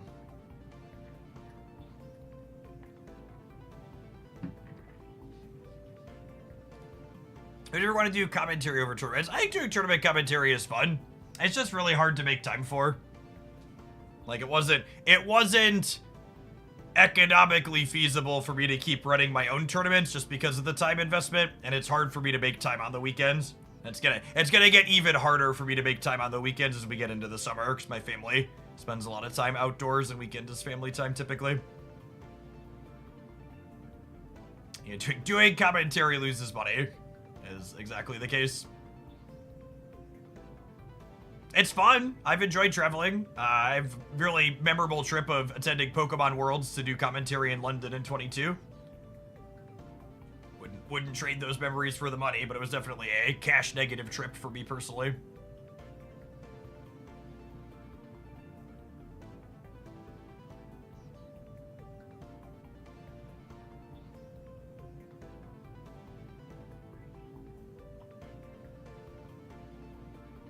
I've talked about it before, but people who haven't heard it, just to give you some background metrics on the Pokemon Pocket Tournament, Spragles and I ran 2 of them, and it's not a coincidence that we had 3 sponsors for our first Pocket Tournament, and none of them renewed for the second, because they didn't see good returns. And then the viewer metrics, and the first one actually had really good metrics. So I was excited to run the second one even without the sponsors because the numbers were good for the first one. And then the second one, the viewer numbers weren't markedly different than just like doing a normal stream for me. And it's like, well, if it's about the same viewer counts as doing a normal stream, I might as well just do a normal stream because it's less work and less money. Sponsors in this economy, they're disappearing. My manager lost 5 figures worth of sponsored deals yesterday because of Donald Trump's tariffs. 4 figures of them were supposed to be for me. And that is just the beginning of those types of ripples that people are going to experience because of the madness that Donald Trump has set onto the world.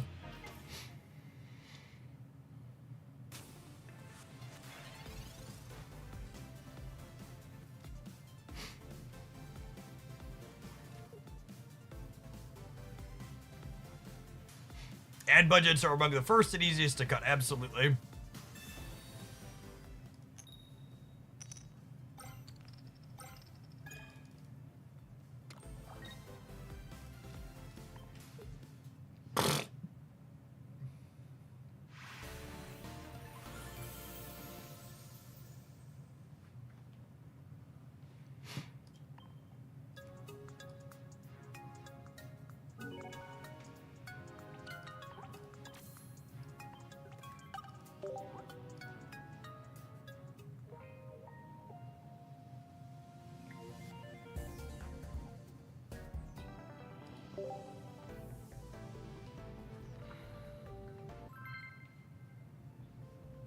That last person's probably having a lot of fun today too. I agree. That was the retreat of someone who's seen too much.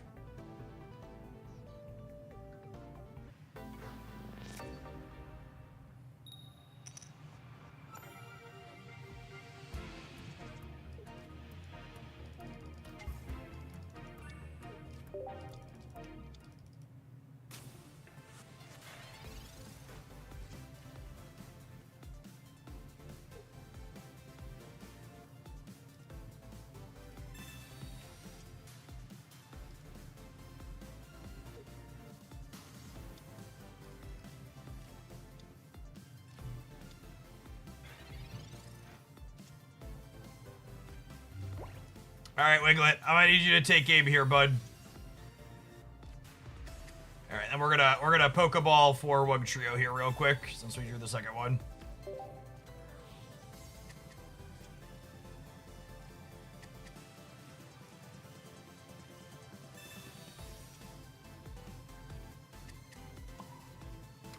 All right, Wiglet, target's locked.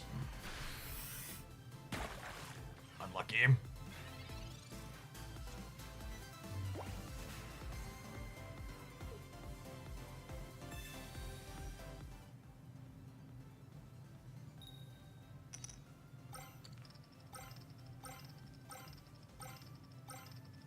Easy come, easy go, chat. Easy come, easy go. They have the Gyarados? They don't have the Gyarados. Oh my goodness. Oh my goodness, they don't have the Gyarados. Holy.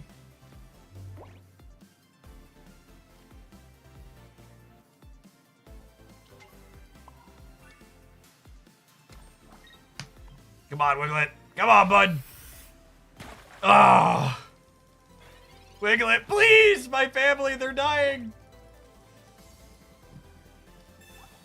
Alright, that means they drew the Pokeball for the turn, so they still don't have it, right? No!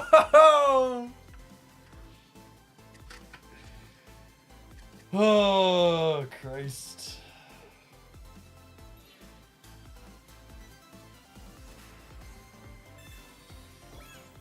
Oh.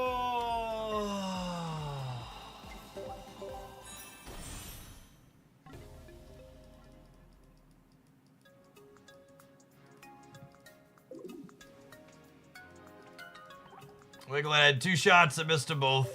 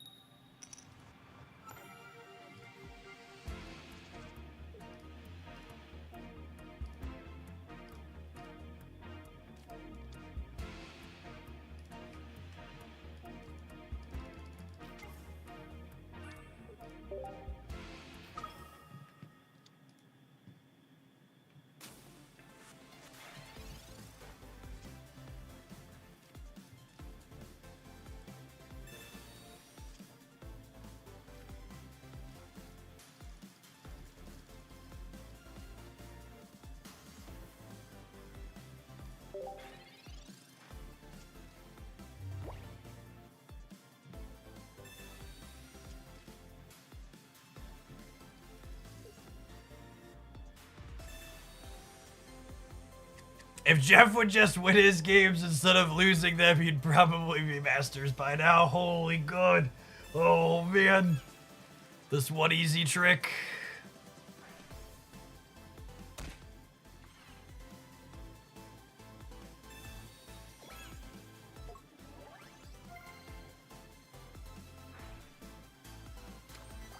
I don't remotely blame people for not being creative in Pokemon Bucket.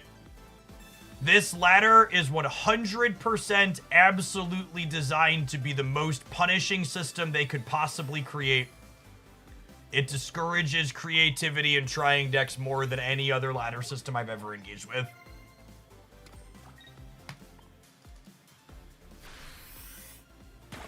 It is very, very not well done.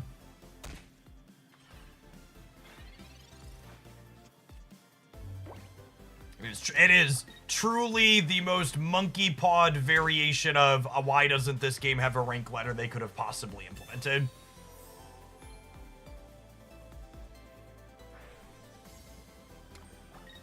Think it's on purpose or lazy design? It's honestly hard to know.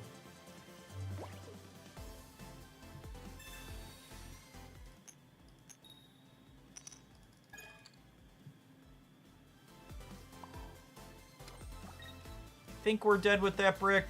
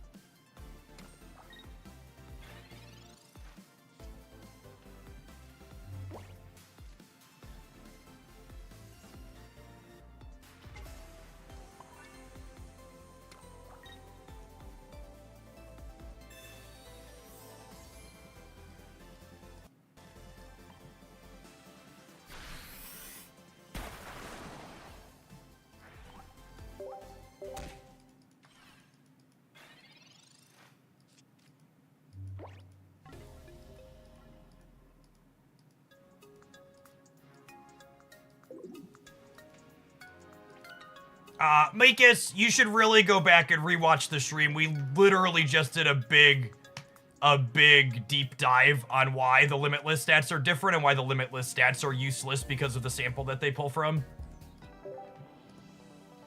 Scroll back to just before we were playing this. We literally spent a time mucking through a bunch of the stats and talking about differentiations and what the differences are.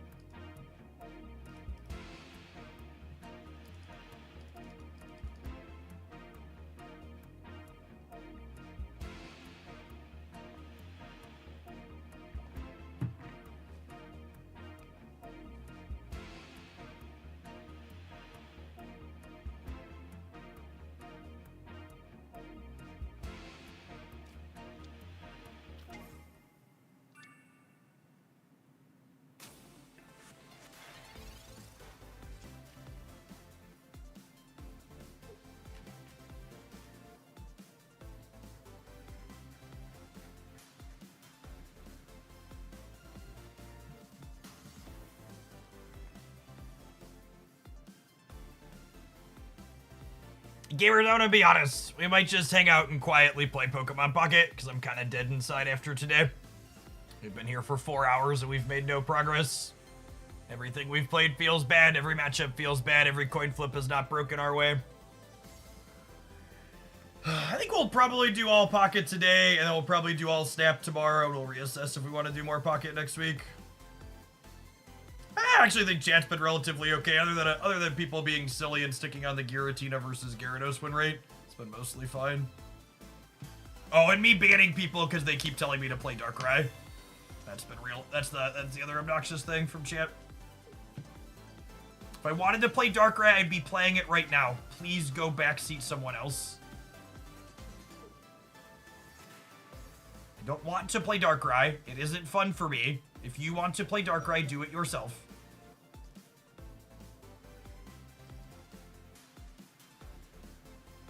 Playing a bunch of Darkrai Miraches does not sound great. Sounds worse than losing for 4 hours. We haven't even been losing for 4 hours. We've just been like exactly on the treadmill. We've had like a 40 48, 50% win rate for the last little bit. It still just feels awful because that's how ladder systems worked. You opened your second whale ball. We actually didn't open the second whale ball. I spent $400 on it. Which the silver lining on that is going to have better returns than my recent investments in the stock market. So I got that going for me at least.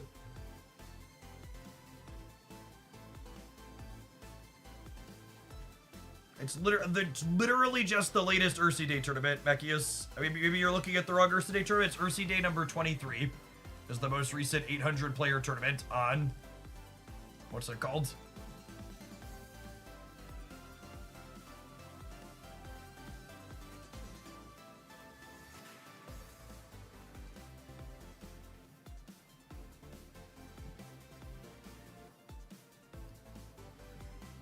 On Limitless, whatever that website is.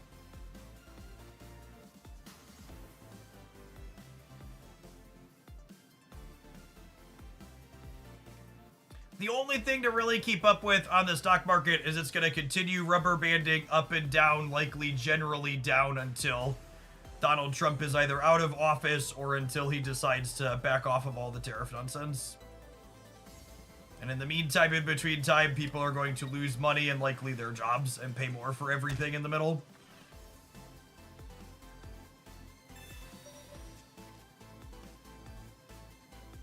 This is our first time we've had someone full rope us every single turn for a game.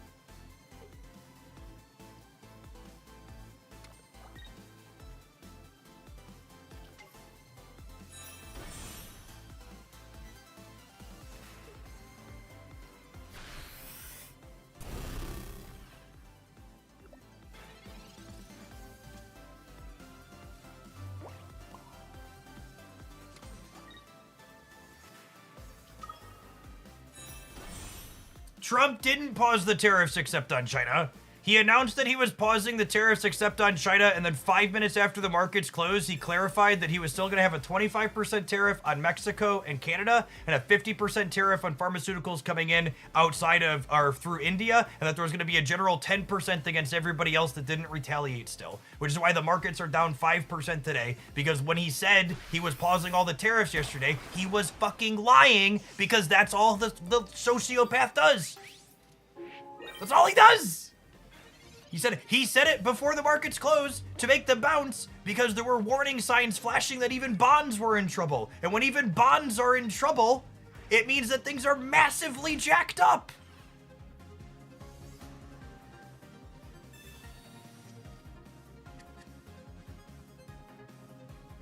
My full-time streamer. I have been fortunate enough to call when I do hear my full-time job for the last, gosh, almost 8 years? No, more than 8 years. Started 2018. That 8 years? A little over 8.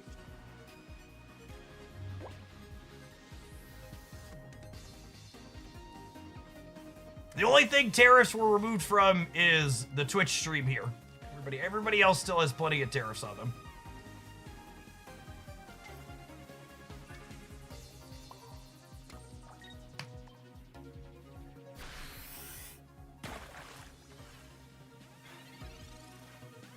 We're cooked. We're cooked!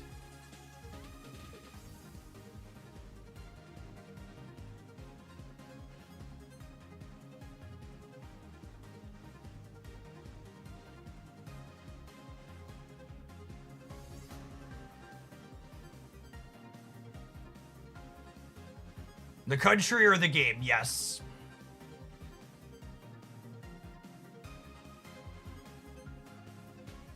Yeah, I believe. Wiglet's gonna aim true. It's gonna deliver us.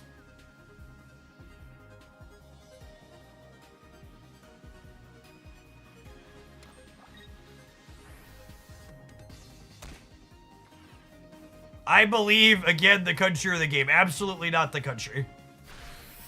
I'm fully on team it's gonna get worse before it gets better for the country. Looked at a lot of historical trends, shit. And unless this one bucks history really hard, we are gonna be doomed to repeat it.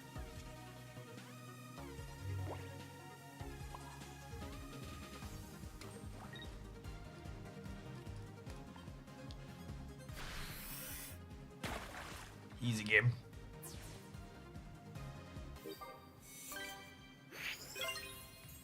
Thank you, Wiglet. Thank you, Wiglet.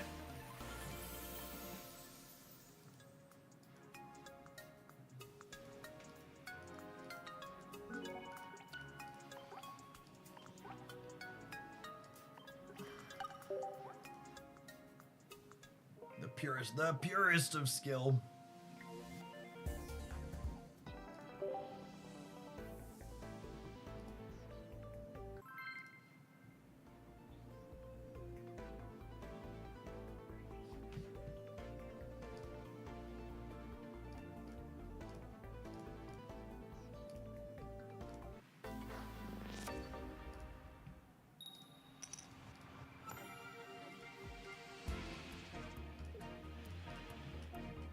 Wiglet on one. Lucky.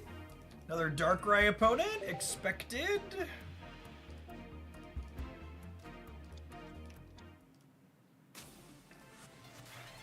Well, that's a little different.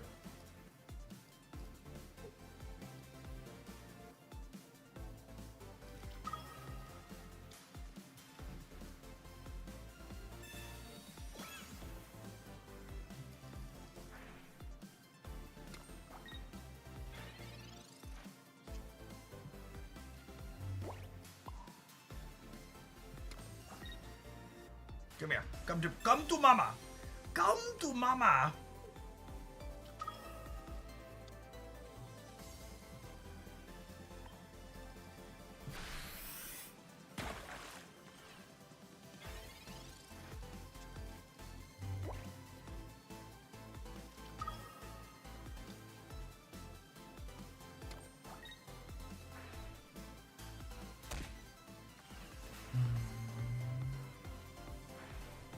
I don't know that we've really made a ton of progress playing Wug Trio, but we haven't done worse than we did with the other decks we were playing, so, you know.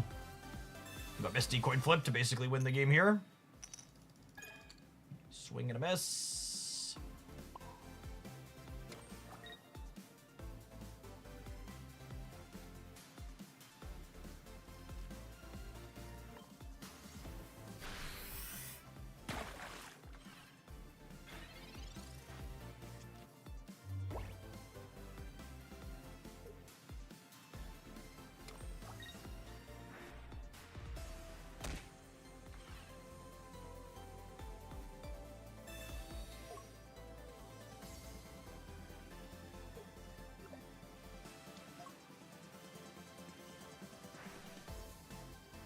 If they don't have another leaf, this is good for me, yeah?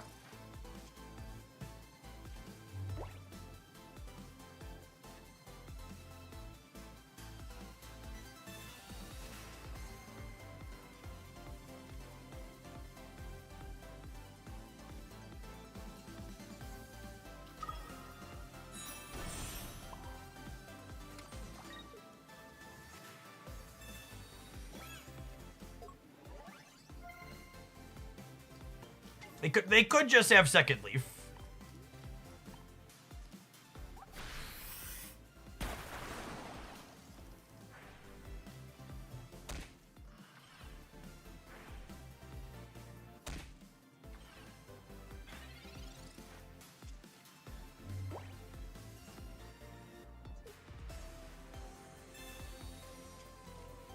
I cannot believe they threw this game in the trash can. Holy.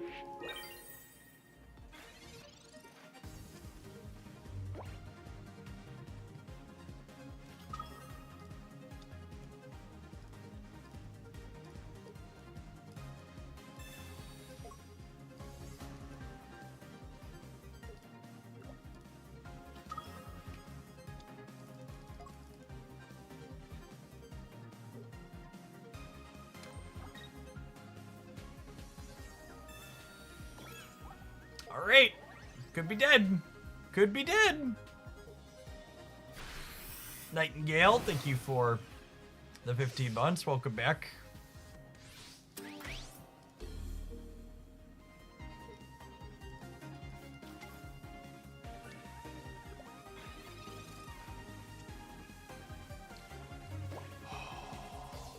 Thank you, Lord Wiggles. Thank you. And I better to communicate since you still have Pokemon deck. I needed to play the basic that turn so I could Misty it, gamer. I wanted to start attaching my energy so I could have the Wiglet ready to set up when I had it. Obviously, it feels bad if we draw communication, but you can't know you're gonna hit communication instead of the one Wug trio, and you want to start building energy for the second one ASAP. We 3 away now. I have a deck list. You can find this deck list and many other ones in my best decks tier list roundup today on the Hooglandia Pocket channel.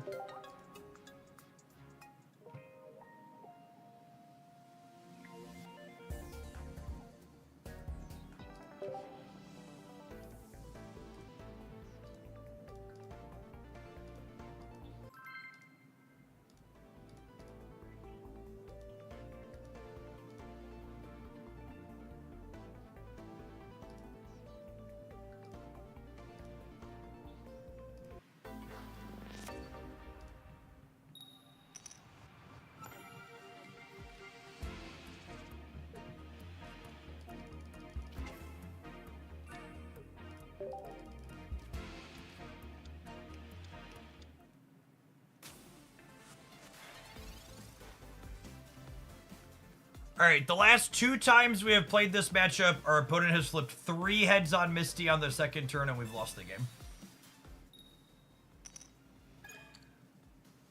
Alright. Could still happen to us. They could still have a second one.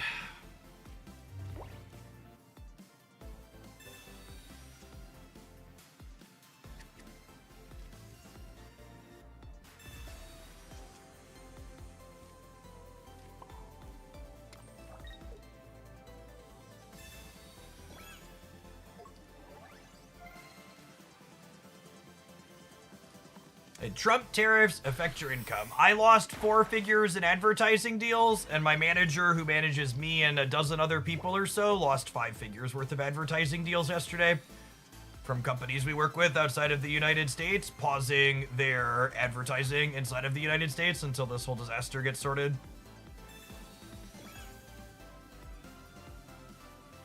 So again, the people who are like, this is just impacting your retirement, you're not going to retire for 20 years, it's going to go up and down. No, very much not. This is not just impacting people's retirements. It's also impacting people's retirements. But it's more than that.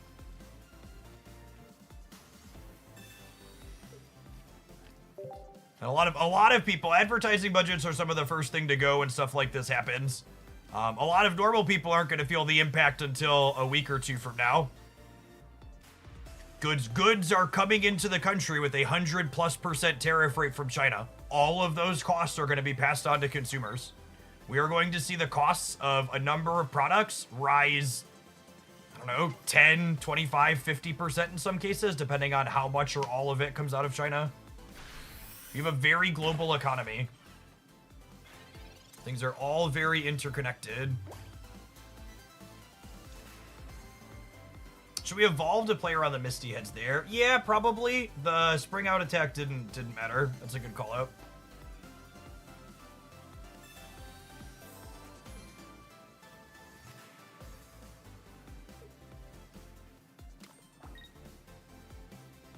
Yeah, I guess the spring out mattered because they had Irida, so we got that going for us. It did matter.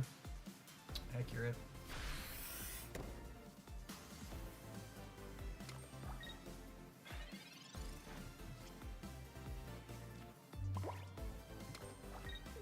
The only way Donald Trump gets impeached is if the Democrats have 60 senators in the Senate. I can't imagine that would happen in my lifetime.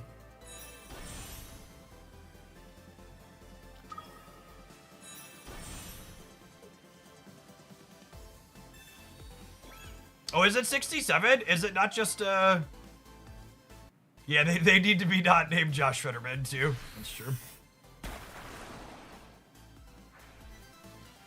All right, Wug Trio. I'm gonna take that pop throughout as destiny, and we are gonna make it to Masters still today.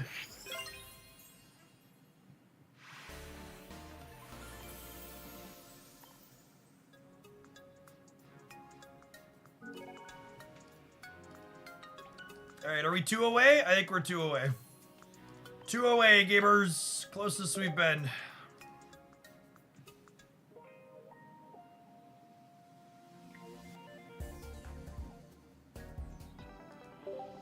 He's pissing off Republicans here. There's a big difference between Republicans stomping their feet and saying they're upset and actually taking meaningful actions and holding him accountable for what he's done.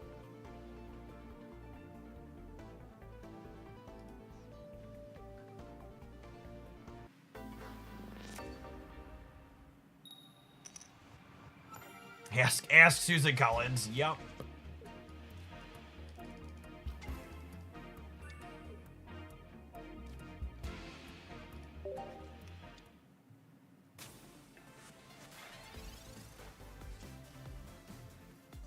I heard she's very concerned. Yep.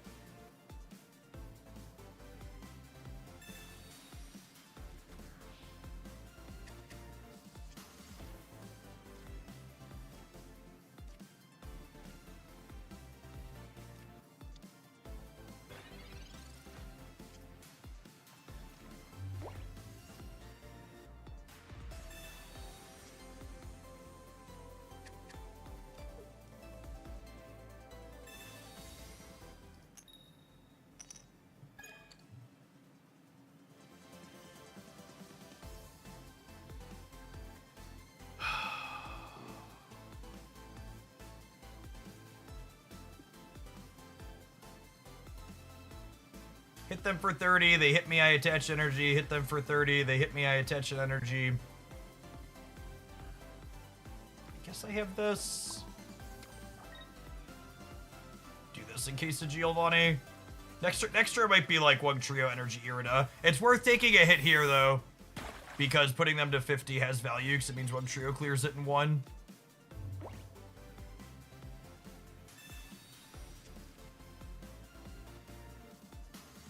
Nifty Weasel, thanks for the entire year. Welcome back.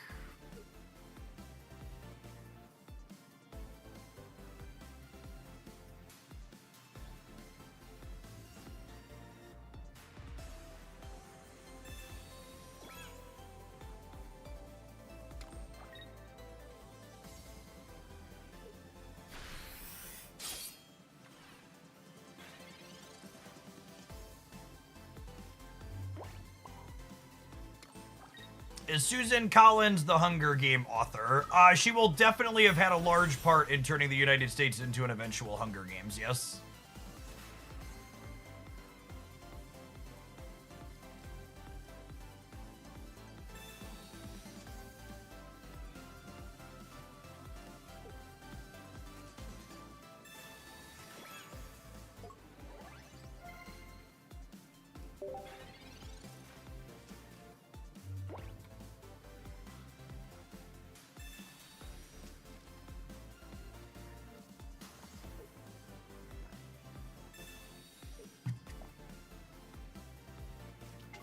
They're out of basics. Or are they playing like a single Magnazone line?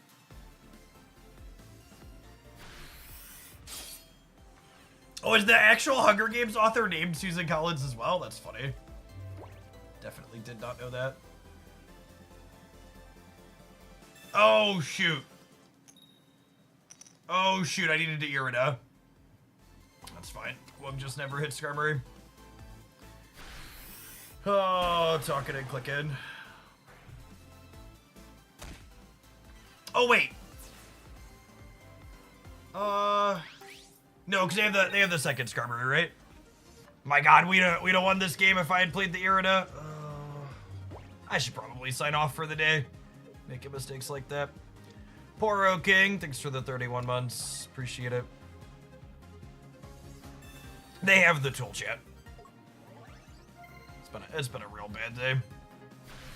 Easily the worst day of Pokemon Pocket in the 7 months or whatever we've been playing.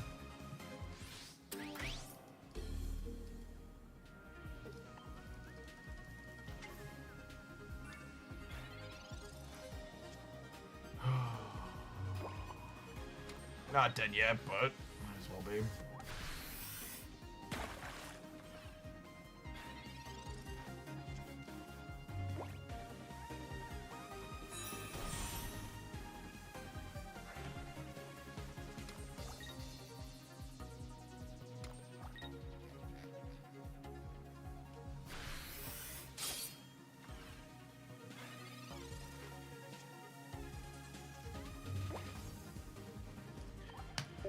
Oh, I'm so mad I threw that game in the trash can.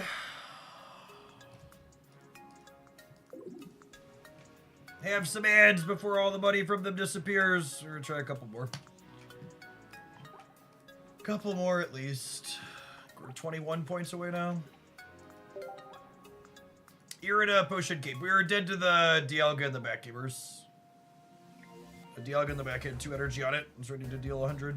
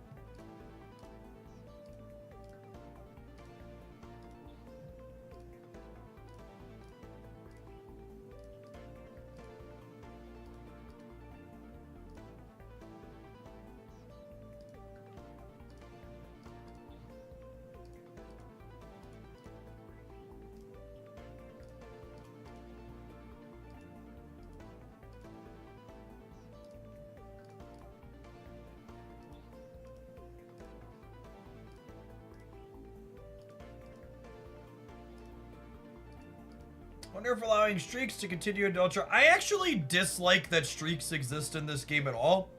The only thing streaks do in the lower ranks is make it higher variance to climb.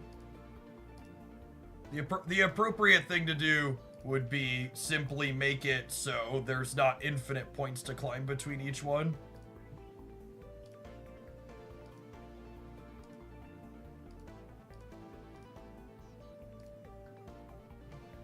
Do I want a Pokemon Center lady? I don't have a full art Pokemon Center lady, so I can't fix it. The only thing win streaks do is make it so it's higher variance to have things be faster. It should just consistently be faster.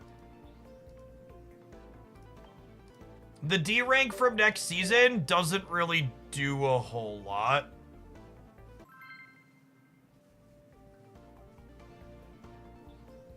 This game sucks. 6 to 21 months. Accurate username this afternoon. Why isn't he in queue? What's going on? Unlike a lot of streamers that just like let the adverts roll over the middle of gameplay, I take a quick 1.5-minute break while my ads play here. Rather than just deciding to make the stream unwatchable for everybody that helps pay my bills.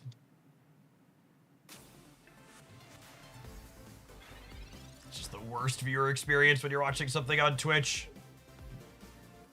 You're just like, oh, this is a neat game. Wonder how it ends. Nope, not gonna get to see it. You drop down 2 ranks at the end of the season, which doesn't sound too bad until you realize that a majority of your climb happens in the later ranks.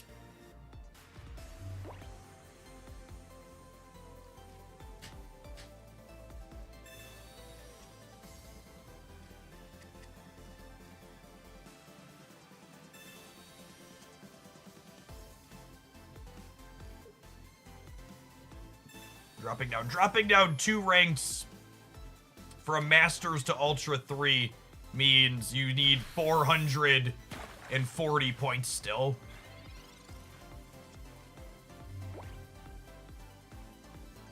Yeah, going from Ultra Ball 4 to Masters often takes longer than getting there, yeah.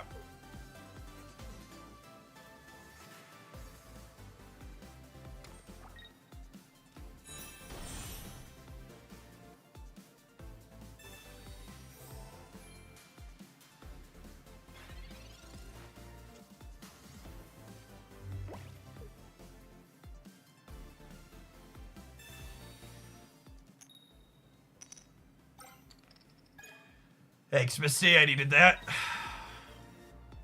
My opponent probably didn't. It's probably not a good moment for them, but I would like to cook them, please. Well done. One, well done, Charmeleon. Or not.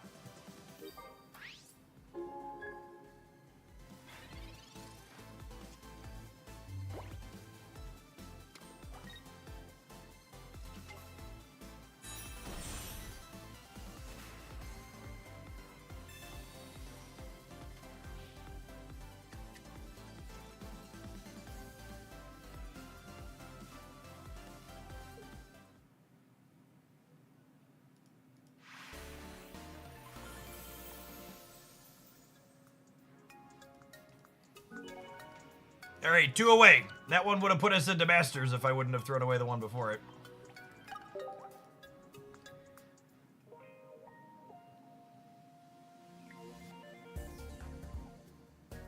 I'm excited to win this next one and then backslide 6 games. Oh. The way our points are, we actually get 1 forgiveness in here, so we're 11 points off. So I need to win 2 out of the next 3. We have a little bit of room for margin of error before we completely slide out of our chair. Come on, girl. Come on. I need this. I need it.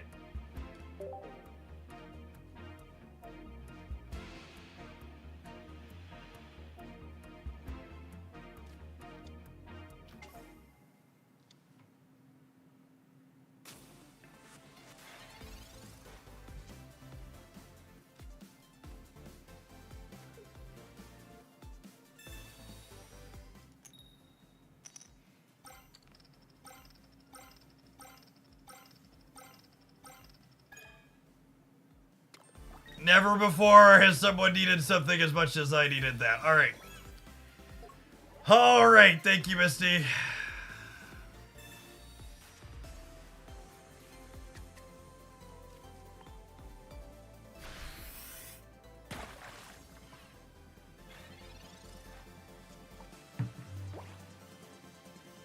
Imagine our opponent is also... That's the first time I felt something all afternoon, chat. That's the first time I felt something all afternoon.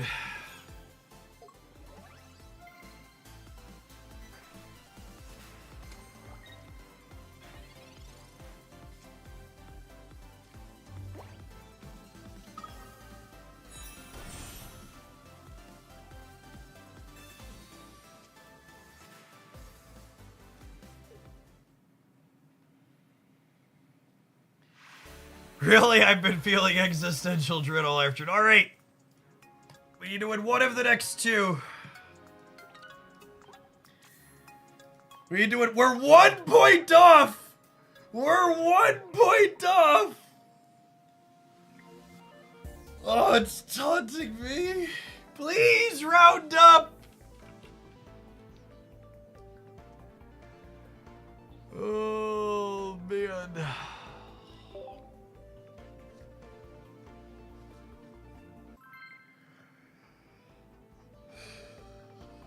Let me in beam insert here, yep. Come on, Wug, first energy advantage. Misty heads, an evolution. Opponent only has Magikarp.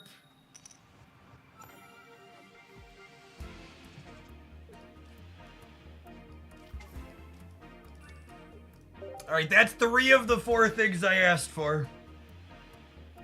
This is 3 of the 4 things. Come on, Misty. Come on, girl.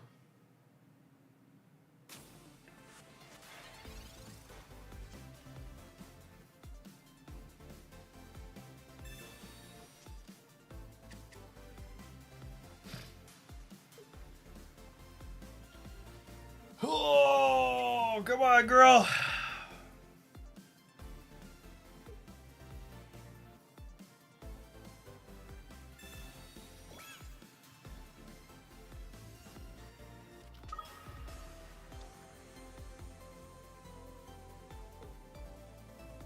So much skill in this deck. Wow. Look at Hogland. playing his all variant slot machine to master rank.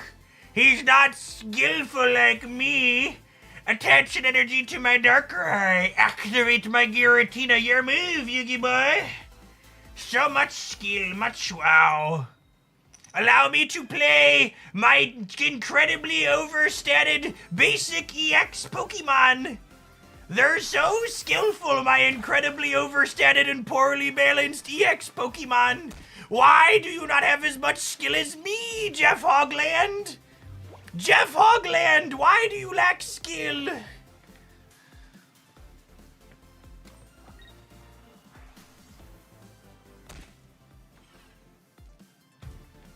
We're dead. We're dead! Deader than a doornail. Look at how skillful this was! Look at how skillful their Mars was! It took away all of my cards! Skillfully took all of my cards away.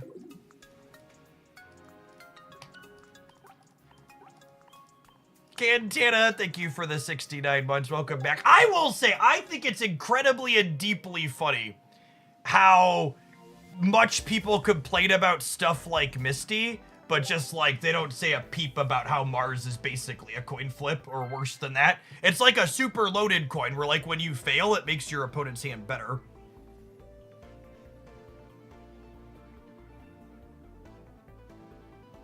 Like, I get it. Misty's a slot machine, but like, the entirety of this game is a slot machine. Stop lying to yourself.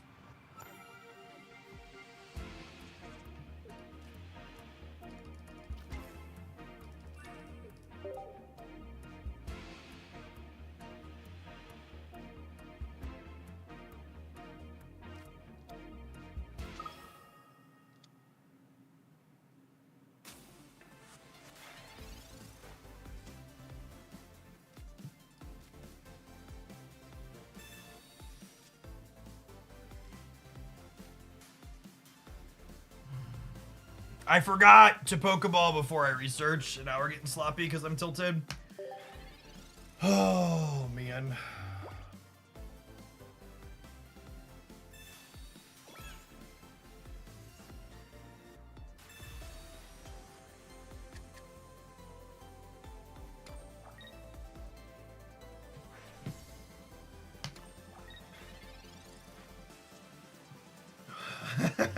Fucking rubs, man.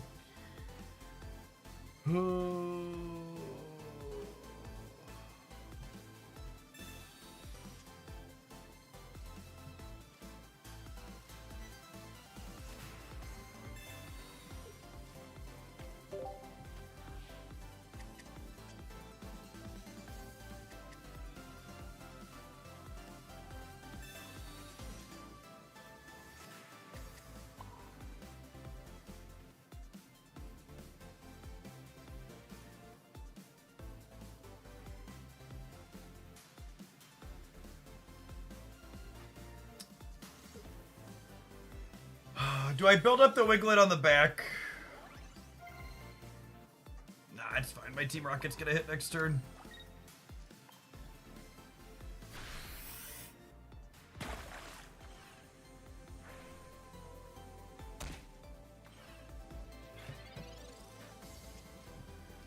They're 2 turns off of attacking anyways, yeah? The way this works.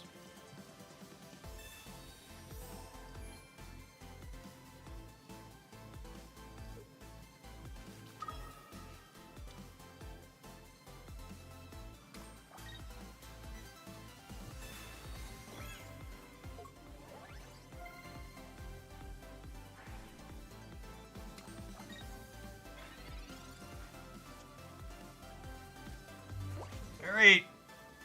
Game-winning coin flip.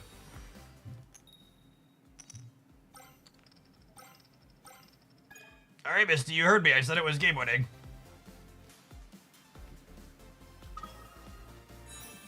Don't fail me. Don't fail me now, girl.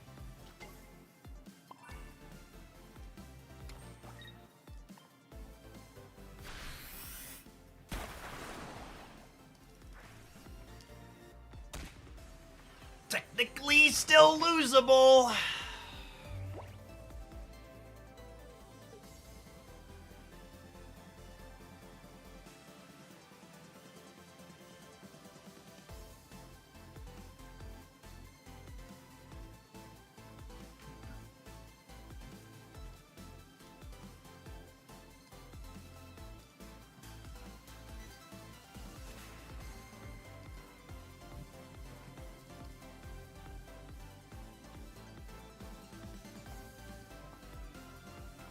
Yeah, Rocket versus Irida is a hard choice next turn. I agree.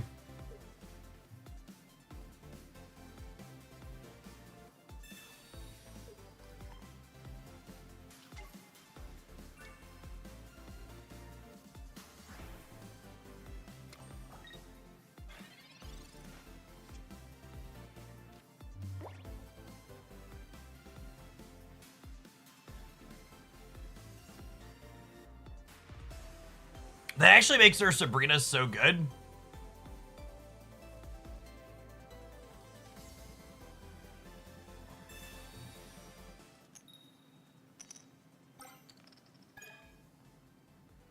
Oh no!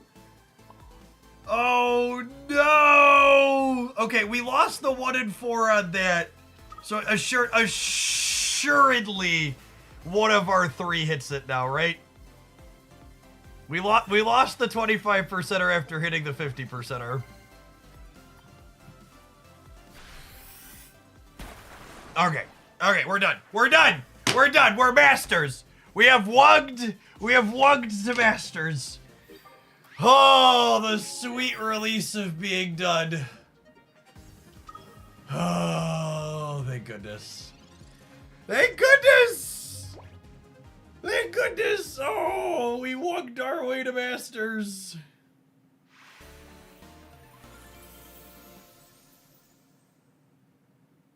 We have popped throughout the Pokemon Pocket Ladder. 5 hours later, we have won 7 games of Pokemon Pocket.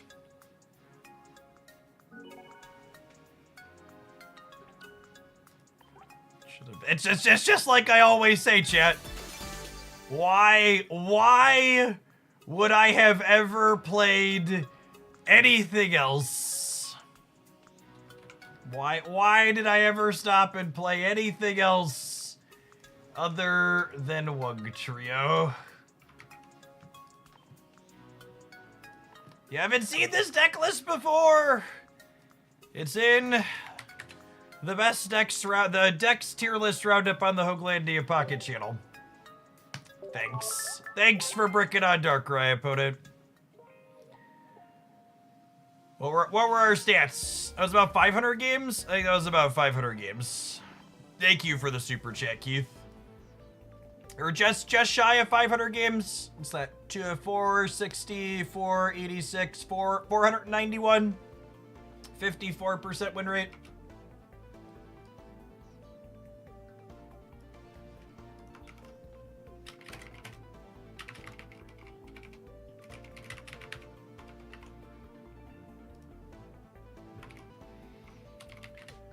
Only 550 points to go. I'm gonna tweet that we did it, and I already posted on Blue Sky. I'll tweet that we did it too. I wanna highlight something for people that weren't here. Talk about a little bit rank here at the end.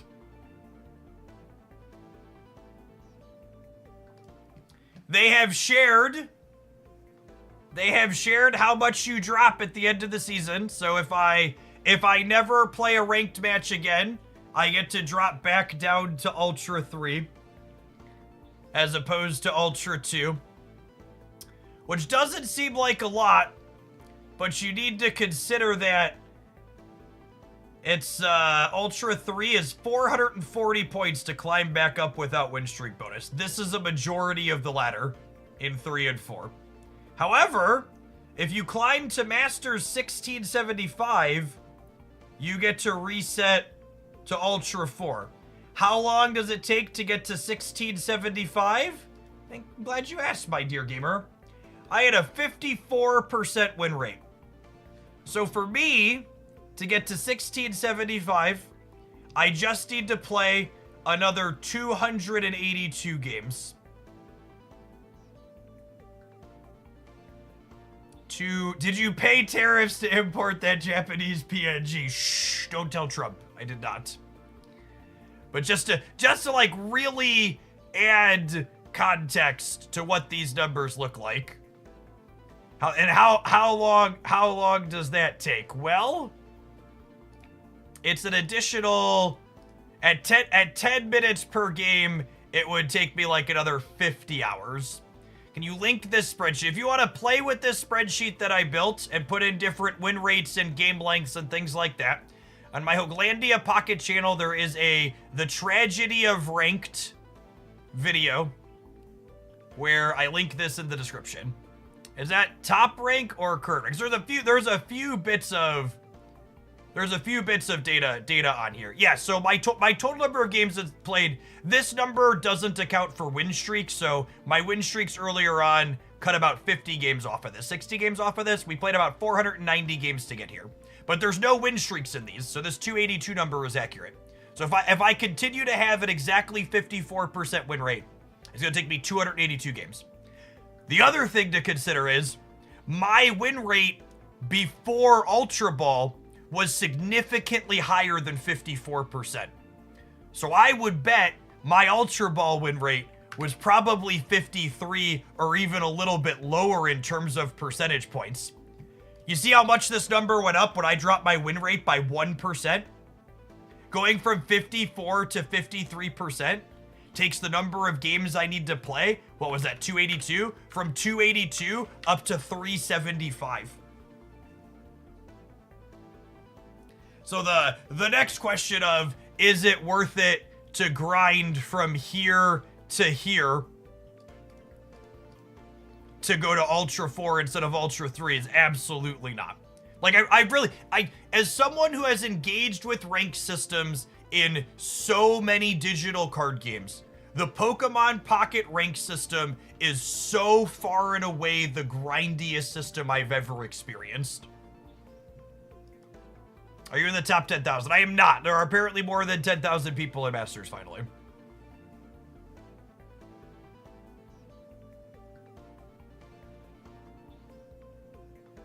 Yeah.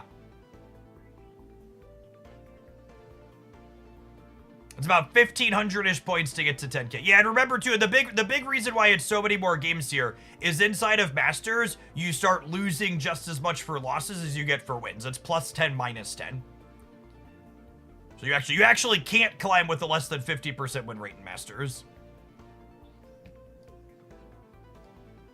Yeah, a couple people mentioned this person makes content. They've got to be living on this game.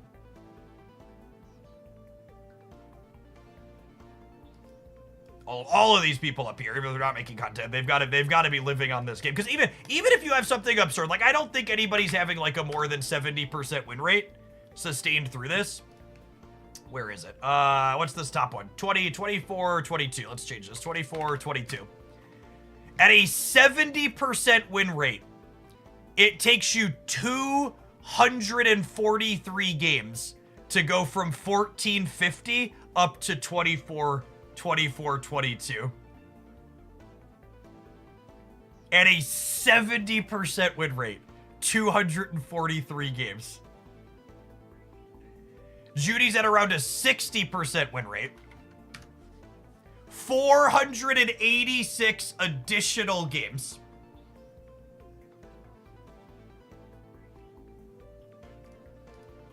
At 60%.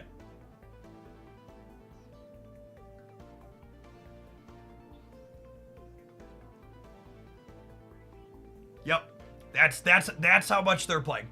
That is almost 100 additional hours of gameplay past just getting to Masters. This is a full-time job's worth of hours. It's more than a full-time job, right? Because Rank's only been out for 2 weeks. That's like 60 or 70 hours a week of playing Ranked. Holy God. Even at a good, like, this really emphasizes what I've talked about in terms of it's not just about being good, it's about how much you play. Because, like, this is an incredible win rate. 60% is incredible. They are very good at the game. But they aren't just good at the game. They are very good at the game and also no lifing it.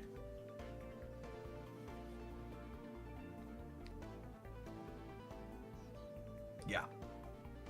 Yeah, people, by the way, people are asking about deck list stuff. Almost every deck I used to climb through Ultra was in the tier list roundup today. And the one we finished on, though, 16 Trader 1 Trio, is definitely in there.